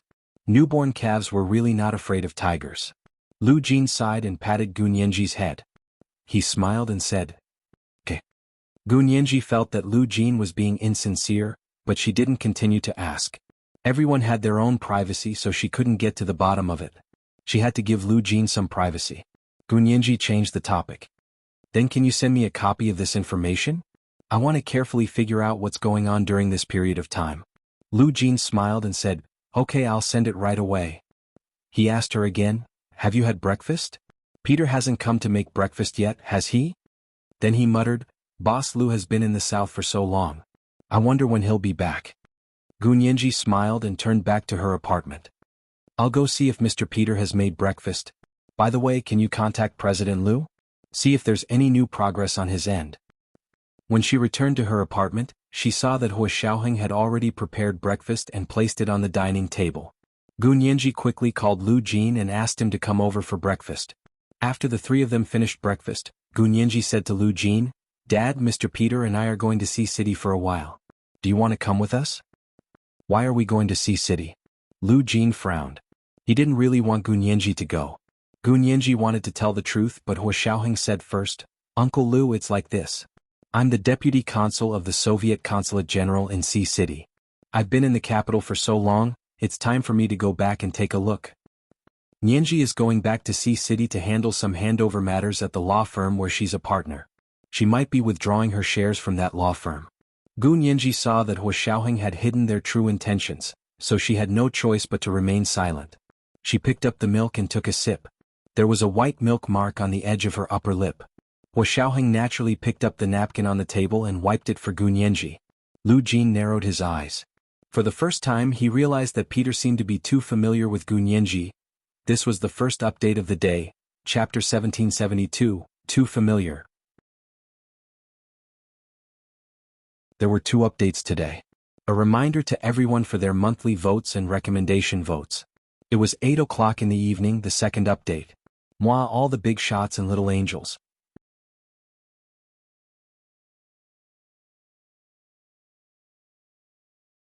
Chapter 1784. Gu Nianji had been paying attention to Lu Jin's situation. From the corner of her eye, she caught a glimpse of Lu Jin's narrowed eyes and his thoughtful expression. Gu Nianji's heart skipped a beat. She suddenly pushed Hua Xiaoheng's hand away and glared at him unhappily. What are you doing? Do I know you that well? Hua Xiaoheng. Almost instantly he understood what Gu Nianji meant. He smiled awkwardly but politely and said embarrassedly, I saw that there was milk in your mouth, so my hands were itchy. Humph. If your hands are itchy, rub them yourself. Don't rub them on other people's faces. Gu Nianji took a tissue and wiped the place Hua Xiaoheng had just wiped. Lu Jin blinked at this scene and wondered if he was overthinking things. It didn't seem like they were too close. At least Nianji still hated Peter's touch, and Peter had always been concerned about her in order to pursue her. Lu Jin was already a severe case of interpersonal disorder, so he was like a blank sheet of paper when it came to relationships between men and women. He looked suspiciously at Gu Nianji, who had a straight face, and then at Peter, who was smiling obsequiously. After a long time he couldn't come to a conclusion. Lu Jin sighed. He thought that he would rather study the unsolved mysteries of particle physics, such as what matter was made of, or study the replication-transcription dilemma in genetic research. For example, why did plant genes replicate a large amount of non-coding DNA? Why did animal genes transcribe excess RNA? It would be better than studying the flirting between men and women. Besides, he had his own things to do. Lu Jin's heart skipped a beat. He frowned and said, Peter is going back to Sea City. Nianji doesn't have to go with him. You can also do the handover with the law firm there online. You don't have to go back in person. Gu Nianji hadn't expected Lu Jin to object. Her mind raced and she thought of an idea. She smiled and said, but I'm indebted to Jean Dezhuang for taking care of me in Sea City. Wouldn't it be rude to do the handover online? Besides, I want to go to Disneyland in Sea City. Lu Jin had played the Lion King game with Gu Nianji there, and Gu Nianji had always been grateful for it. Lu Jin also thought of that game and couldn't help but soften. He smiled and said, then shall I go with you? However, if Lu Jin went, Gu Nianji felt that it would not be good for them to act in private and investigate Qin Huichang's family. Dad, you have to stay in the capital. Gu Nianji said very seriously, we'll go to Sea City and President Lu will go to Z City. It won't be safer than staying in the imperial capital. If there are any changes, you can immediately mediate and help us solve the problem. Lu Jin looked troubled. After a while, He nodded reluctantly and stared at Huo Xiaoheng. You Peter, listen up. Don't do anything to my girl that she doesn't want to. If I find out, I won't let you off. Huo Xiaoheng opened his mouth to say that he wouldn't let Gu Nianji do anything she didn't want to do, but Lu Jin said fiercely, "Don't talk to me about diplomatic immunity. Do you believe that I can make it so that you can't use this diplomatic immunity?" Yes, I definitely believe you. Huo Xiaoheng only had to raise his hands to show his submission. Lu Jin smiled in satisfaction. Okay, then help me take care of Nianji. I'm worried about her going out of town. Gu Nianji, Huo Xiaoheng smiled and said, "That's for sure. I'll book the same plane as her." "Book no plane tickets. Take my private plane." Lu Jin waved his hand. Our Lu Corporation has 2 private planes. Boss Lu is taking one to Z City, and the other is my private plane. I'll let you take it. Gu Nianji was very happy. She grabbed Lu Jin's arm and shook it. "Dad is so nice. Thank you, Dad. You're really a girl who's outgoing." Lu Jin pinched her little nose and decided happily. After breakfast, Gu Nianji started packing her luggage. She planned to take Lu Jin's private plane to Sea City with Huo Xiaoheng that night. Huo Xiaoheng also went back to the Soviet embassy and informed them that he was going back to the Consulate General in Sea City. His official position was actually at the Consulate General in Sea City, but because of his special status, no one said anything about him spending most of his time at the embassy in the imperial capital. He was now going back to the Consulate General in Sea City, and the Soviet embassy staff in the imperial capital quickly helped him pack his luggage. Huo Xiaoheng had very few things. He only carried a small suitcase and a computer bag before leaving. At night, the 2 of them got on Lu Jin's private plane. Huo Xiaoheng saw that there was already a pilot in the cockpit. He greeted him and knew that this was the pilot sent by Lu Jin. Lu Jin didn't send Gu Nianji off. Instead, Huo Xiaoheng went to the apartment to pick Gu Nianji up. Gu Nianji sat by the window of the private plane and watched the plane slowly take off. It was drizzling in the night sky, and the ground was brightly lit. From a high altitude, the night view of the imperial capital looked like a huge Go board. The flashing lights were the Go pieces, scattered all over the board. The rain was dim yellow under the light. The misty rain was like the night view of Jiangnan. Huo Xiaoheng sat beside her and turned his head. She didn't know if he was looking at Gu Nianji or the scenery outside the window. However, his body was getting closer and closer to Gu Nianji. Just as his face was about to touch the side of Gu Nianji's face, Lu Jin's angry voice suddenly came from the loudspeaker above their seats. "Peter, what are you doing?" Gu Nianji and Huo Xiaoheng were both stunned. The 2 of them looked up at the same time. It turned out that there was a small camera above their seats, pointing in their direction. Lu Jin flew into a rage in his apartment. "Peter, if you keep doing this, I'll have someone throw you out of the sky." Gu Nianji. She quickly distanced herself from Huo Xiaoheng and said to the camera, "Dad, Mr. Peter didn't do anything? Don't be like this, I'm scared." Hearing that Gu Nianji was scared, Lu Jin's anger immediately dissipated. He reached out his hand and trembled as he caressed Gu Nianji's delicate and lively face on the screen in front of him. Tears flowed silently down his face, but his voice didn't change at all. He continued to bluff, "My girl, don't be afraid. Dad's just trying to scare those stinky men. They're all like this. If I don't beat them up for 3 days, they'll take advantage of me." He spoke as if he wasn't a man himself. Gu Nianji, Huo Xiaoheng discreetly sat to the side and also distanced himself from Gu Nianji. He had gotten a little carried away just now. He had forgotten that this was Lu Jin's private plane. He must have installed all kinds of surveillance cameras inside. Trying to be intimate with Gu Nianji right under Lu Jin's nose. Wasn't that asking for a beating? Putting himself in Huo Xiaoheng's shoes, if his daughter were to be so intimate with another man in the future, his first thought would be to break that man's legs. Gu Nianji felt that she had discovered the truth about why Lu Jin wanted her to take his private plane. He wanted to keep an eye on her and Huo Xiaoheng.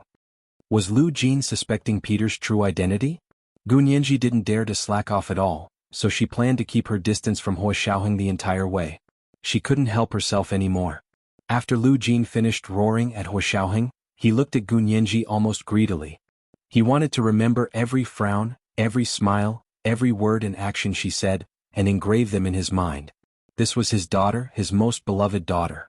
It was time to remove all obstacles for her. After turning off the surveillance cameras, Lu Jin stood up and took a nostalgic look at the apartment and the laboratory he had meticulously designed and maintained. He had put the research results from his laboratory in the bank safe and left the key to Gunyenji.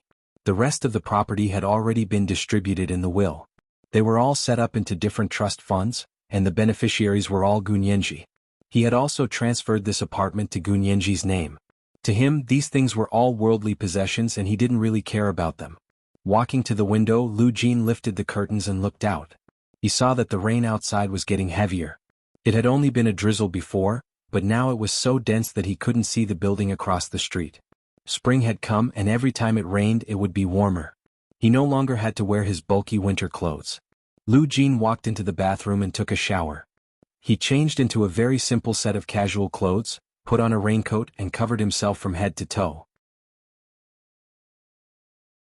Carrying a suitcase, he left the luxurious apartment and walked alone into the heavy rain of the spring night in the imperial capital.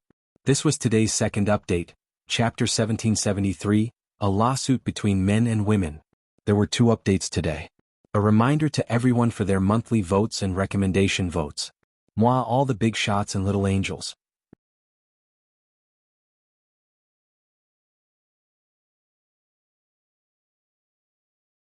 Chapter 1785. The plane from the imperial capital to Sea City flew for 3 hours and finally landed slowly at Sea City International Airport. After getting off the private plane, Gunyenji and Hua Xiaoheng got into the private car that the Soviet Consulate General had sent to pick up Peter.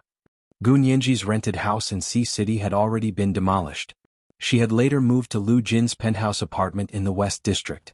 This time she was still staying there. Hua Xiaoheng asked the driver to send them there together. You rest here for a while. I'll go to the consulate to report in and then move your things over to stay with you. Hua Xiaoheng walked Gunyenji to the penthouse apartment and said as he stood at the door. Gunyenji was a little shy but also a little excited. She nodded silently and said softly, "Okay, I'll wait for you." Hua Xiaoheng raised his hand to adjust Gunyenji's collar. His fingers brushed across her collarbone, causing her to tremble. Gunyenji pursed her lips and smiled at Hua Xiaoheng. She gently closed the door. Hua Xiaoheng checked the surveillance cameras and confirmed that everything was normal before walking into the elevator. Gunyenji looked at the luxurious penthouse apartment. She had once recuperated here, and it was also here that she had reunited with Lu Jin. The room was still the same familiar smell, and the furnishings were exactly the same as last year. It was as if she had never left for the past few months. There was still the light pink blanket she had once covered on the sofa. It was made of fine cashmere. It looked very big but it was so soft that it could be dragged through a ring. Gunyenji breathed a sigh of contentment as she carried her suitcase to the bedroom. She didn't have time to wash up. She immediately took out her phone and connected to the Wi-Fi here.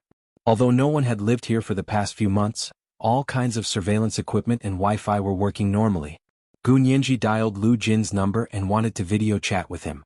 Lu Jin's number rang 3 times before it was picked up. Lu Jin appeared on the phone in a chicken heart collar pullover. He greeted her with a smile. "Nyenji, you're here?" Gunyenji quickly nodded. I'm here. Dad, I'm still living in your penthouse apartment last time." "Yes, it's not bad living there. It's fun. Video chat with me more when you have time." Lu Jin smiled kindly. Gunyenji was relieved. "Okay, Dad, you have to remember to help us keep watch. If we are in danger, we will need your help." "No problem. If there's anything you need, just call this number. I'll definitely help you solve your problem as soon as possible." They chatted for a while longer before Gunyenji hung up and went to the bathroom to wash up. In Lu Jin's apartment in the capital, his computer, which was comparable to a supercomputer, was buzzing. In the middle of the spacious bedroom, in the pillar of light that shone down from the roof, a holographic virtual figure that looked exactly like Lu Jin had just ended the call and slowly disappeared in the change of light and shadow. Lu Jin, who had just boarded the plane, also received a message from his computer. He knew that Gunyenji had contacted him. He believed that the computer with a certain level of artificial intelligence that he had arranged could temporarily fool Gunyenji for a period of time with his holographic avatar. He had never thought that he could hide it forever. He just wanted to see when she could see that the Lu Jin, who was talking to her, wasn't a real person, but a holographic avatar. Gunyenji took a good bath with rose essential oil in the bathroom. Lu Jin had mixed all kinds of toiletries for her. Not only could it nourish her skin, but it could also regulate her nervous system. It was very beneficial to her body. After the bath, she felt extremely hungry.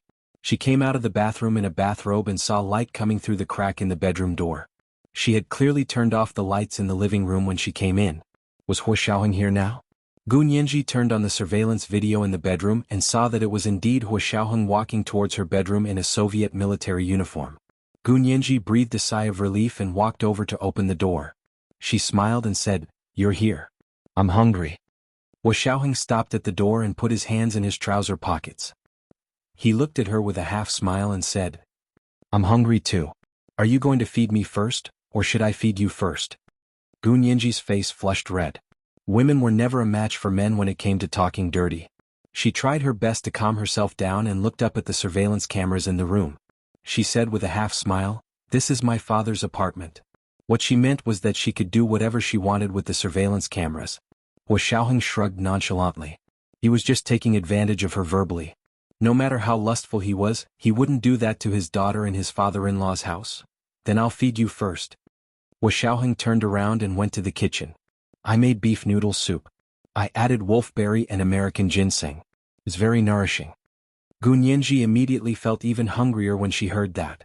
The two of them had a full meal in the dining room and then discussed tomorrow's operation to aid digestion. Qin Huichang's relatives all went abroad in the early years, and then they lost contact with them. Hua Xiaoheng turned on his phone and pulled out the information from his phone.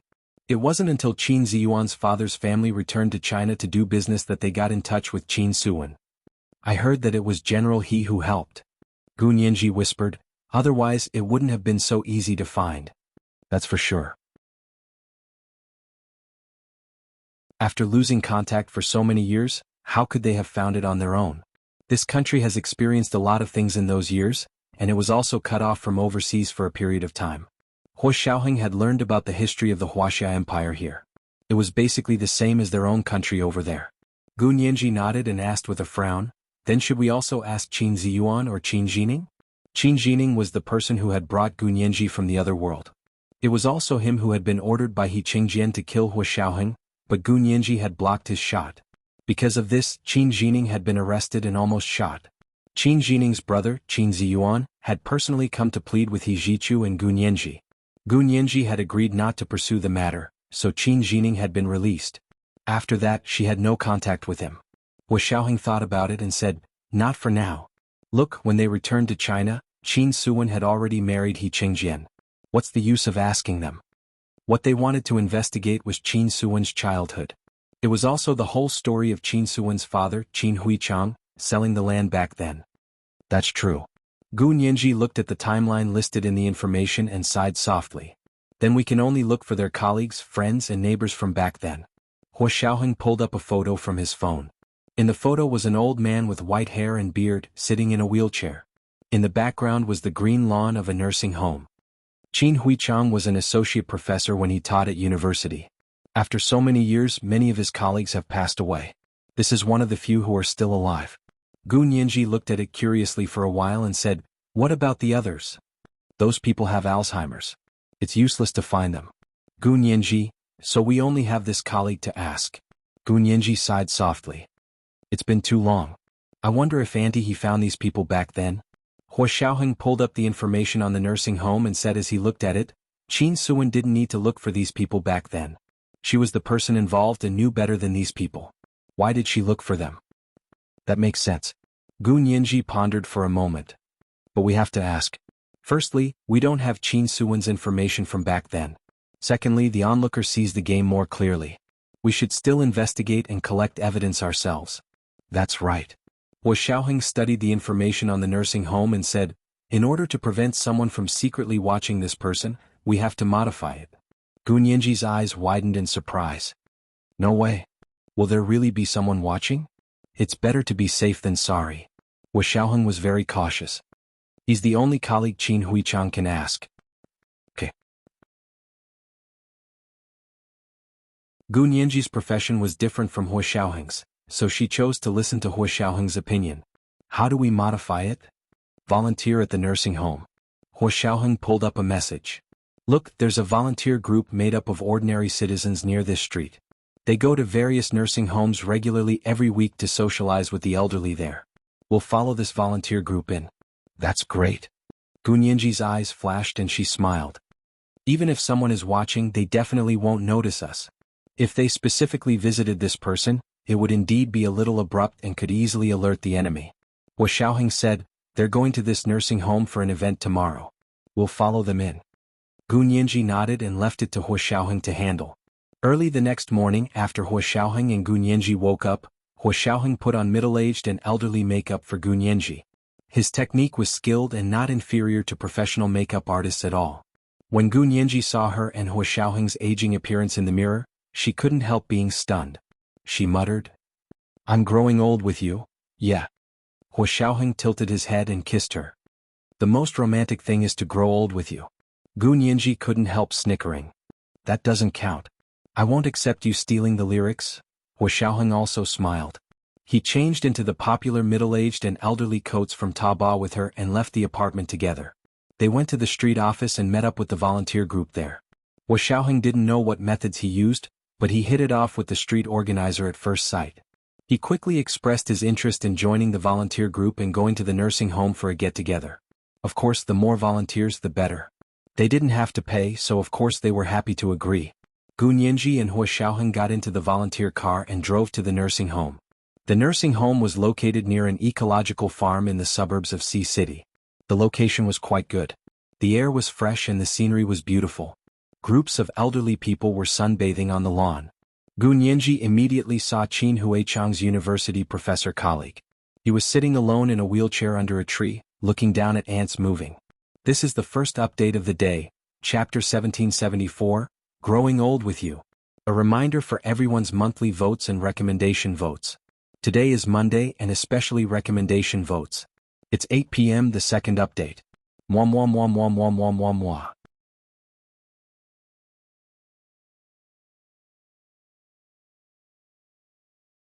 Chapter 1786. The man was very old. From the information, he was almost 90 years old. It was said that he was very quiet in the nursing home and didn't like to participate in group activities. Other than eating, sleeping, and admiring the scenery every day, he only read. His children were also old and couldn't visit him often. His grandchildren were even fewer. Gu Nianji and Hua Xiaoheng walked over with the volunteer group. The two of them were newcomers, so they watched how others did it and imitated what others did. Gu Nianji observed for a while and realized that there didn't seem to be a set pattern. The volunteers chatted with the elderly in the nursing home in twos and threes, played games, played cards, played mahjong, sang, played the eru, and played the pipa. It was like the 8 immortals crossing the sea and showing off their skills. Gu Nianji was amazed.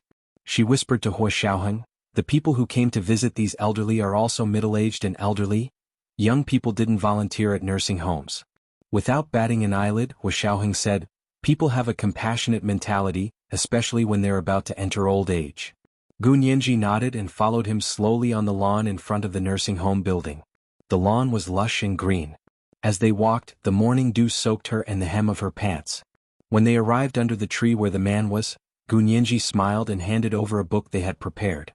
She said, "Hello, we're a volunteer group. You're in a good mood today."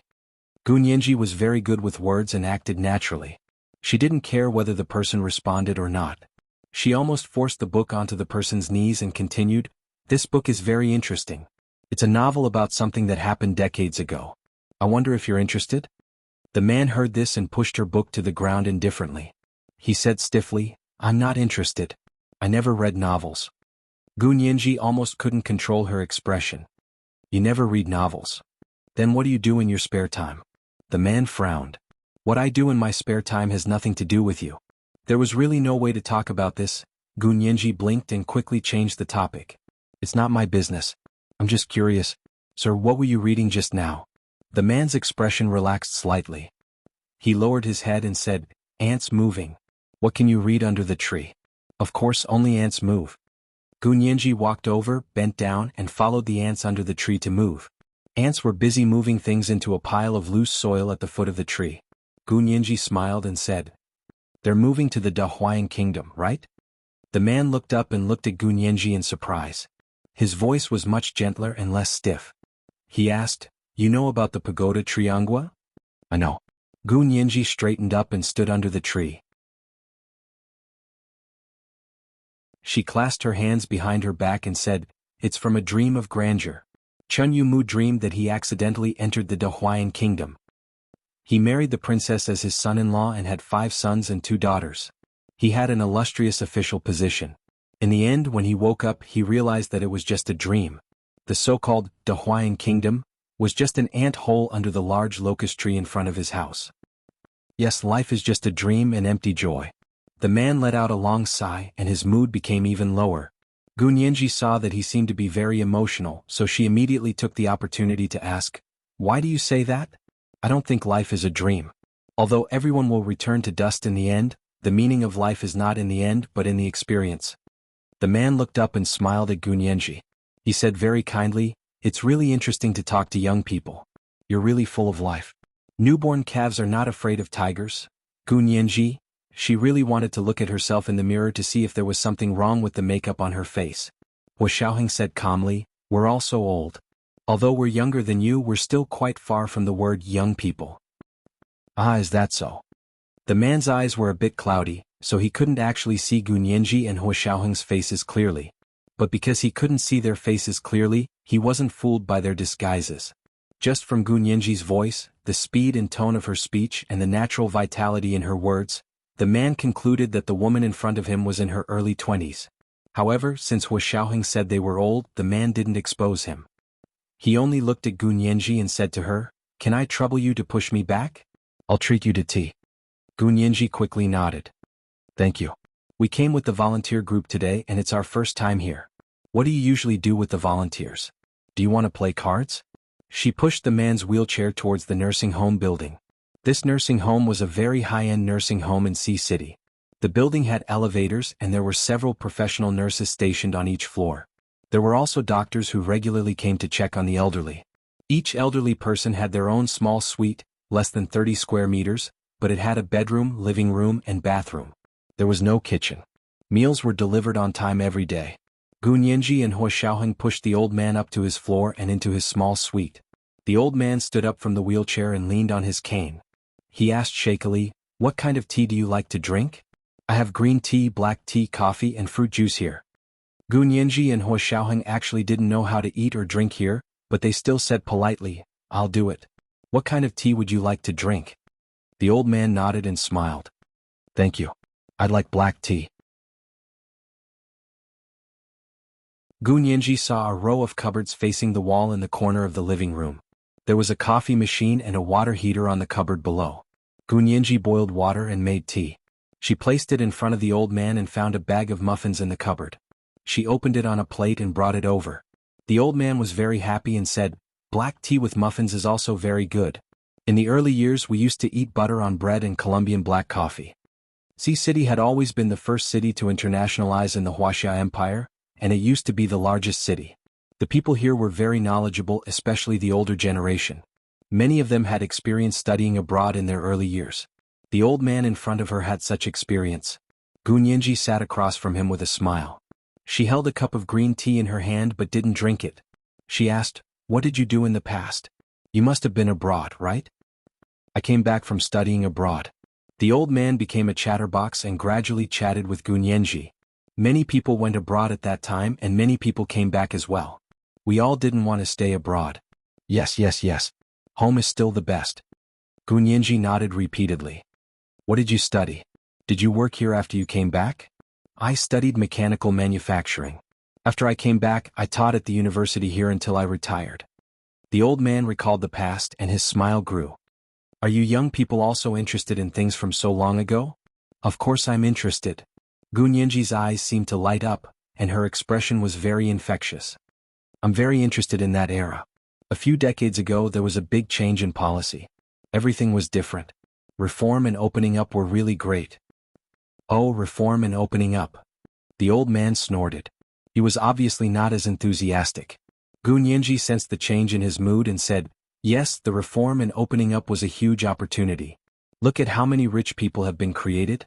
From households with tens of thousands of yuan in the beginning, now one can't even be considered rich in 1 million yuan. Tens of millions are just the starting point. Time has really changed." "Time has changed?" "Ah." The old man laughed again. "It's not a good thing to infinitely expand people's yearning for wealth. This is inevitable," Gunyanji said perfunctorily. She was thinking about how to naturally lead the topic to Qin Huichang's family. Xiaoheng blew on his coffee and said calmly, "Yes, too much emphasis on the pursuit of wealth is indeed not conducive to social stability. Especially in the early days, people often had the opportunity to get rich overnight. It's already very difficult now. Get rich overnight." The old man seemed to have thought of something and muttered over and over again. He said regretfully, "Yes, get rich overnight? But some people just don't have this life."